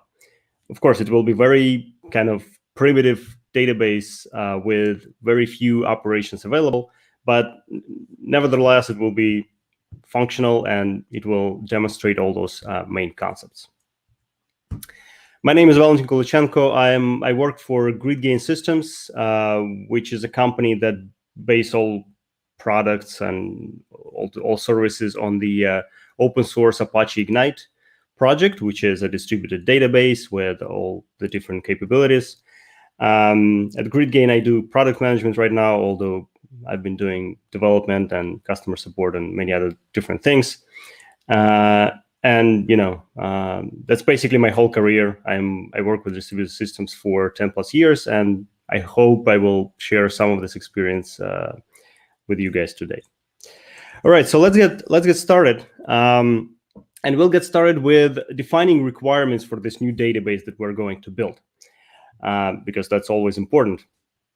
And there are several important requirements that I want to point out. So the first of all, data storage. We will store data in memory. First of all, for simplicity, I don't want to worry about the complexity of disk-based storage here. But also, it's actually something that gets traction as well. More and more databases are based on in-memory storages and in-memory computing and all that. So it's kind of important as well. So the second requirement is very basic key-value API. Again, different databases, they provide different APIs in key-value, SQL, different compute capabilities and whatnot. Again, I'm sticking to simple things here. So I'm just doing key-value API with only two methods, put for writing the data and get for reading the data. And I will only work with string value, string data types, again, for simplicity, not to worry too much about complex serialization protocols and whatnot. The third requirement is scalability, which of course is the requirement for distributed systems. It is probably the most important requirement.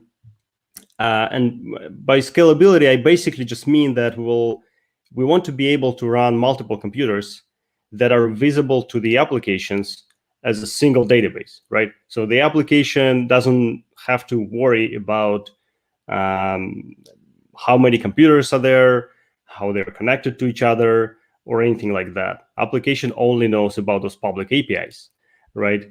But the system itself internally provides scalability. And I want to be able to add more computers into the system, remove computers from the system, and do that in runtime. Other two requirements, 4 and 5, are also relate to scalability, because scalability basically it has two aspects, right? The first aspect is what I call computational scalability, meaning that we want to process different requests on different nodes, on different computers, right? So if you have an application that creates 1,000 TPS, for example, 1,000 operations per second, we want 500 of them to be routed to the first computer and 500 of them to be routed to the second computer. That's on a two-computer cluster, on a two-computer database. And that needs to happen automatically by the system itself. Again, application doesn't know about that. Application only invokes public API methods, and then requests automatically routed to different computers in the system. And the second aspect of the scalability is data scalability, meaning that we want to be able to store more data by adding more computers. So let's say we have 100 gigabytes of RAM on every server, and I want to be able to store 300 gigabytes of data on 3 computers. And if my data set grows, it's now 500 gigabytes. I just add 2 more computers, I have 5, and I can store that data. And again, this has to happen automatically by the system. Application should be agnostic to the fact that different data is stored on different computers. Again, it just invokes public APIs, and that's all. So these are the requirements. So let's start with first two, which are just very basic, first basic requirements. So we'll create the data storage and the API for the data storage. And what I will do is I will basically create an architecture step by step by adding more and more components into the system. So this blue box here, the big blue box, basically represents a server-side process, a process that we will run on every computer in the database, server-side node. And the first component within that process is, of course, the storage itself. So the storage basically will incorporate some underlying structure, which in my case will be just a simple concurrent hash map, because the data is in memory, and also we only have key value API, so we don't need anything more complicated. Obviously, in a more mature, more functional system, you will have more complex data structures under the hood. In order to access this storage from a remote client, we need to have some kind of a communication layer, which will be responsible for all the networking, all the creating the sockets, listening for connections, accepting them, maintaining those connections, and it will also be responsible for certain serialization protocol between server and the client, so that they know how to talk to each other. And the same will happen on the client side, right? So this green box is my client, which will be embedded into a certain application. And the client has, of course, the same communication layer, which implements the same communication protocol. So that, again, it knows how to communicate with the server, it knows how to send a put request or a get request or anything else. And then there is the public API, which basically just exposes those public APIs that can be invoked by the application. So what will happen is that application, whenever application wants to do something, write the data or get the data, it will go through the API, and the API will access the server side through the communication layer. And on the server side, the storage will be either updated or read, and will then get back to the client with the result. So it's not a distributed system yet, of course. We have only one server process, but it's a start. And I didn't mention that. So I will also go through the code as well. So I have kind of a project which already implements everything that I'm talking about here. So I will go through the code. I will show you how it actually looks in the Java code for a little bit more understanding. And I will also run a couple of tests to demonstrate a couple of things. As I said, right, so this is our first iteration. So we only will have a server with the storage and a client with the API and the communication layer between them. So the storage, again, storage is very straightforward, right? So we have this concurrent hash map data structure, which is my underlying data structure that actually stores the data. And it has put and get methods, which basically just delegate to that concurrent hash map. And these are not public API methods yet. These are just my kind of private API that is used by other components, in particular by the communication layer, which is implemented here in the communication class. And this one is also pretty straightforward. It uses basic vanilla Java API for networking, synchronous communication, thread per connection, very simple stuff. Of course, a real system will approach this differently, but again, I do a lot of things here for simplicity.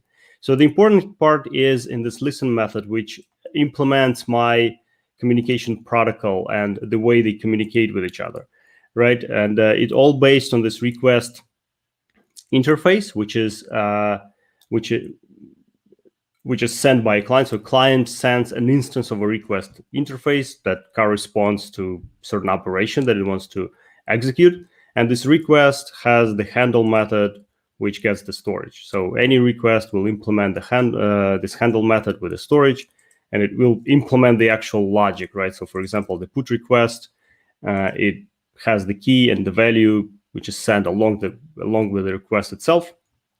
And when the handle method is executed, it delegates to the storage, and this way the value is written into the storage. So the server class kind of wires it up.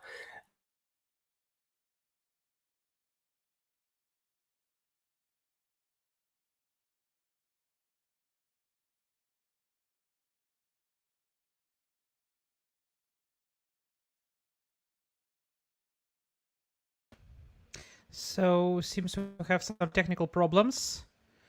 Yeah, let's wait just a couple minutes while it will come back to us. Yeah, I hope it would happened soon. Yeah, I'm here still, so you know that broadcast is in progress and everything is fine. Well, fine. So yeah, let's wait a bit while Valentin will come back to us, and we will of course proceed with his talk.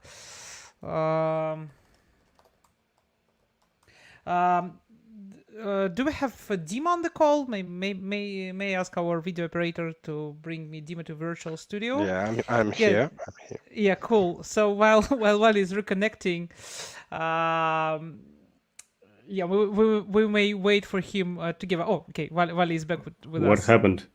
I don't know. You just freeze. You just freezed. Okay. Sorry about So that. could you I don't know please what share happened. your screen and we will proceed? Yes. At what moment did you lose me?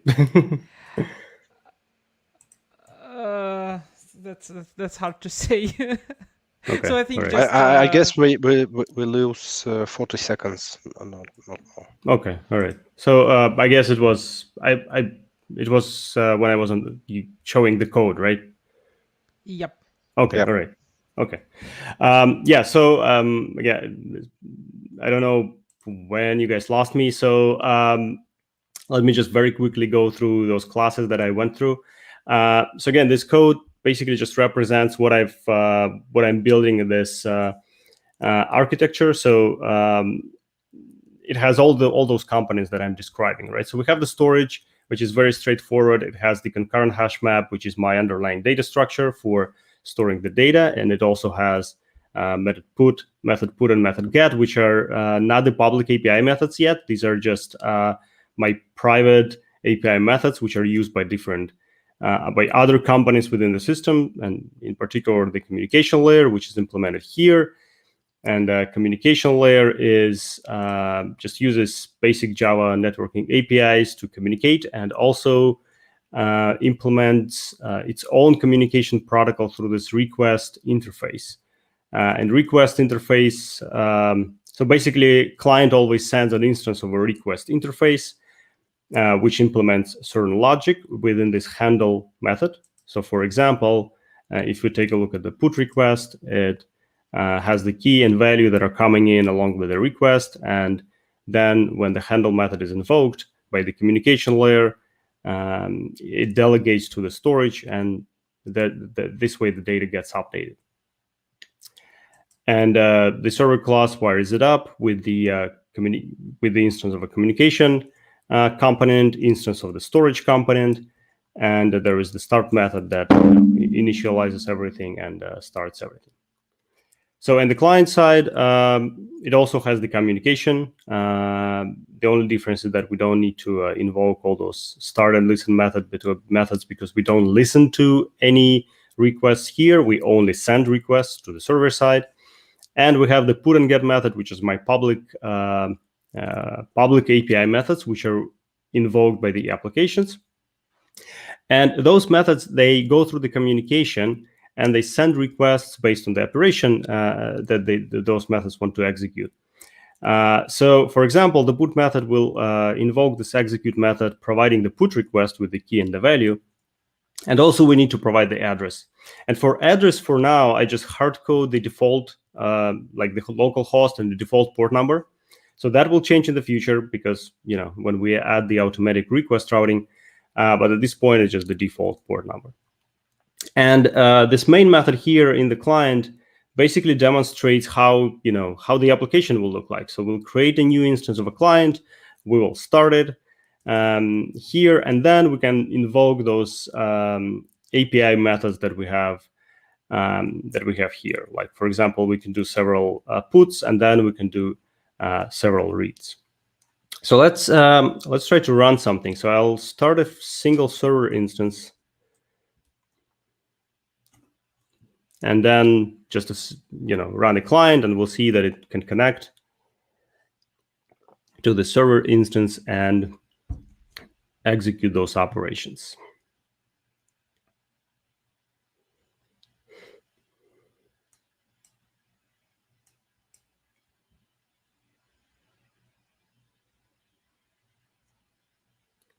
Hopefully it doesn't take too long.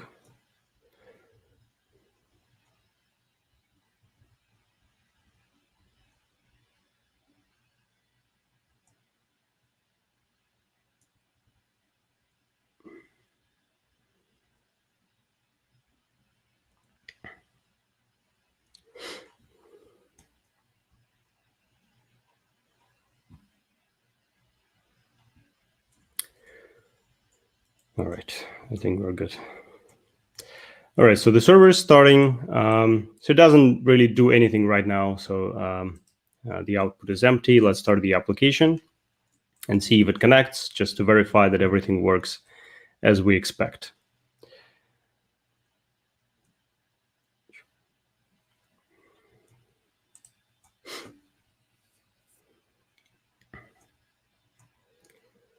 For some reason, it takes a little bit longer than usual. I apologize for that. So yeah, I didn't mention that it basically just prints out the values that it read. So it does several puts in a loop, and then it reads the same keys, so that we basically read the data that we have just written, and we expect that we will get the those values that we have just written.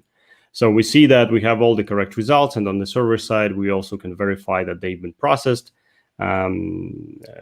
Looking at this output on the server side. So this is obviously very basic stuff so far. It's not a distributed system yet. It's a single server node and just a single client. It's a good start, but let's actually move on to the fun part and implement, add scalability to the system and make sure that we have a distributed system that can be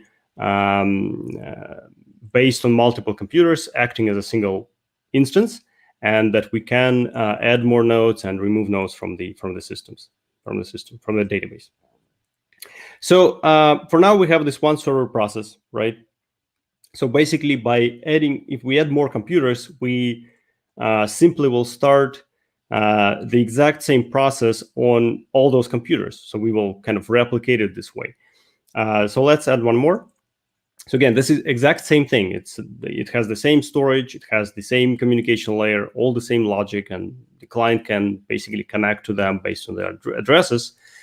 But for now, it's not a cluster yet, right? Because those server nodes, they don't know about each other.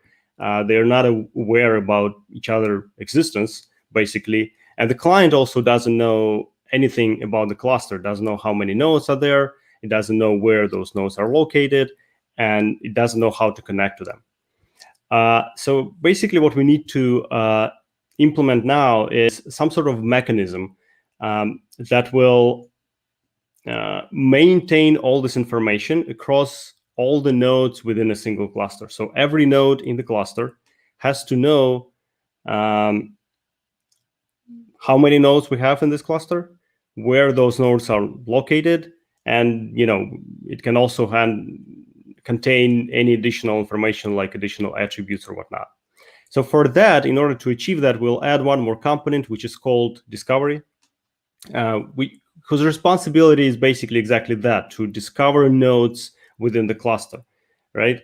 And as I said, basically the whole goal here is to maintain a certain set of information across all the nodes. And therefore, we need some kind of a meta storage that will maintain this information. So the way it's implemented differs obviously from a system, from a database to a database. Any mature database will typically incorporate something internally, provide something out of the box for that.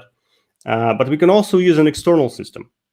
Like in the Java world, for example, we have Apache Zookeeper, which is a very good fit for this kind of purposes.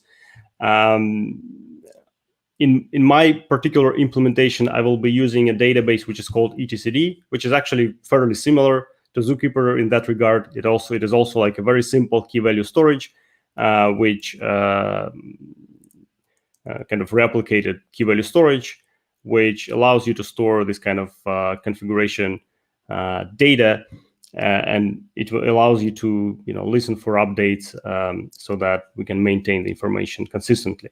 So what will happen is that any node that joins the cluster will first read the information from the etcd, which will essentially at that point will have the list of currently running nodes.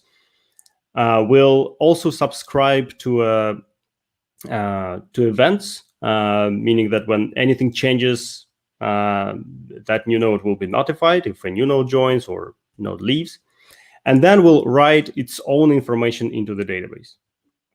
And when it writes its own information into the database, all the nodes that are currently in the topology will get that notification through that listener that they had already created previously. So this way, we basically, on every node, we will have all the information required, all the information about the cluster that we might need. Again, the list of nodes, how many nodes we have, where those nodes are located, like IP addresses, port numbers. And this way, the cluster will, the nodes will discover each other within the single cluster. Now, the client, it technically can connect to different nodes right now, but obviously, it doesn't have this information as well. So we want the client to have this information too, because otherwise the client, doesn't know where to connect and where those nodes are. And for that, we'll do exactly the same. We'll just add this discovery component to the client as well. It will connect to the same etcd database. It will get the information from there, and it will essentially work in the exact same way. The only difference is that it will not write its own information into the etcd, so it will not register itself, of course, because we don't want client to be a part of the cluster in this sense. We just want to get the information from discovery, to have this list of nodes on the client side, and make sure that this list is also updated when something changes, right? So let's do that. Yeah. So I basically just have several branches here which represent all those different stages, and I will just briefly show you the code for discovery, which has a little bit of a boilerplate, mainly because of the etcd APIs, which are a little bit convoluted, but it basically goes through all those steps that I just described. So first of all, we have this topology map here, which is quite important. So this map is basically local representation of this of the current cluster topology, right? And the whole goal here is that we have the discovery component running on every node, and this component is responsible for maintaining this topology map consistent with all other nodes, right? So whenever something changes, this map must be updated on every single node. So what will happen here is that we will connect to the, and that's the join method, by the way, which is invoked on the startup. And we get the local port here, which is the one that communication uses, and the local ID, which is just randomly generated. I'll show that in a second. And here we go through those three steps that I've described earlier. So we first get the current topology. So we go to the etcd, we get everything that we have there, essentially the list of nodes that are currently up and running, and we update this map. Then we create a watch. Watch is etcd functionality, which is basically this listener, which will be invoked every time something changes in the database. So we'll kind of listen for updates, and whenever something is added, we will add it to our local map as well. And finally, as a third step, we register our own local node in the etcd database by writing this information there.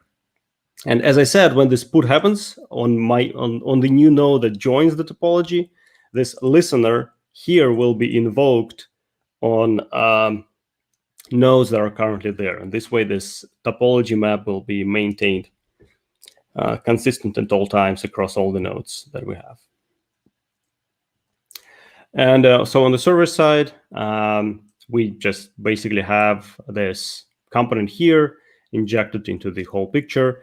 And in the start method, we'll get the port number from the communication, right? So the communication creates a server socket, binds to a certain port number, returns it here, and this port number is then forwarded to the discovery join method and is written to the etcd database. So this way, all the nodes know where those nodes are located and how to connect to them. So, and of course, usually, in a real system, you will also have the IP address and maybe some other information. Here I'm using only port number just because I assume that everything runs on the local host. But IP address is obviously also kind of a minimal thing that you will have to write there if you run in a real cluster. So on the client side, same thing. So we have the discovery just created here. It also joins the topology. I use the same join method, but I don't really join it because I don't provide anything and I don't write any information to the database.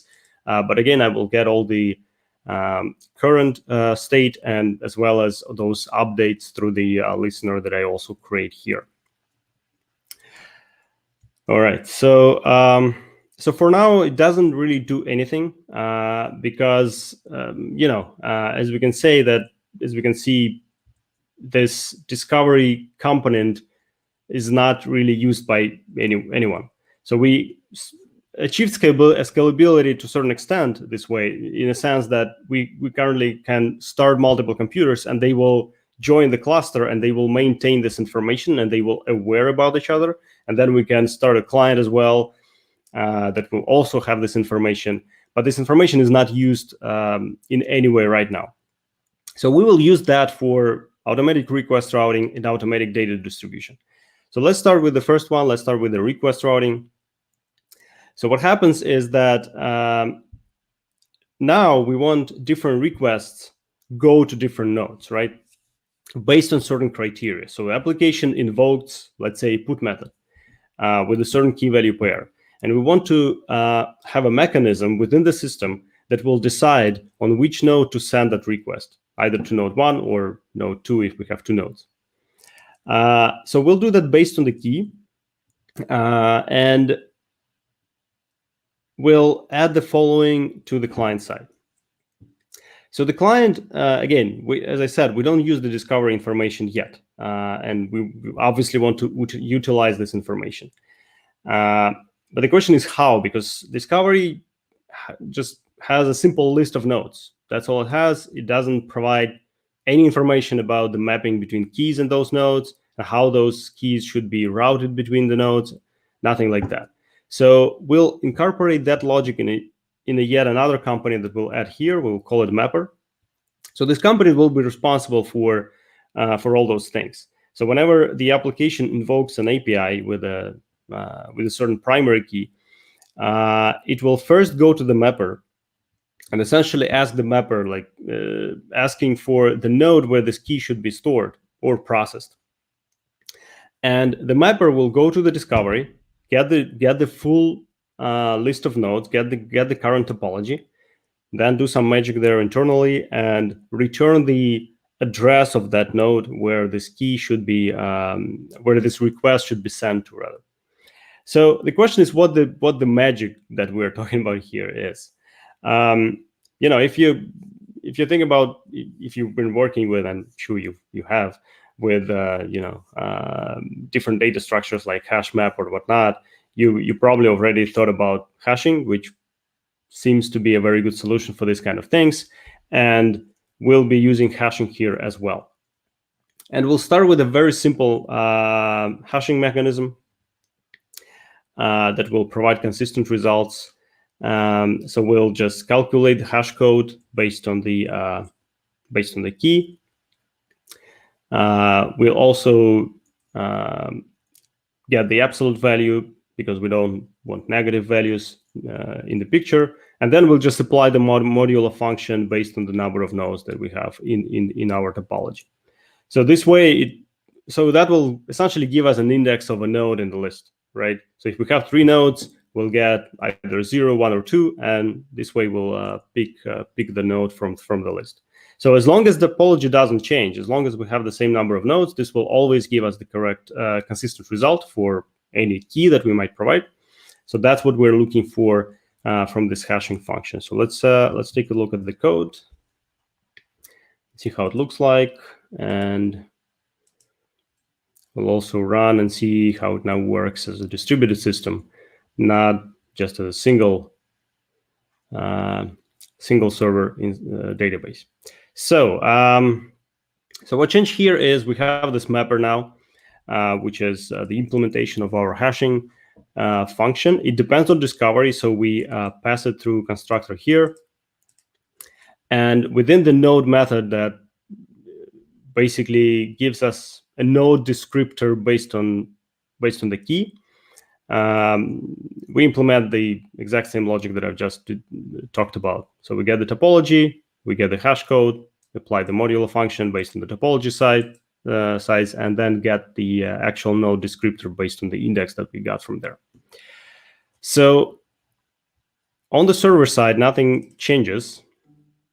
But on the client side, we do have the mapper component injected here, and it gets the discovery that we already have.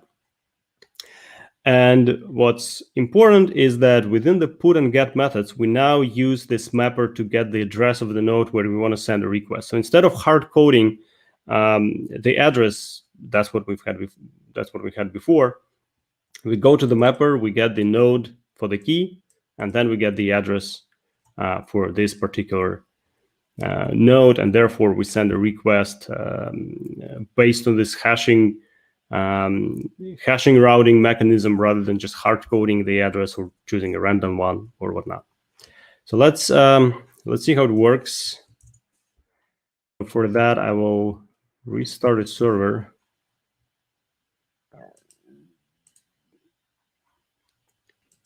I will start a couple of them actually.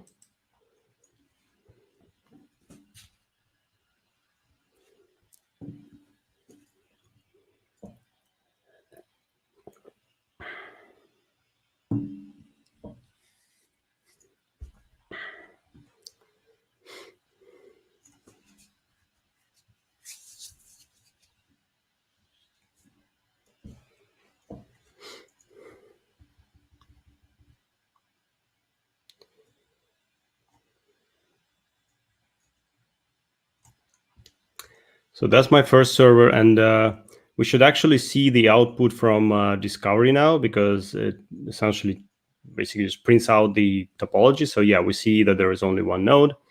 And when I start the second one,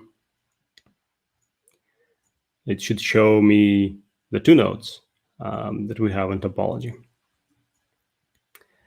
So that's the second server node. It goes to etcd and then shows me that I have two nodes, which is what we expect. And if we actually go to the first one, we'll see the same thing. So this watch mechanism updated the information in the first node as well. So essentially, this means that we have this list of nodes maintained across the cluster, which is what we expect from discovery. So now let's run the client, which now does the mapping routing based on the hashing function. So we should be able to see different requests processed on different nodes, right? So we have all the correct results on the client side. And if we look at the first server, we see that it processed only 5 put requests and then 5 get requests for the same keys, right? So regardless of which operation we execute, for a certain key, we'll always go to the same node, which is, of course, what we want, because that's where the data would be, because that's where the data was inserted by the put operation. And the second server does the same, but for other 5 keys that we have in the list. So that's all good. So we this way we achieve the routing. However, there is one issue. So let's see how the system behaves if we add more nodes. So remember, by scalability, we not only mean that we want to have multiple computers running a database, we also want to be able to add more computers in runtime without any downtimes. So let's add one more server and see what happens in that case. So I'll add another server instance, server process. It should show me that we have 3 nodes. We do have 3 nodes, and that should be updated on all other nodes as well. So that works correctly. And now I will run the client, and the only difference would be is that I will remove the update operations from here. So it will only do the reads, right? Because the data is already there. I didn't restart any server node. I do have the data in the database. So I can just, I expect that I can just run get operations and get all the data from there. So let's see what happens in this case.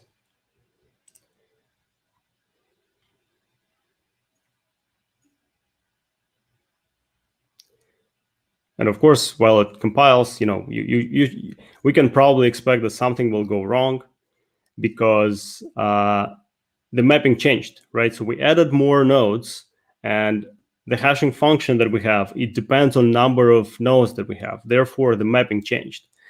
And now the get operations, they go to the nodes where data is not stored. For example, to this new node, which processed like 3 of the get requests, but it doesn't have any data yet, right? Because we didn't execute any put operations here, and therefore nothing was stored in the storage of this particular node.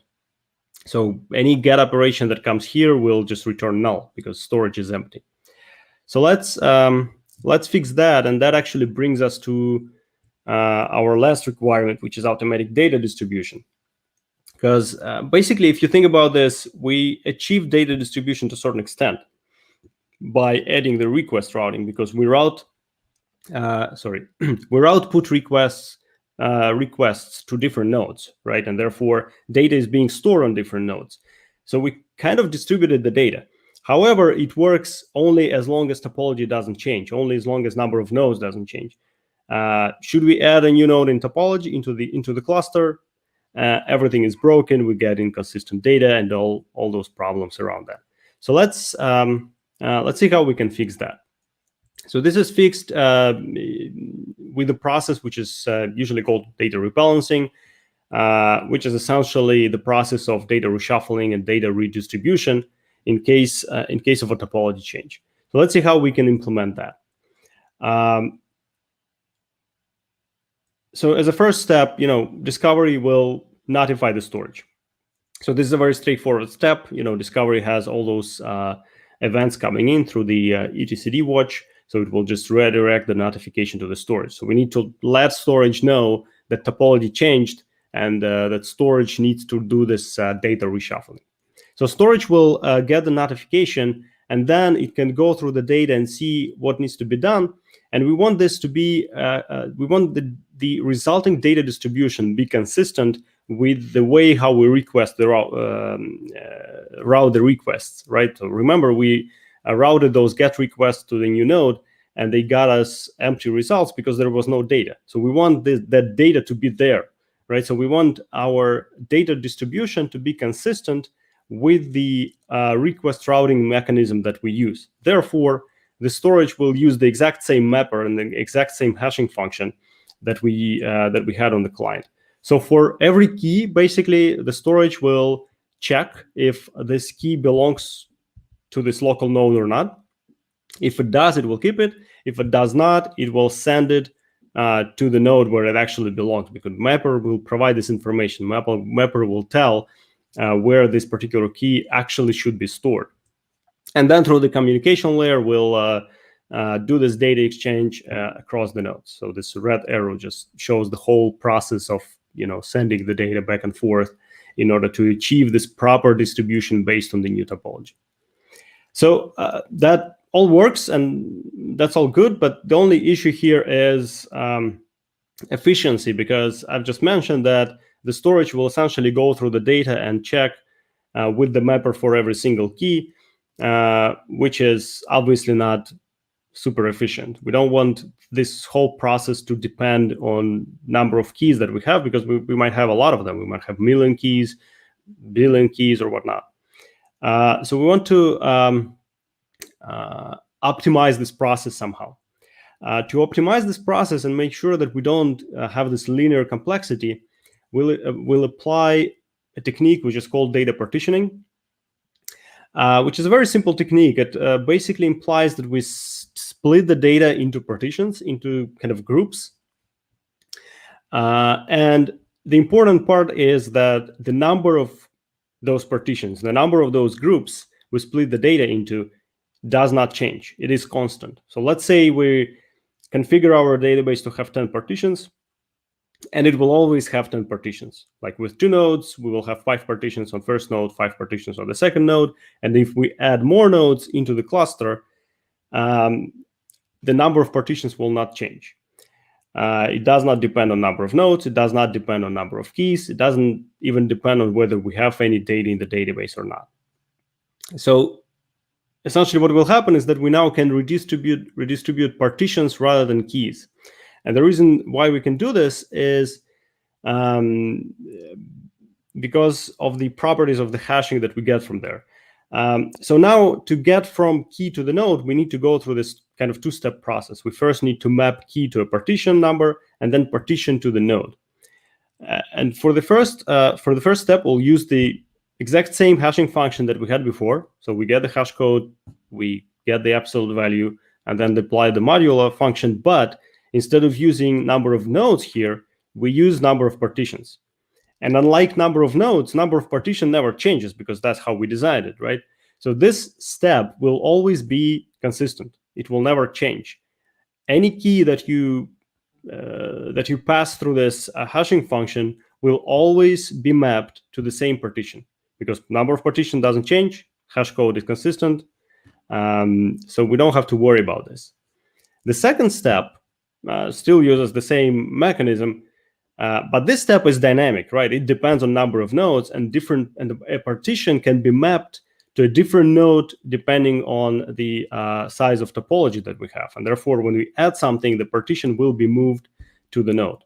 But what's important here is that we now work with partitions rather than individual keys, which means that when storage gets a notification, it doesn't have to check every single key. It will only have to check those partitions that are stored there, which is the limited fixed number. And therefore, we avoid this linear complexity of this verification process. We only check 10 partitions instead of arbitrary number of keys. So let's see how it's implemented.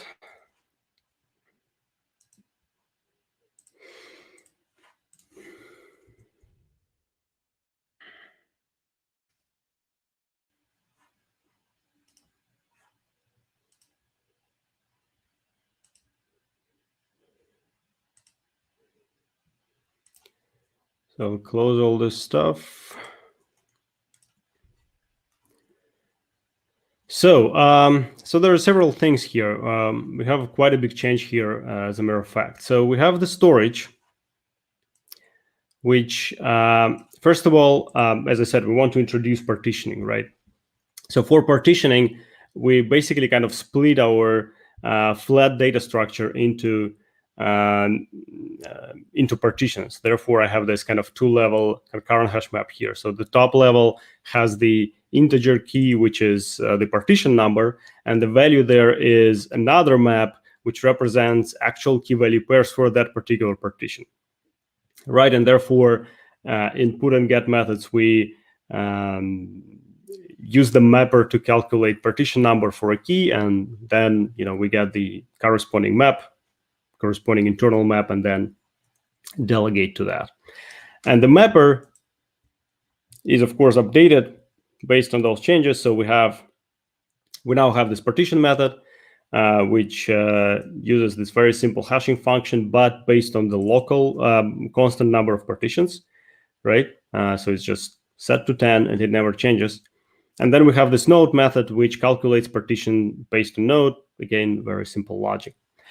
And the node method, which we had initially, which gets key-based node based on key, it goes through this 2-step process that I've described before. So what will happen is the storage, the discovery, now has this listener, which is basically just a runnable, which will be invoked every time the watch is invoked. So something gets updated, we add a new node, we update this in this local topology map, and then we notify the listener. And the server provides the link to the storage remap method here as this listener. So that's the runnable that we actually pass to the discovery. So discovery will invoke the remap method whenever topology changes. And here, what we see is that it just goes through this logic. It goes through every partition. It checks if a partition belongs to the local node or not, comparing the IDs. And if it's not, it sends it through the communication layer using this new rebalance request implementation. And rebalance request just holds the partition number and the actual data for that partition. And whenever this partition is received by the node that this partition belongs to, this onPartition received method is called, and it just inserted into that top level map with all our data. So before we actually run it, I would like to go through one more thing. So it basically covers all the requirements that we have functionally. However, before finalizing, let's go through a sample data distribution, and also which will also reveal one more issue that we'll fix. So as a sample data distribution, let's take a look at how will those 10 partitions that we have be distributed across 3 nodes to start with. Like, imagine you have a cluster of 3 nodes. You have a database which is configured to have 10 partitions. So node index for any partition will be calculated like shown here, based on our very basic mapping function that we've implemented. So what will happen is that we have the list of our partitions, which is just the list of from 0 to 9. And they will those partition numbers will be mapped to nodes like this, right? So it's actually just a round robin distribution. We have 0, 1, 2, 0, 1, 2, and so on. So if we show it on the picture, it will look like this, right? So we'll have some partitions on node 0, some partitions on node 1, some partitions on node 2. Very good distribution, even distribution, so everything looks good. However, let's check what happens if we add another node, right? So we add another node, therefore we have 4 nodes in topology now, and therefore the mapping changes. So let's see how it changes. We have the same list of partitions, but the node indexes are now different. And of course, we have a couple of partitions now mapped to this new node, which has index 3, right? That's the node that we've introduced into the system, and that's actually what we want. So let's so the distribution will look like this, right? Again, every node will have certain set of partitions, and again we have a very good even distribution. But let's compare those two. So this is our new distribution with 4 nodes. This is our old distribution on the top. Distribution with 3 nodes that we had prior to topology change. And we have these partitions 3 and 7 that are being moved to the new node. And that's what we want. That's what we expect from this whole rebalancing process. However, if you look carefully, you'll see that there are a lot of other data movements, and we have a lot of those red errors. And it's basically, at this point, what is going on here? So we have a lot of redundant data movement, which of course doesn't add any value, right? Because the green data movements, they do add value because they allow us to utilize the resources of this new server, new computer that we added into the cluster, added into the database. We can now use it to store the data. We can now use it to process requests.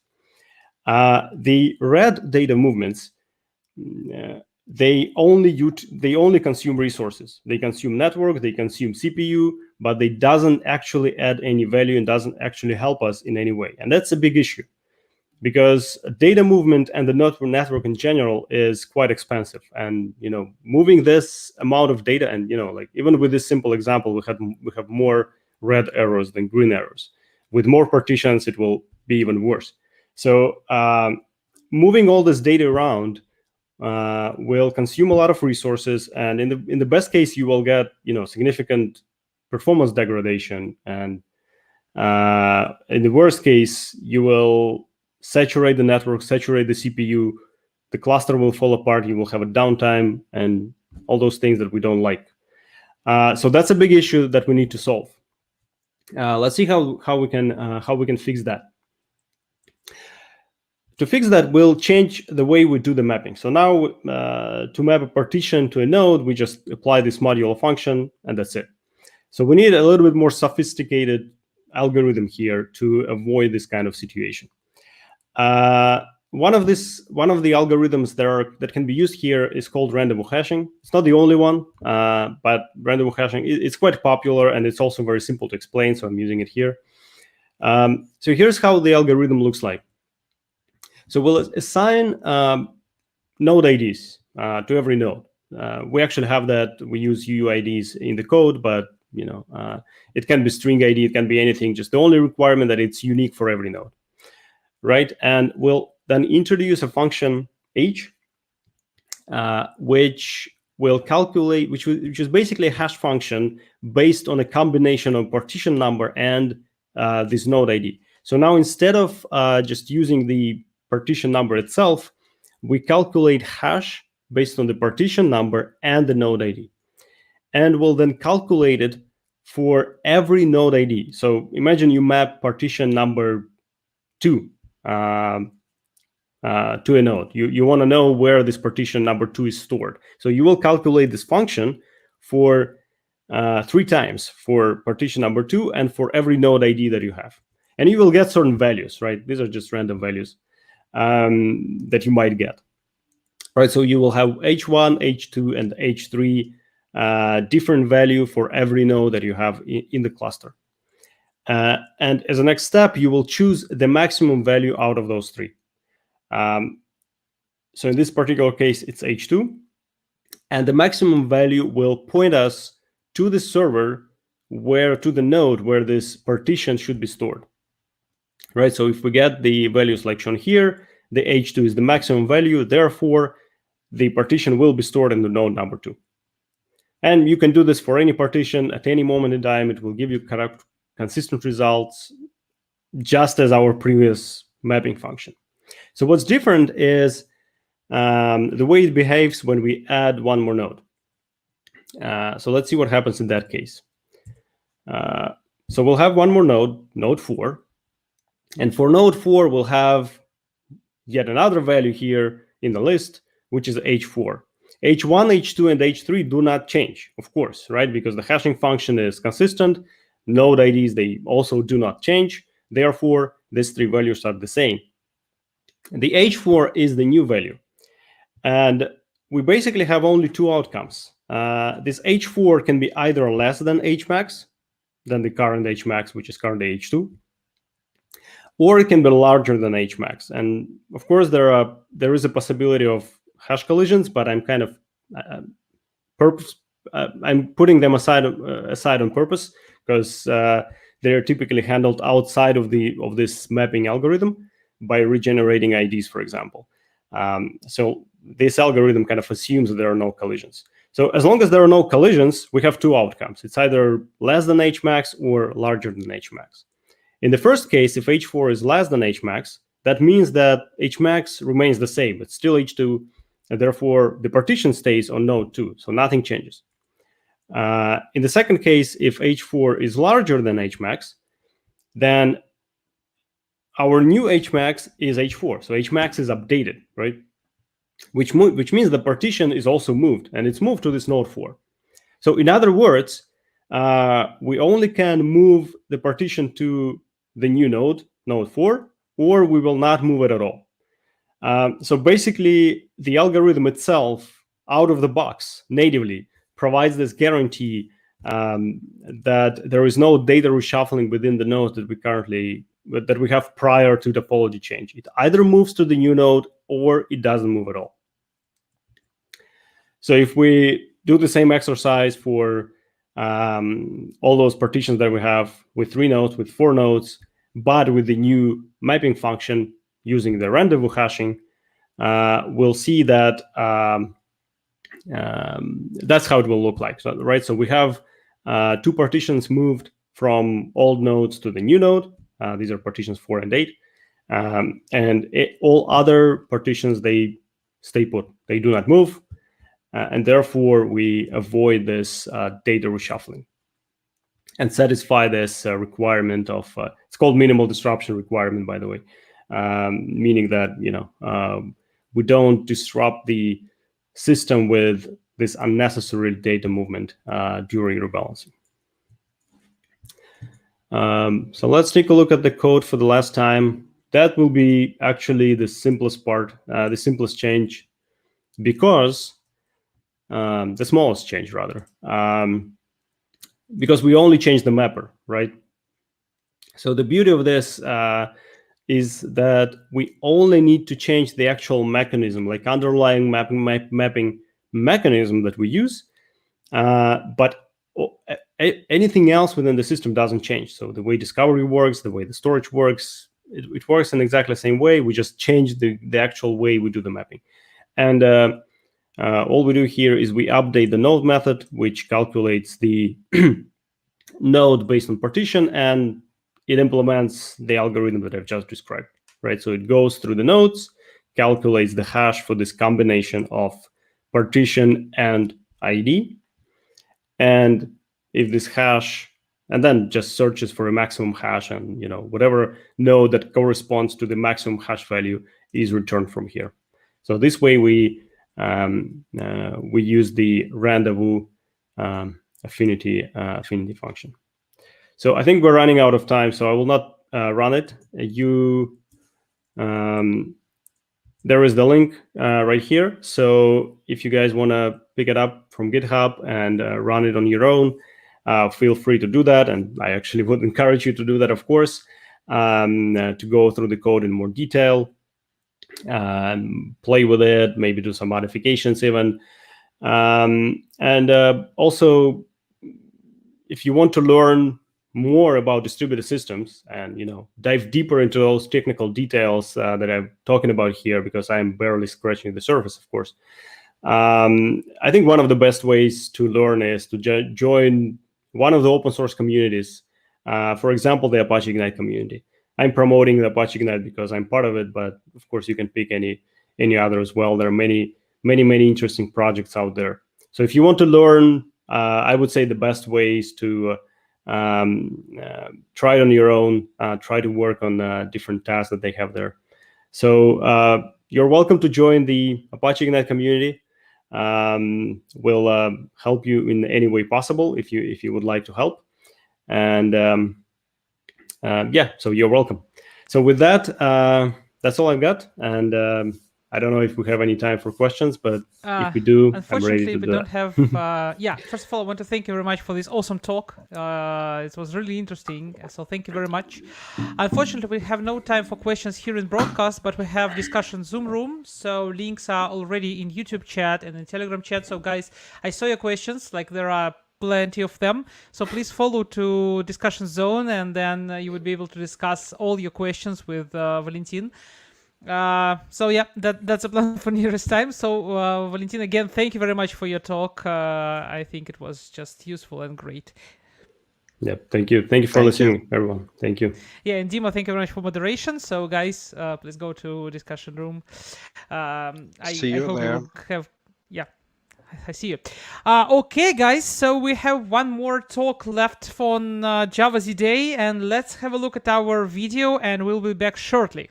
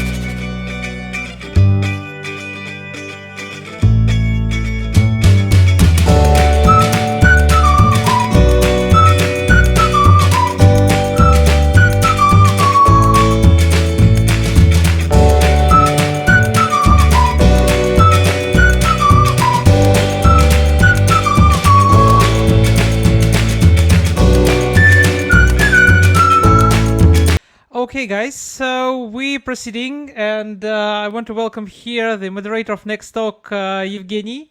Probably you missed him. He had a work day today, so he was working. Hi, Zhenya. Yeah, hello, Roma. Okay, nice to meet all of you. Yeah. So, and let's welcome to our virtual studio our next speaker, Viktor Gamov. Let him in. So yeah, I hope he will join us shortly. Hi, Vic. Yeah, we can see you. You're a bit freezed. Now you can see me, and let me know if you can hear me as well. Yeah. And let me see if we can see you and we can hear you. It's under your T-shirt, is it? Yes. Wow. That's amazing. It's supposed to be somewhere off screen, but didn't have a chance to fight with all the noise in my basement. So that's why we're gonna be using the it's really magic. We can hear you. If it's possible to make it a bit louder, it would be just fine. It's easy to do from my side, and let me when I need to stop. Yeah. Too much. It's okay now. Yeah. So thanks a lot. So yeah, we have some time to have a small talk before you will start. Could you please tell us in few words what your talk would be about?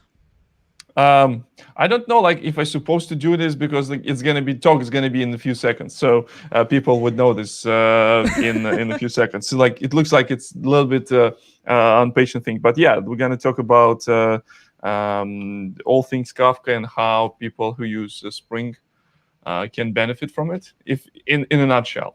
But there will be some specifics that's very nitty-gritty, some details that people would like to learn. It is very promising. So just because Kafka is so popular right now and Spring Boot is so popular, and moreover, the best way is just adopt in one time Spring Boot and Kafka. Moreover, Kafka streams, and I believe that everybody who is listening to us and will watch video, so everybody expects this talk. That's great. It's great to hear, and I'm excited to be part of the show. It's always great to talk to the community, and that's what I do. Okay, so you have just a small freezes on your side, but I hope that it will be okay during the talk. So now it's no, fine. It's not freezes. I'm freezing. I'm just trying to see if I have everything on my screen right now, and there would be no extra stuff, very embarrassing things that I don't want people to see. So I'm trying to close up things before we jump right in. So okay, that's great. So yeah, I've just posted to some channels that you are with us on Java today. So we expect more guys to come into the stream, to our broadcast. Guys and ladies. So guys and ladies, we of course, all inclusive. Of course. We are inclusive community in sharing knowledge, regardless of your identification, gender identification or whatnot. Yeah, for sure. It's just the end of the second day's marathon, so 8 hours, more than 8 hours online. So I have to remember all the words which I have to say. Sorry for that. Yep. Okay, so seems to expect me to talk a lot of Spring Boot, a lot of Kafka, and a lot of interesting stuff. I think that we may start your talk, not to waste the time. What do you think about that? I just got a bunch of notifications about the that you sent in a bunch of channels.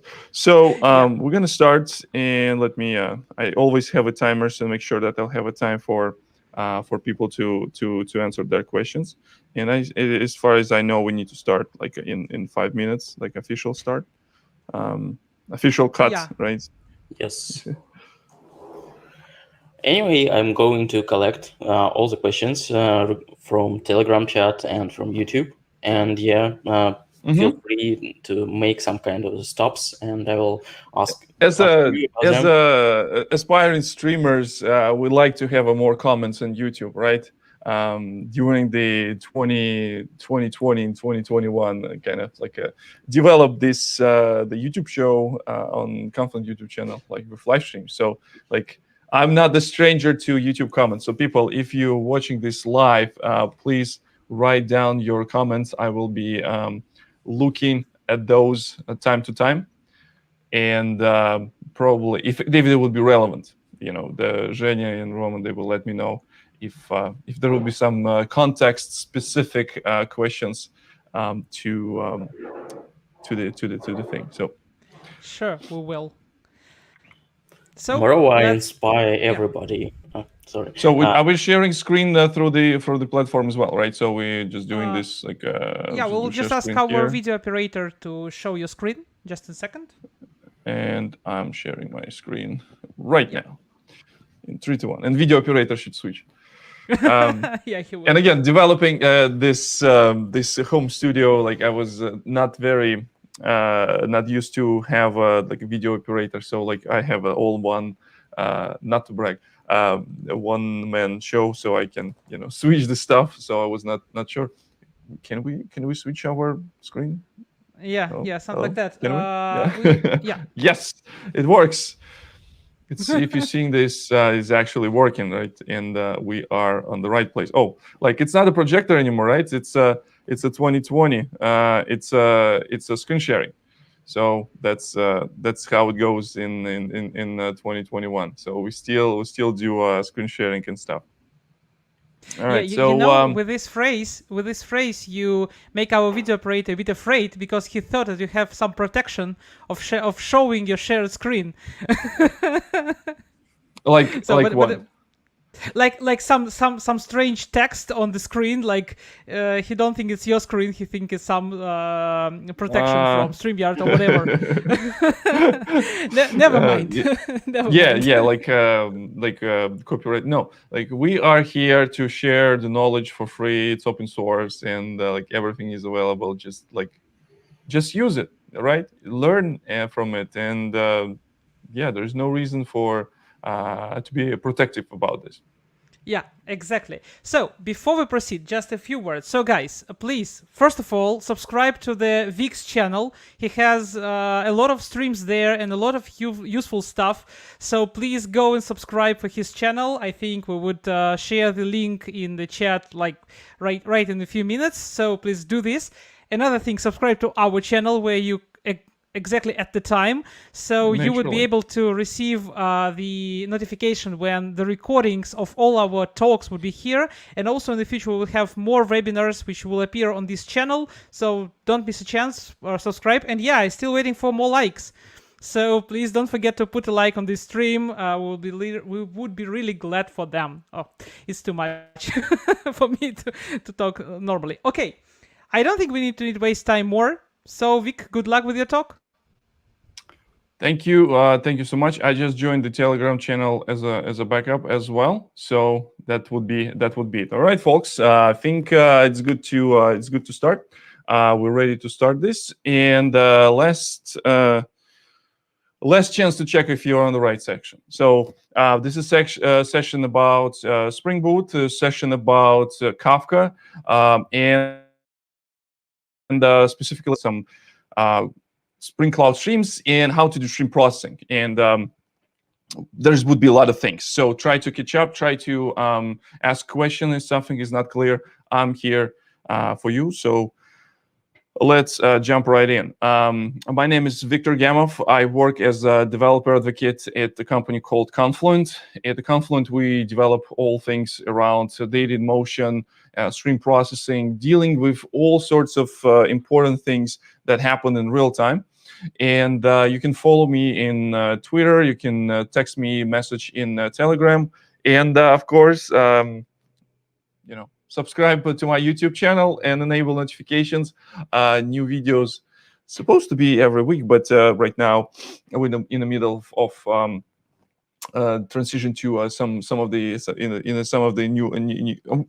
Essentially, I'm working on new material right now. So today I'm going to show you a couple things. I would like to start with briefly introduce to Kafka and talk about stream processing in general. So how the Kafka and Confluent will help to deal with big number of messages, how to deal with all this stuff, and how to process those as they arrive, not as a, some afterthought and run the batch process at the end of the day, but as a something that happens in real time, and you'll get these results also immediately. So next thing is that we're going to drive into some demo code, and the rest of the presentation would be demo and hopefully live coding. I will try to live code. It's been a while. It's been some time since I did this last time, like a couple of weeks, maybe already. No, like 2 weeks. So last live stream was 2 weeks ago. I will show you what kind of components we're using, and how we can set up and bootstrap the project that we're going to use today. I will talk a little bit about the differences in the approach that I chose for this demo, for those presentations. So I will be using this thing called Spring Cloud Stream, which is a framework that provides this functional style of dealing with data systems. And I will explain, I will dig a little bit deeper into this one. And after that, we will try to, as a final step, we'll try to deploy everything out of the laptop. So as the developers, we tend to say it works on my laptop. However, we also want to have our stuff in production. And I will show you how I can move these things out of my laptop into the cloud. I'm going to be using Kubernetes with Google Cloud, and we'll show you how build packs and a small tool called Scaffold, it's not so small, but like still tool, can be used to do this automation and have some of the deployment things steps automated. All right. Let me quickly check if we do have any questions in the chat. Yes, someone just showed my YouTube channel. Thanks so much for showing my YouTube channel, and that's great. And I don't see anything else. All right. Now, so let's start with the Kafka and streams. So everything starts with events, and events, it's some descriptive thing that explains that something has happened. And stream processing, or some people use the word streaming, but not from perspective of like a streaming on YouTube, but from perspective of how the data will flow through the system. We try to deal with this stream of data, with these events, using set of tools. Those tools can be libraries. Those tools can be some clusters. Those tools can be tools. But we're going to be talking about a few tools today. That will include the streaming platform. That will include some of the libraries and some of the frameworks. But most important thing is that we're dealing with events as they move. So something will happen in the system. System will ingest this data from some external system. It can be a simple producer application that writes data in our system. Or it can be some event that happened in database. Maybe someone updated table, change happened, and there's some tooling that allows to extract this change and push it through our tool set so we can deal with this event. So a couple of things that we're going to be using today. It is a Apache Kafka, which is most popular event streaming platform that's available today, highly scalable, highly available. I'm not going to be running anything today on my laptop in terms of Kafka and stuff. I'm going to be running this in Confluent Cloud, which is best managed service for developers if you're developing the applications. In these days, I don't know like how you develop these applications in not using cloud. It's at some sort. I'm not saying that you need to go like all in cloud, but there should be some cloud that you rely on. Maybe it's infrastructure, maybe some of the VMs that you're using in the cloud, or maybe even serverless. Maybe you go all in and just like deeper logic there. So this event streaming platform will be responsible for capturing those events. So to capture those, I will show some data that simulates some of the random stuff. But in general, the Kafka is powerful enough to hold very, very big amounts of data, amounts of the the stuff that go into the system. So next thing is that we need to start dealing with this data, and there's no time to waste. Meaning that when the data arrives into Kafka, we want to start dealing with this data. We don't want to dump it somewhere like HDFS, and after that run a cluster with some computational cluster where things will be, live, and we will process this. So we're going to be using this. But it's going to be slightly different from many things that people doing in the past. People usually run the cluster of Spark or cluster of Hadoop to process data. I'll show you how to use this library called Kafka Streams, which is a part of Apache Kafka. This library integrates very well with Spring Boot that provides all infrastructure for dealing with outside world, starting from the configuration, ending with the exposing some of the metrics, and even providing the ways how you can build your application and deploy your application. A recent version of Spring even introduced integration with building some native images, which is even cooler. So you'll have just like one binary of your application. And apart from doing the processing in your application or your microservice, this data need to land somewhere. In the past, usually I was thinking about, okay, so the Kafka Streams, it's essentially an application framework that process your data and dump this data back to Kafka, so the rest of the consumers, the rest of the world can use their connectors to integrate with external system. Today I'll show you something else. Kafka Streams provides this functionality called allow you to get access to computational result that eventually, or ultimately, I would rather say, ultimately makes your application as its own database. Kafka Streams provides the way how you can deal with your data in stateless fashion, so you don't need to know what happened before in order to calculate current step, or stateful, where you actually need to store intermediate steps, aggregations, all sorts of counts, summing, and all these examples of like running average or something like that. Those aggregations are stateful. They require some state stored, and Kafka Streams provide this this functionality. But also you want to get access to these results immediately through API layer. So this is what we're going to be using today for interactive queries.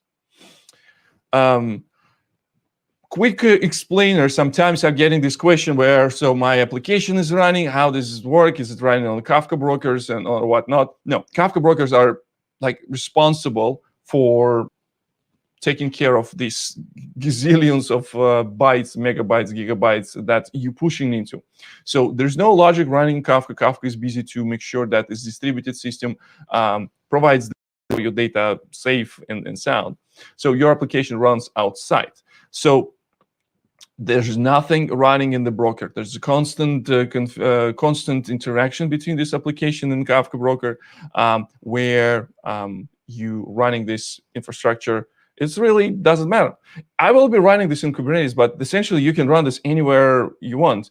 Spring Boot allows you to get the fat jar, and you can ultimately run this on the VMs.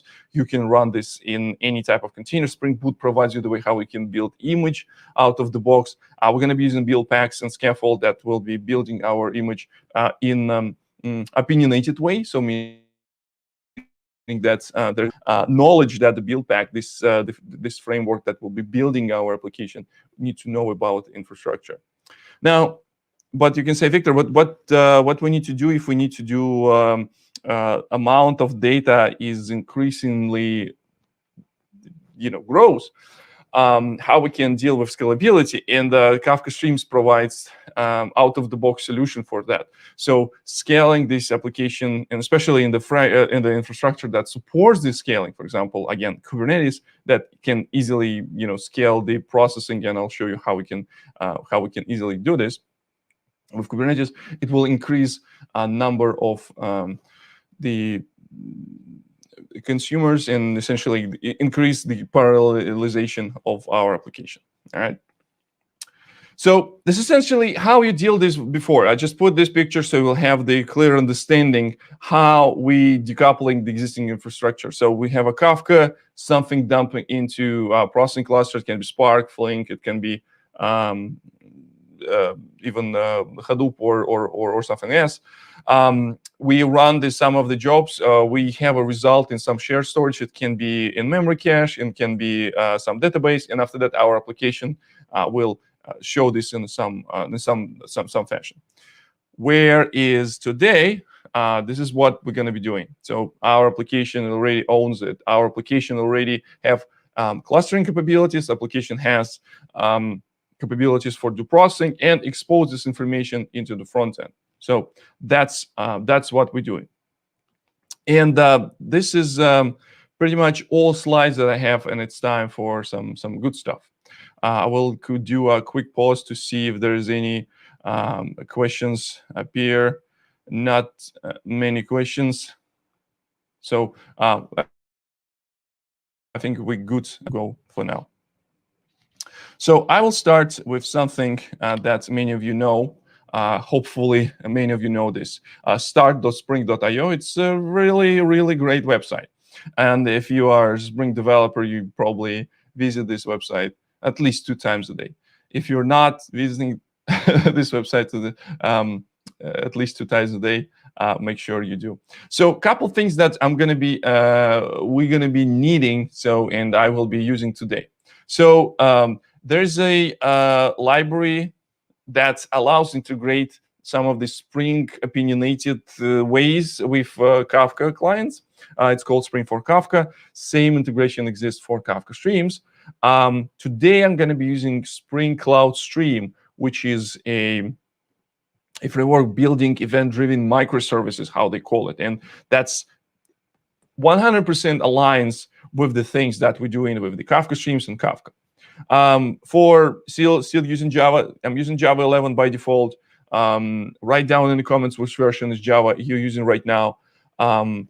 I'll just like the Lombok to help me with some of the code generation stuff. Love it.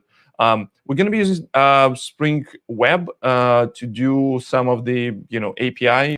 We'll expose the results of some of our data, and we'll use Spring Actuator just to demonstrate how we can use this like as a liveness probe for our Kubernetes deployment. Now I'll switch to my essentially IntelliJ. So a couple things before we start.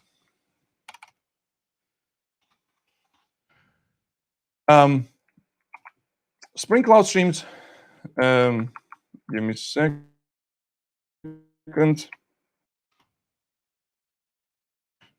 Okay, I need to do stream. So there are different API styles that we will be exploring today, and those API styles are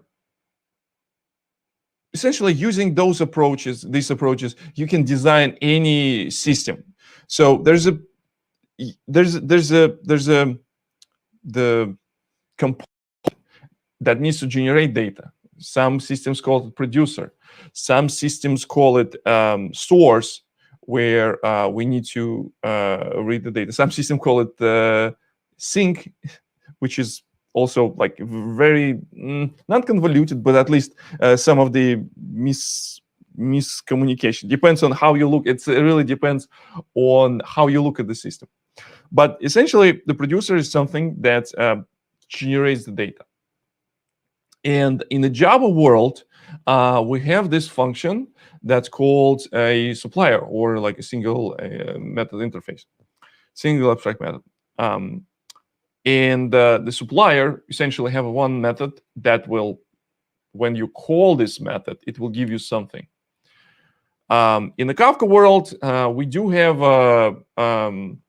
this component called a producer that essentially gets the method, gets something, some data, gets the key, gets the value, and after that will produce this into Kafka topic, the producer.send, very similar to any messaging system that you did before.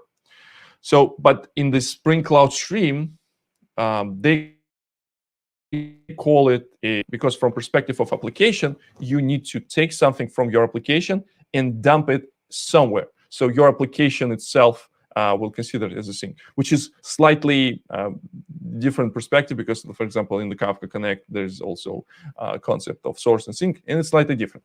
So we'll start with very simple supplier. Like we need to get some data in, and before we start, we will start this with this supplier.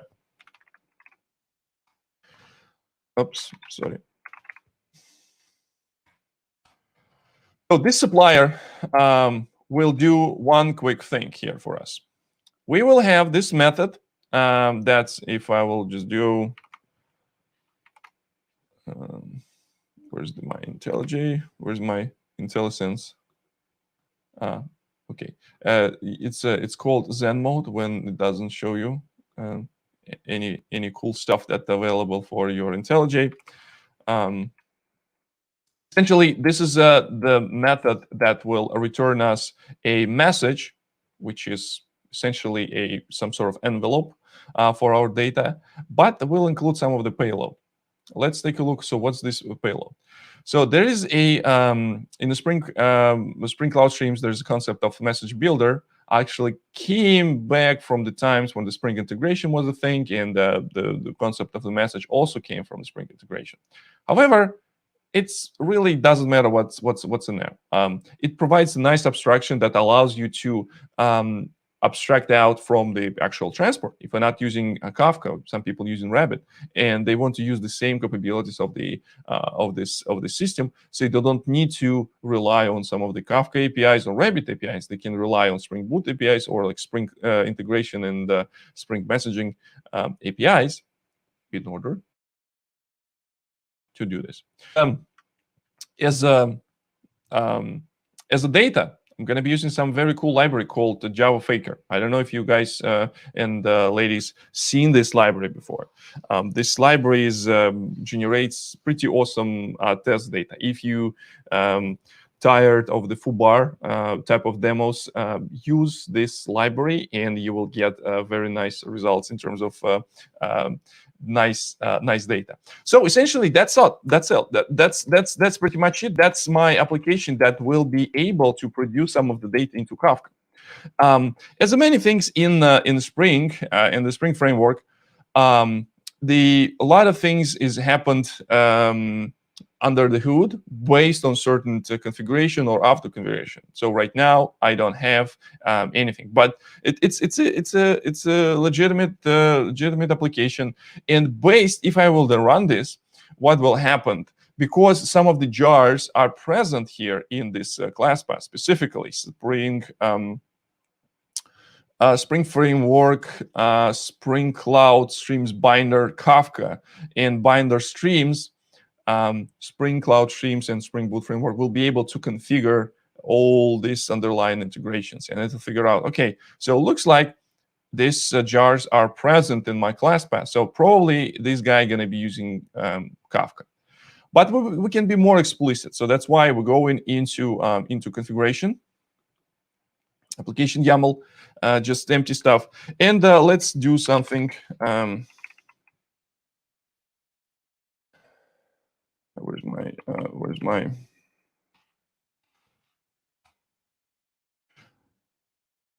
I'm going to be using YAML just simply because it will not require me to do things over and over again. I don't personally like YAML, and I hate it with all my heart, but it's totally fine for these live demos, especially when you have your code is somehow implemented as a live template or whatnot. So let's take a look at a couple things here. So the Spring Cloud Streams will be looking for this configuration called Cloud Stream function. And there's a definition for this function. So what's going to happen, Spring Cloud Stream will try to find a bin named produce Chuck Norris. Let's take a look. And by the way, what we're going to do is we're going to be processing some of the Chuck Norris facts about Chuck Norris. About how awesome Chuck Norris is, And the Java Faker library has this already, built in. So we do have a check noise fact generator. We're going to be producing those data, we'll be consuming those data, and we will be processing those data to find some of the interesting data in it. Now, so that's why we need to find this definition. So what it will take this function and turn this into actual producer. And this is where our actual brains start thinking. So the brain of this operation is a thing called binder. Binder will be responsible to bind the code of our application into underlying transport. In this particular case, it will use just simple Kafka producer. So how it knows that it's a producer? First of all, it knows by convention. So since it's a supplier, it will assume that it will just generate some data. It will know that, let me do this. No, what is it? If I'll do,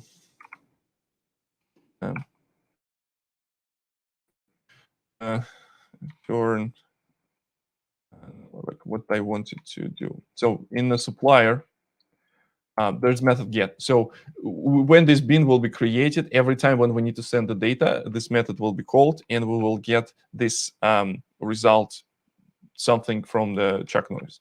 And because it's a message, Spring will be able to handle all serialization for us. So here, all serialization will be handled by this binder. So it will be delegated down to. So now let's run this. And as I promised, I'm not going to do any local host today. I'm going to be running this live. So you will see that data will flowing. And there's a couple things that I need to. So it's actually wrong. It's supposed to be like this, but we don't need this for now. Now, so I'm going to be using Spring Cloud, Confluent Cloud when I will run my Kafka, and I will show you this setup very, very quickly. And the reason why I like this, because it has all the tools, all the UI components that I can use to teach you some of the Kafka stuff. So I have my environment. I want to create a cluster. Standard cluster is OK. I can start begin configuration. I am on the East Coast, so that's why I will use this US East as my location. I will be using Google Cloud because my Kubernetes cluster in Google Cloud, so they need to be closer together. But you can deploy to any environment. My cluster, call it Java Z Spring. Java Z Spring Kafka starting. So if I want to connect my application, there's a tab. I can say generate my cluster API and key. I'll copy this, Java Z demo. But if you are, I can use this because I already have this configuration template. But if you're not sure what to use, we have a configuration template for Spring Boot. So if you're using the Spring Boot, you just go here, copy and paste, and all this configuration will be placed here as well. So that's pretty cool. Probably YAML will be also useful here. All right. So my Bootstrap server. Now I'm putting this guy. My username is this little guy, and my password is this big guy. All right, so what's going to happen here? I will run this application, and I should start seeing that, first of all, new topic called facts will appear in my cluster. So right now, if I go here and say topics, there's nothing. I need to create a topic. I'm not going to do that. I want my application to create this. And some of the configuration that I can use here. So notice here, there's a use native encoding. This is how the Spring Cloud Streams actually delegates using some of the binder configured serialization. So in this particular case, it will delegate serialization of the messages. I'll take the string serializer and turn it into something that Kafka would understand. And that would be it. So let's try this. Let's try to run this again. It is just one function that I add to my application, and this would be this should be enough to start generating some of the test data.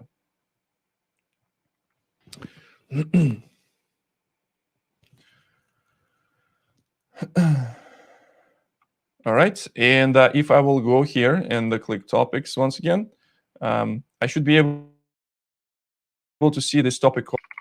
And with the messages in this topic, I should be able to see some of the facts about Chuck Norris, some of the very important facts about him. For example, let's do this one. The class object inherits from Chuck Norris. Chuck Norris keyboard doesn't have control key because nothing controls Chuck Norris. And you know the level. Now you should be able to understand level of profanity that comes from this talk, since we're using this Chuck Norris data for our application. So it's pretty cool that we can do this with just a few strokes. Again, we're going into Spring Cloud Streams, generating this data. Do not forget to put the Spring Cloud Stream dependency here. Apache Kafka and Apache Kafka streams. I noticed that I'm using 2.3.9 as my stable version. I noticed some of the bugs in 2.4 branch, specifically with streams. I didn't have a chance to investigate, but I stick to 2.3.9 for now. That's important, and that's it. So let's talk a little bit about Kafka, just really quickly. So the things with that I start my explanation with this, like the platform, and it gets the data and stuff like that. But important fact here is that Kafka provides some of the interesting. Let me see. Something live demos is always fun to show. Maybe something will appear soon. My data flow. Let me see, data lineage. Maybe it works better. Loading some data. This runs in the cloud, goes from my computer. My stream goes in the cloud. My data goes in the cloud, and something is not right yet. Maybe it takes some time. I'm not gonna wait until this. Now, so we have a producer here. So data is writing down. We do have a consumer that is this GUI where we can get the messages. But what if we want to do and read those messages in our application somehow? I'm getting back to my table that explains all these things. And essentially, if I want to have a Kafka consumer, I need to create a consumer on the Java side of things. So if I go here and say consume Chuck Norris, so what it gives me, system out println.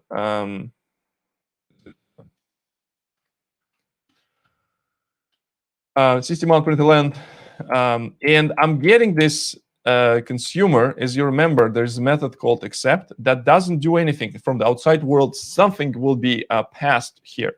So the framework will handle all this transformation, will handle all these things that go inside our Kafka, and after that, we'll find the bean that will be suitable to accept this type of payload. So let's take a look in my configuration. So I will copy a header. So just in case, because I will overwrite this.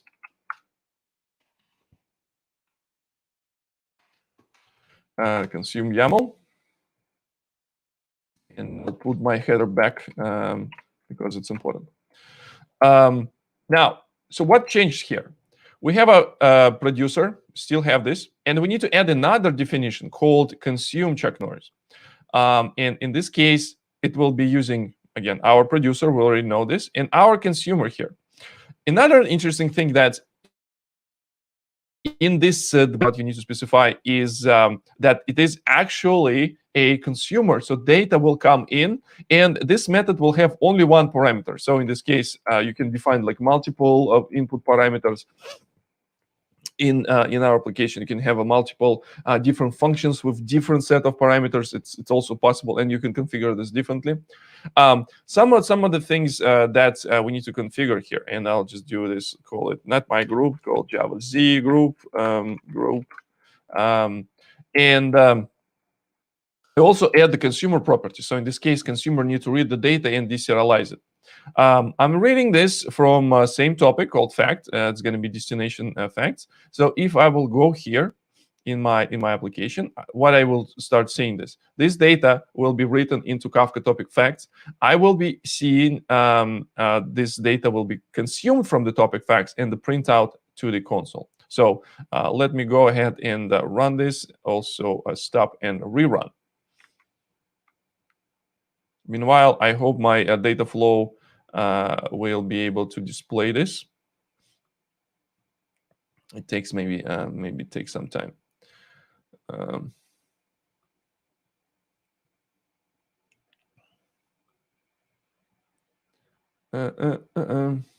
Loading producer data. No, something not yet already. All right, so what is happening here? Now we start seeing that messages go into one topic and messages come from another topic. Here, I am focusing only on the logic. So as a message, my Spring messaging framework message, I can get the payload, I can get some headers. All these headers can be translated into different things. Check notice finished World of Warcraft, for example, right? Now, so what I can see here, I supposed to, let me see, let me do always works with if I'll do sign out and login back, because some of the things are not working for some reasons, and this is embarrassing. This is embarrassing because those are cool things to show and talk about. Leave a tutorial. I don't need this. I know this stuff, and you folks already with me. Even though, like, you can use the tutorial if you are new to this stuff. So now I do have this one consumer group that will be consuming my messages, and this consumer group will have reading all these partitions. So my topic, my let's see, data flow. So in the Kafka world, data is structured inside the topics, and the topic, it's a logical like a union of the things around a like append only files. So I will see my partitions. When I created these partitions with my application, I said I want to use 4 partitions, meaning that those 4 files will be distributed across multiple nodes, and those files will be used to store the data. And 1, 2, and 3, and 4. My producer will be balancing this data because I don't specify any key. So in this case, it will be going round robin and putting this data into different partitions. And my consumer will get everything. Consumer subscribe to the topic, and all the partitions will go into this consumer. And the things that I showed you already with that this consumer already listens all these partitions, and it sees 0 messages behind, meaning that our consumer consumes the same data as with the same rate as data was produced. In some cases, you might have a situation where your consumer can lag behind, but it's not something that very terrible or wrong or things like that. It is something that happens, and you don't need to like freak out about this. It's a normal situation with this type of stuff. So the now the where we are now. Next thing is that we do have some data. We do have some data messages coming here. We can consume this. Now let's process this. So simple possible thing that you can do with your data to process your data is count this data. And in the data system world, word count is the holy grail of the data processing. So we're gonna be why not use this today? Why not show you how you can use these Kafka streams? All right. Now, next thing is that produce. Where's my process words? I'm going to be using this framework called Kafka Streams, and the Kafka Streams provides the provides very let me cast the parameter to do array list. Oops. All right, and yep. So Kafka Streams provides very nice API for doing very similar or like conceptually similar to Java-util streams. With the streams,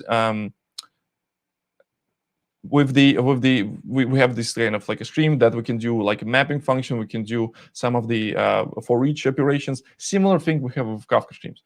But for Spring Cloud Stream integration, we need to have this as a function. So I do have a function here. Why I need to have a function? Because Kafka streams takes data in, doing something with this, and writes data out. So we need to have an input and output. Here it's only input, and here, here is only output, and here is only input. For our consumer is only input, and for our producer is only output. Here is the input and output. As our data, we're getting data from our input stream, and our input stream would be our stream of all the sentences that represent facts about Chuck Norris. I want to parse it, so in this case, I will split this list into a list of words. We will transform this into something that we call a tuple that will include word and occurrence, like Chuck 1, Chuck 1, Chuck 1. That's essentially how the MapReduce works, and the similar pattern used here.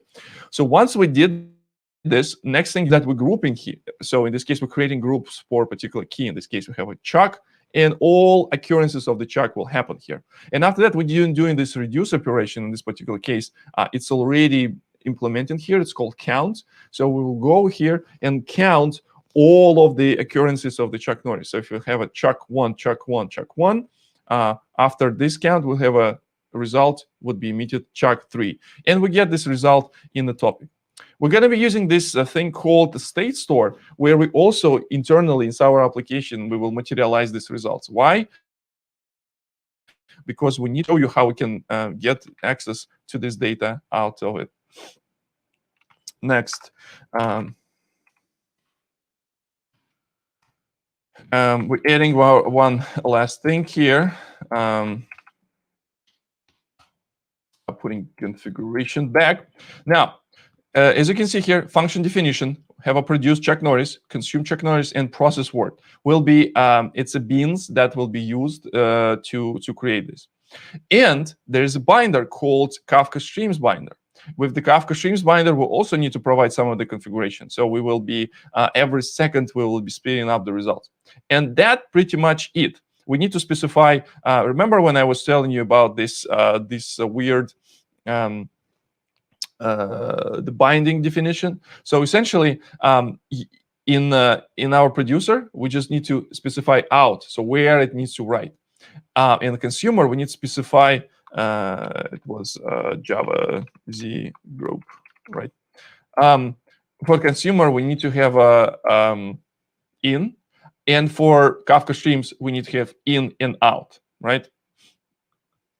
All right, so moment of glory. If this will work right now, I think we're already 60% covered in this presentation.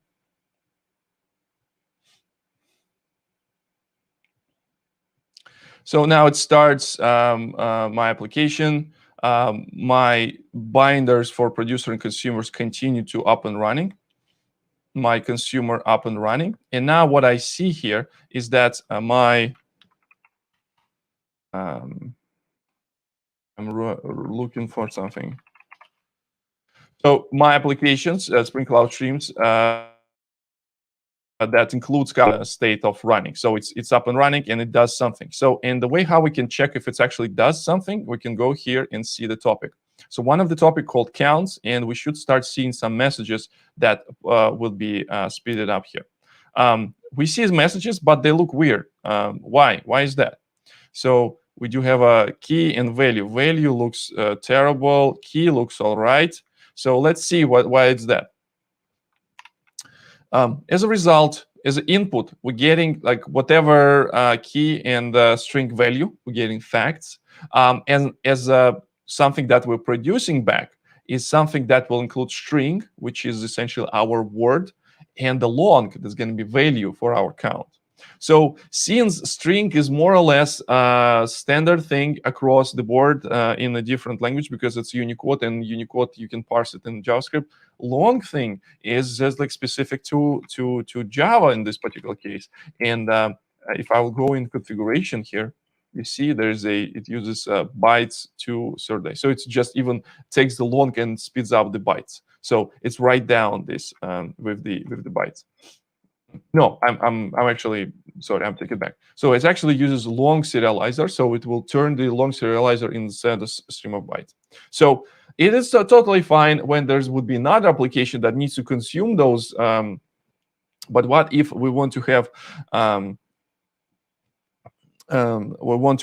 something that related to that will not require anyone interact with Kafka? That's what we're gonna focus on. Now let's see our data flow. Now what happens here? So we do have a facts that our producer generates some data. We do have our Java group that reads data from and spits it out on the console. Now we also have interesting group called check. This is our application that will be processing this data. If I will go here in my application, and my application ID called check noise word count. This is my Kafka Streams application that does this processing. What it do is actually creates the results and writes the results into count. However, it also have a couple interesting things. So if I'll go here and show this in the topics, there's two more topics that I didn't create. It was created by framework called word count, state store change log, and topics, and it has a repartition topic. So this is way how the Kafka Streams provides the fault tolerance. So if the application will go down, some of the local state store data that we already processed will be stored inside the Kafka. This is something that I already talked a little bit about this when I was talking about this picture, specifically picture. So this shared database uses intermediate state store, so we can store intermediate results. But with Kafka Streams, we don't need to do this because we're using Kafka for that matter. We're using Kafka to store this data. So if the application will be restarted in some other place, we will be able to continue to where we left off. Now, the last but not least, I will show you, not the last, but two more things. I will add the REST controller that will be integrate with this Kafka Streams. Spring Cloud Streams provides this very cool bean called interactive query service that allow me to tap into the state store. So I created this thing called word count state store, where I am inside my application. I'm storing intermediate results of my word counting. So before I send something to Kafka, in line sending data to Kafka, it's still available in my application. So I ultimately can expose this through API. So I'm using this interactive query service and saying that every time when I try to hit this URL, please get access to this key value state store and get the result back to me. So I always will be able not only get the streaming result to Kafka, but also get the results in my API call. So what I will do, stop and rerun. And I'll quickly show you how it looks like from perspective of calling things. So I can get the results from just looking inside the topic, say topic counts. I already told you that this is not a very nice way to do because the long is not a platform-independent serialization format and whatnot. So that would be not something that can be easily done. But if I will do something like this, HTTP, it's going to be localhost 8080 /IQ count and say what word we're looking for. No, okay, so the simplest possible is just going to be Chuck. So I'll go to Chuck and I get the current count. That is 1,000 words, which sounds about right because we're running this application for quite some time, and almost every fact has a Chuck Norris in it. So let's use different words, like let's use computer, for example. How many computer? How many times this word computer will appear? So 83. But if I'll try to run the Chuck, number changes very quickly. You see, there was a number before, and that was number now. So all this data available in Kafka and available in my application to expose this application to outside world. Well, so cool. Now everything is runs on my laptop. It's super cool, super nice. But we want to do some of the production ready. So this is where we go into Kubernetes world. Why we go into Kubernetes world? I like it personally because it's just simplifies multiple things for me. I am a Java developer. I was raised with this idea that build once and run everywhere. But actually, it was not Java. It was actually containers that ultimately bring this idea to life. So that's why all my application, I'm trying to containerize it. I'm trying to run this in a containerized environment, because if I need to share this with someone, I don't want them to reproduce all my infrastructure in their computers. If I will create the container for them, they will be able to run this. Now, so let's deploy this application to Kubernetes as was promised. I'm going to be using the scaffold tool called, write down in the comments if you do know this scaffold.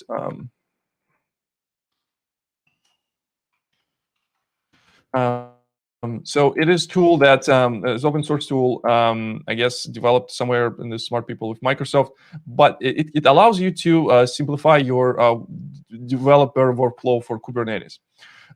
It has a couple things. So first of all, it can build my image, so I don't need to build this myself. So I started using Scaffold even before the Spring Boot introduced some of the cool build image type of functionality that can generate the build pack based image. So I'm going to be opt out from the Spring Boot here today. But on my channel, in the Confluent channel, I actually show the both approaches.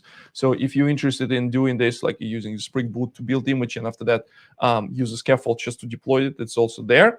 I'm using build pack. So build pack, it is a opinionated set of why I am talking. Let me do this because it says sometime deploy. And I will deploy this in Kubernetes. You can do scaffold run. Let's do this run. Build and run. And that is going to be my Kubernetes cluster will be running here, so we will be able to see what is going on in the real life. So now it will be building. So the build packs. Build packs is the opinionated way how set of build steps that will be involved here. So, for example, there's a build pack that knows this is Java application, that knows this is Spring application, so it needs to bring the appropriate version of JVM inside the image, know how to layer properly all these libraries in your application, so far and so on. Next thing, that it also can deploy my application. Scaffold can deploy application using just Kubernetes manifests. So I'm going here, and I also need to put my secrets Bootstrap server that I have from this Confluent thing. I need to put this similar thing as we did in my demo, and it's also going to be Java Z group. So it will be same thing that we're doing here. So what it will do, it create a secret in the Kubernetes that will include my configuration file. And inside my deployment, that will take my image and push it here. It will use the Spring capability to externalize our application config. So this application config will be taken from the secret, and the secret will be mount into this application as the volume mount here. Another thing is that we're also integrating with the Spring Boot that allows me to expose some of the health indicators that Kubernetes can check and see, like if the pod is healthy and everything is fine. As you can see right now, so what I did, my build pack was able to build the image, and right now it is pushing it. There's a lot of things going on here because I'm pushing my live stream to a YouTube channel. While doing this, I will take a look on some comments that we might have in our here. Why do I hate YAML? YAML is terrible. I hate every possible language that use indentation as a scope definition, like brackets all the way, like the squiggly brackets, all top brackets. I hate Python for that matter because it requires me to deal with this indentation. I'm not even gonna start explaining myself here. All right, so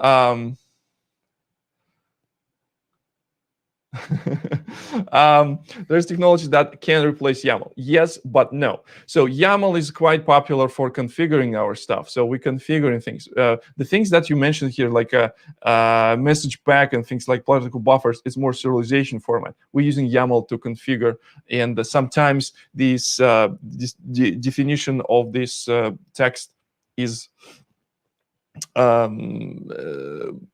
so YAML, there's a valid ways how you can use YAML. I also dabble that Hokon is awesome. I never thought I would say this. People who knows me, I hate all things that coming from Scala as well. Well, hate is very strong word. I despise it. But type safe configuration and the support of Hokon is awesome. It's amazing. It's amazing.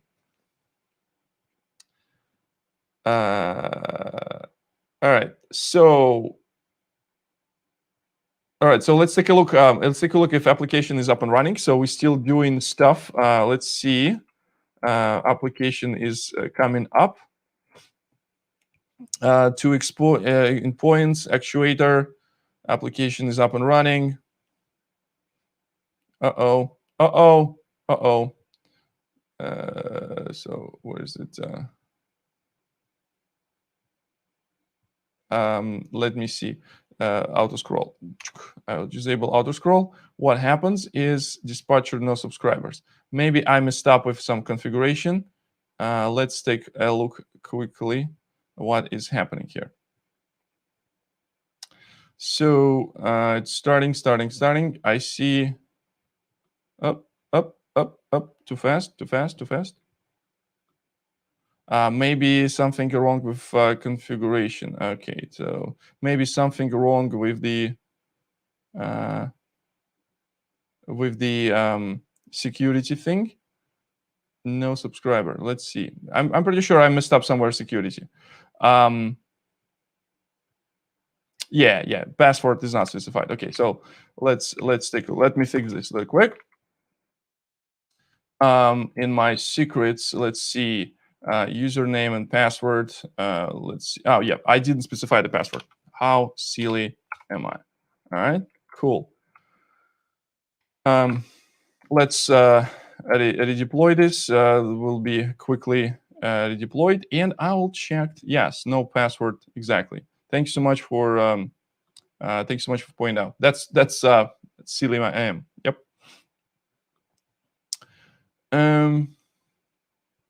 All right, so let's take a look. Is there a possibility to produce non-stream but the single event to Kafka? So the question from Alexander, it's a fantastic question. Alexander, I have answer for you. So if you go to, if we go into, there's a YouTube channel, YouTube channel/Confluent. And in this YouTube channel, you can find a playlist called live streams. And one of the live streams actually spent some time to explaining all these questions that people might have about Spring Cloud Stream. And specifically, when I was talking about this, I explained how you can use the concept called a stream bridge to produce message from either from REST endpoint or produce message just from wherever you want. Or you want to produce single message. So there's essentially, integration with Reactor framework. And instead of creating the message as a result of the consumer, you create the mono from this message. And the mono will be only used once, so you will get only one message. Everything is explained here. You can go and check this out. I'll try to paste the link here. You can watch me doing this and explaining this stuff here. Thanks for your question, though. That was awesome. So I haven't figured out why it is actually rebuilding every time. So I assume that maybe something to do with the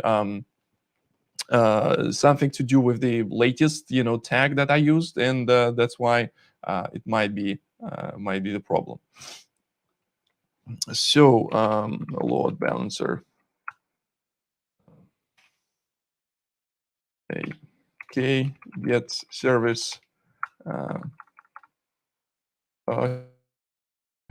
Have a load balance, and so what I will do, it's my external API. So let's see if my HTTP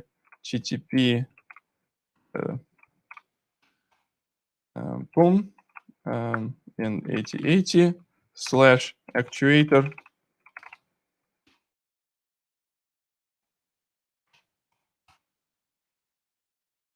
And let's see if my application able to respond to this health check.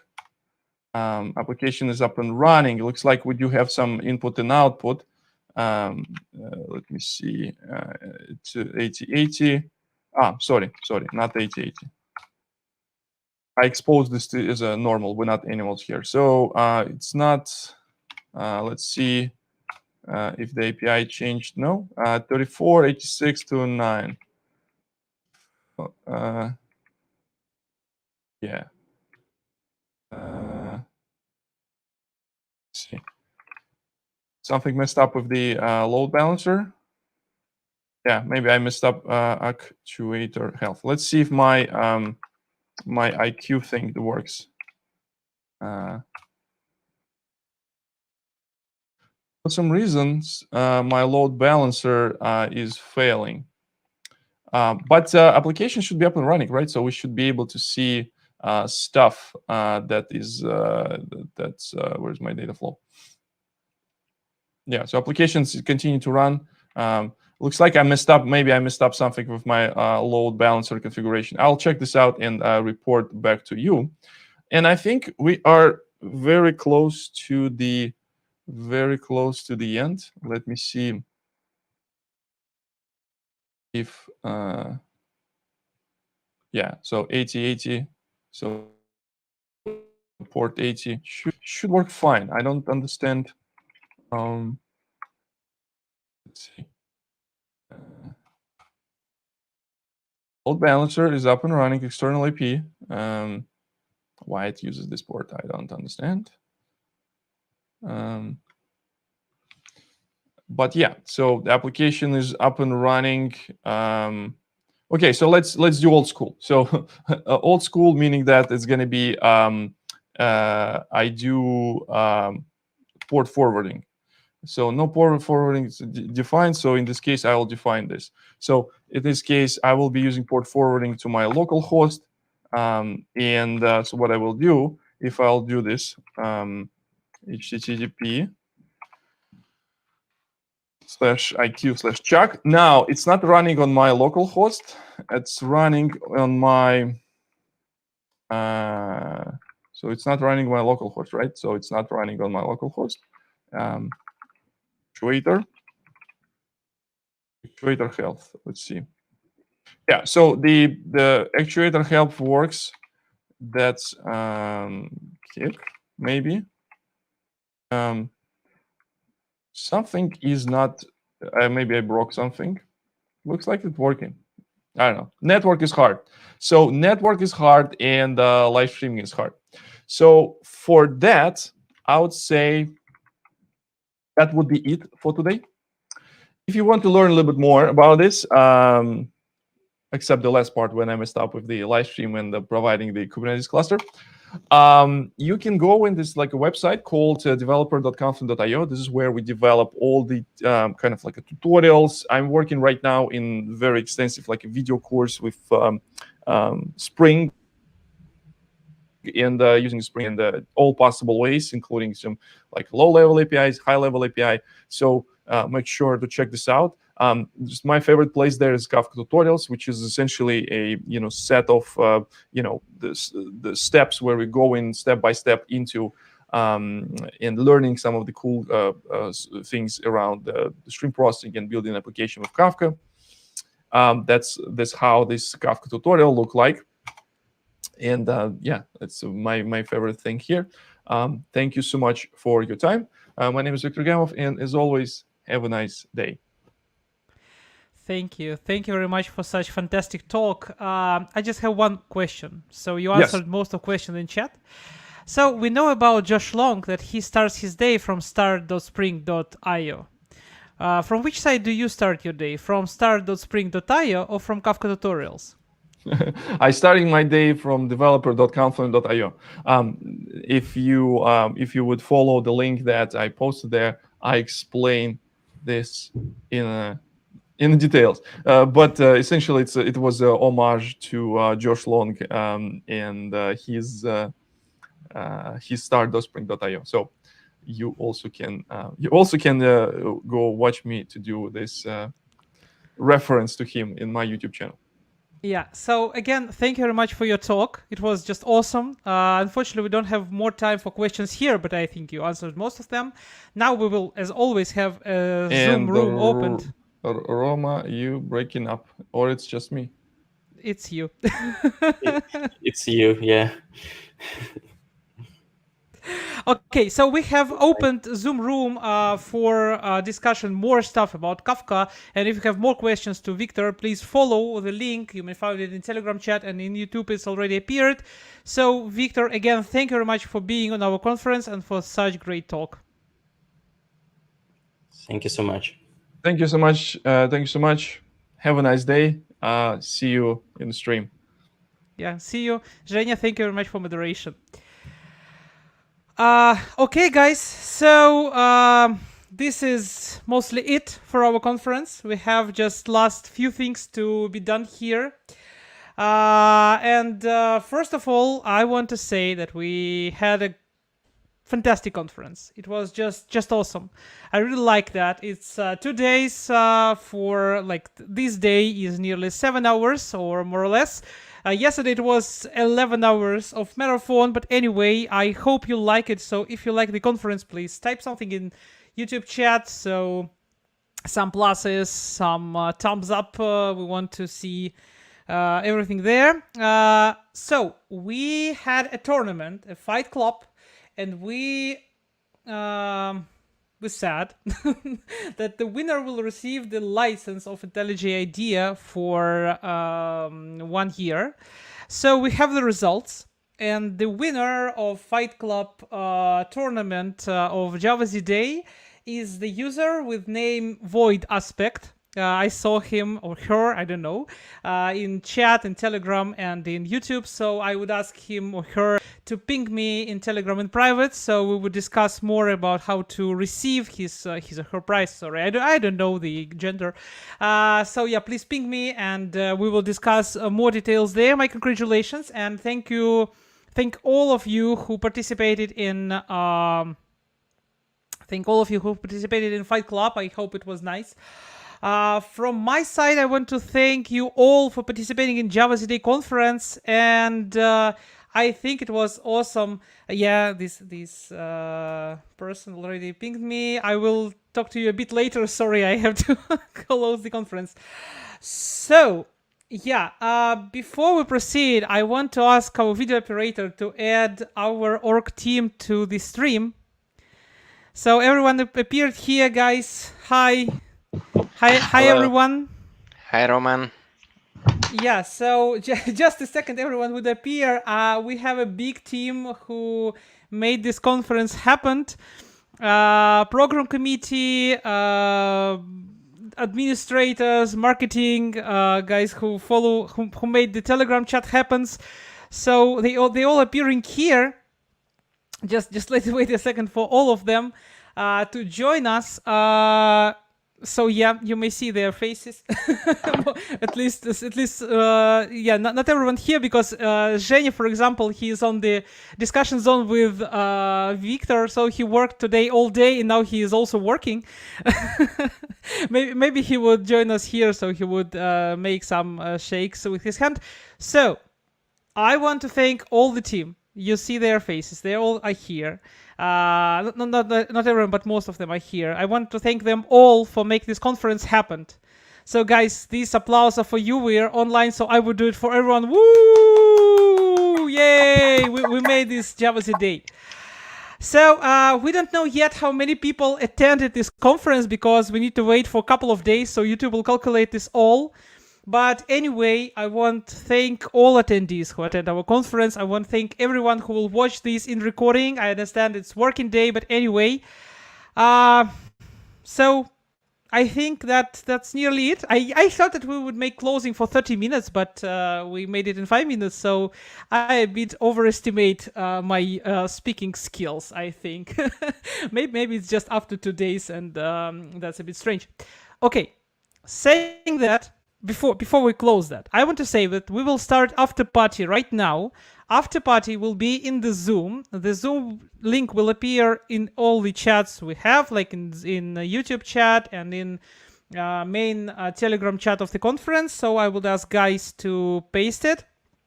So now we have guys who should do this. I hope they will do it shortly. So please join us in Zoom. And there we would have mini movie night. It's a fun tournament where you would be able to win and one more IntelliJ IDEA license. So join us there. Yeah. So just couple seconds. I would seems I need to help a bit. So here's the link. Copy it. The party again here, paste it. Okay, now we have after party.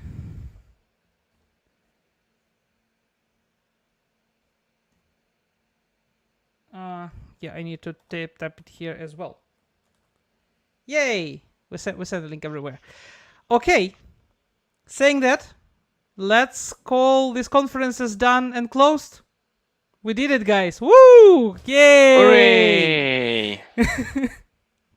Okay, thank everyone who watched this. Thank you everyone for your time. Thank dear guys who are here for make this conference happen. And see you all in after party.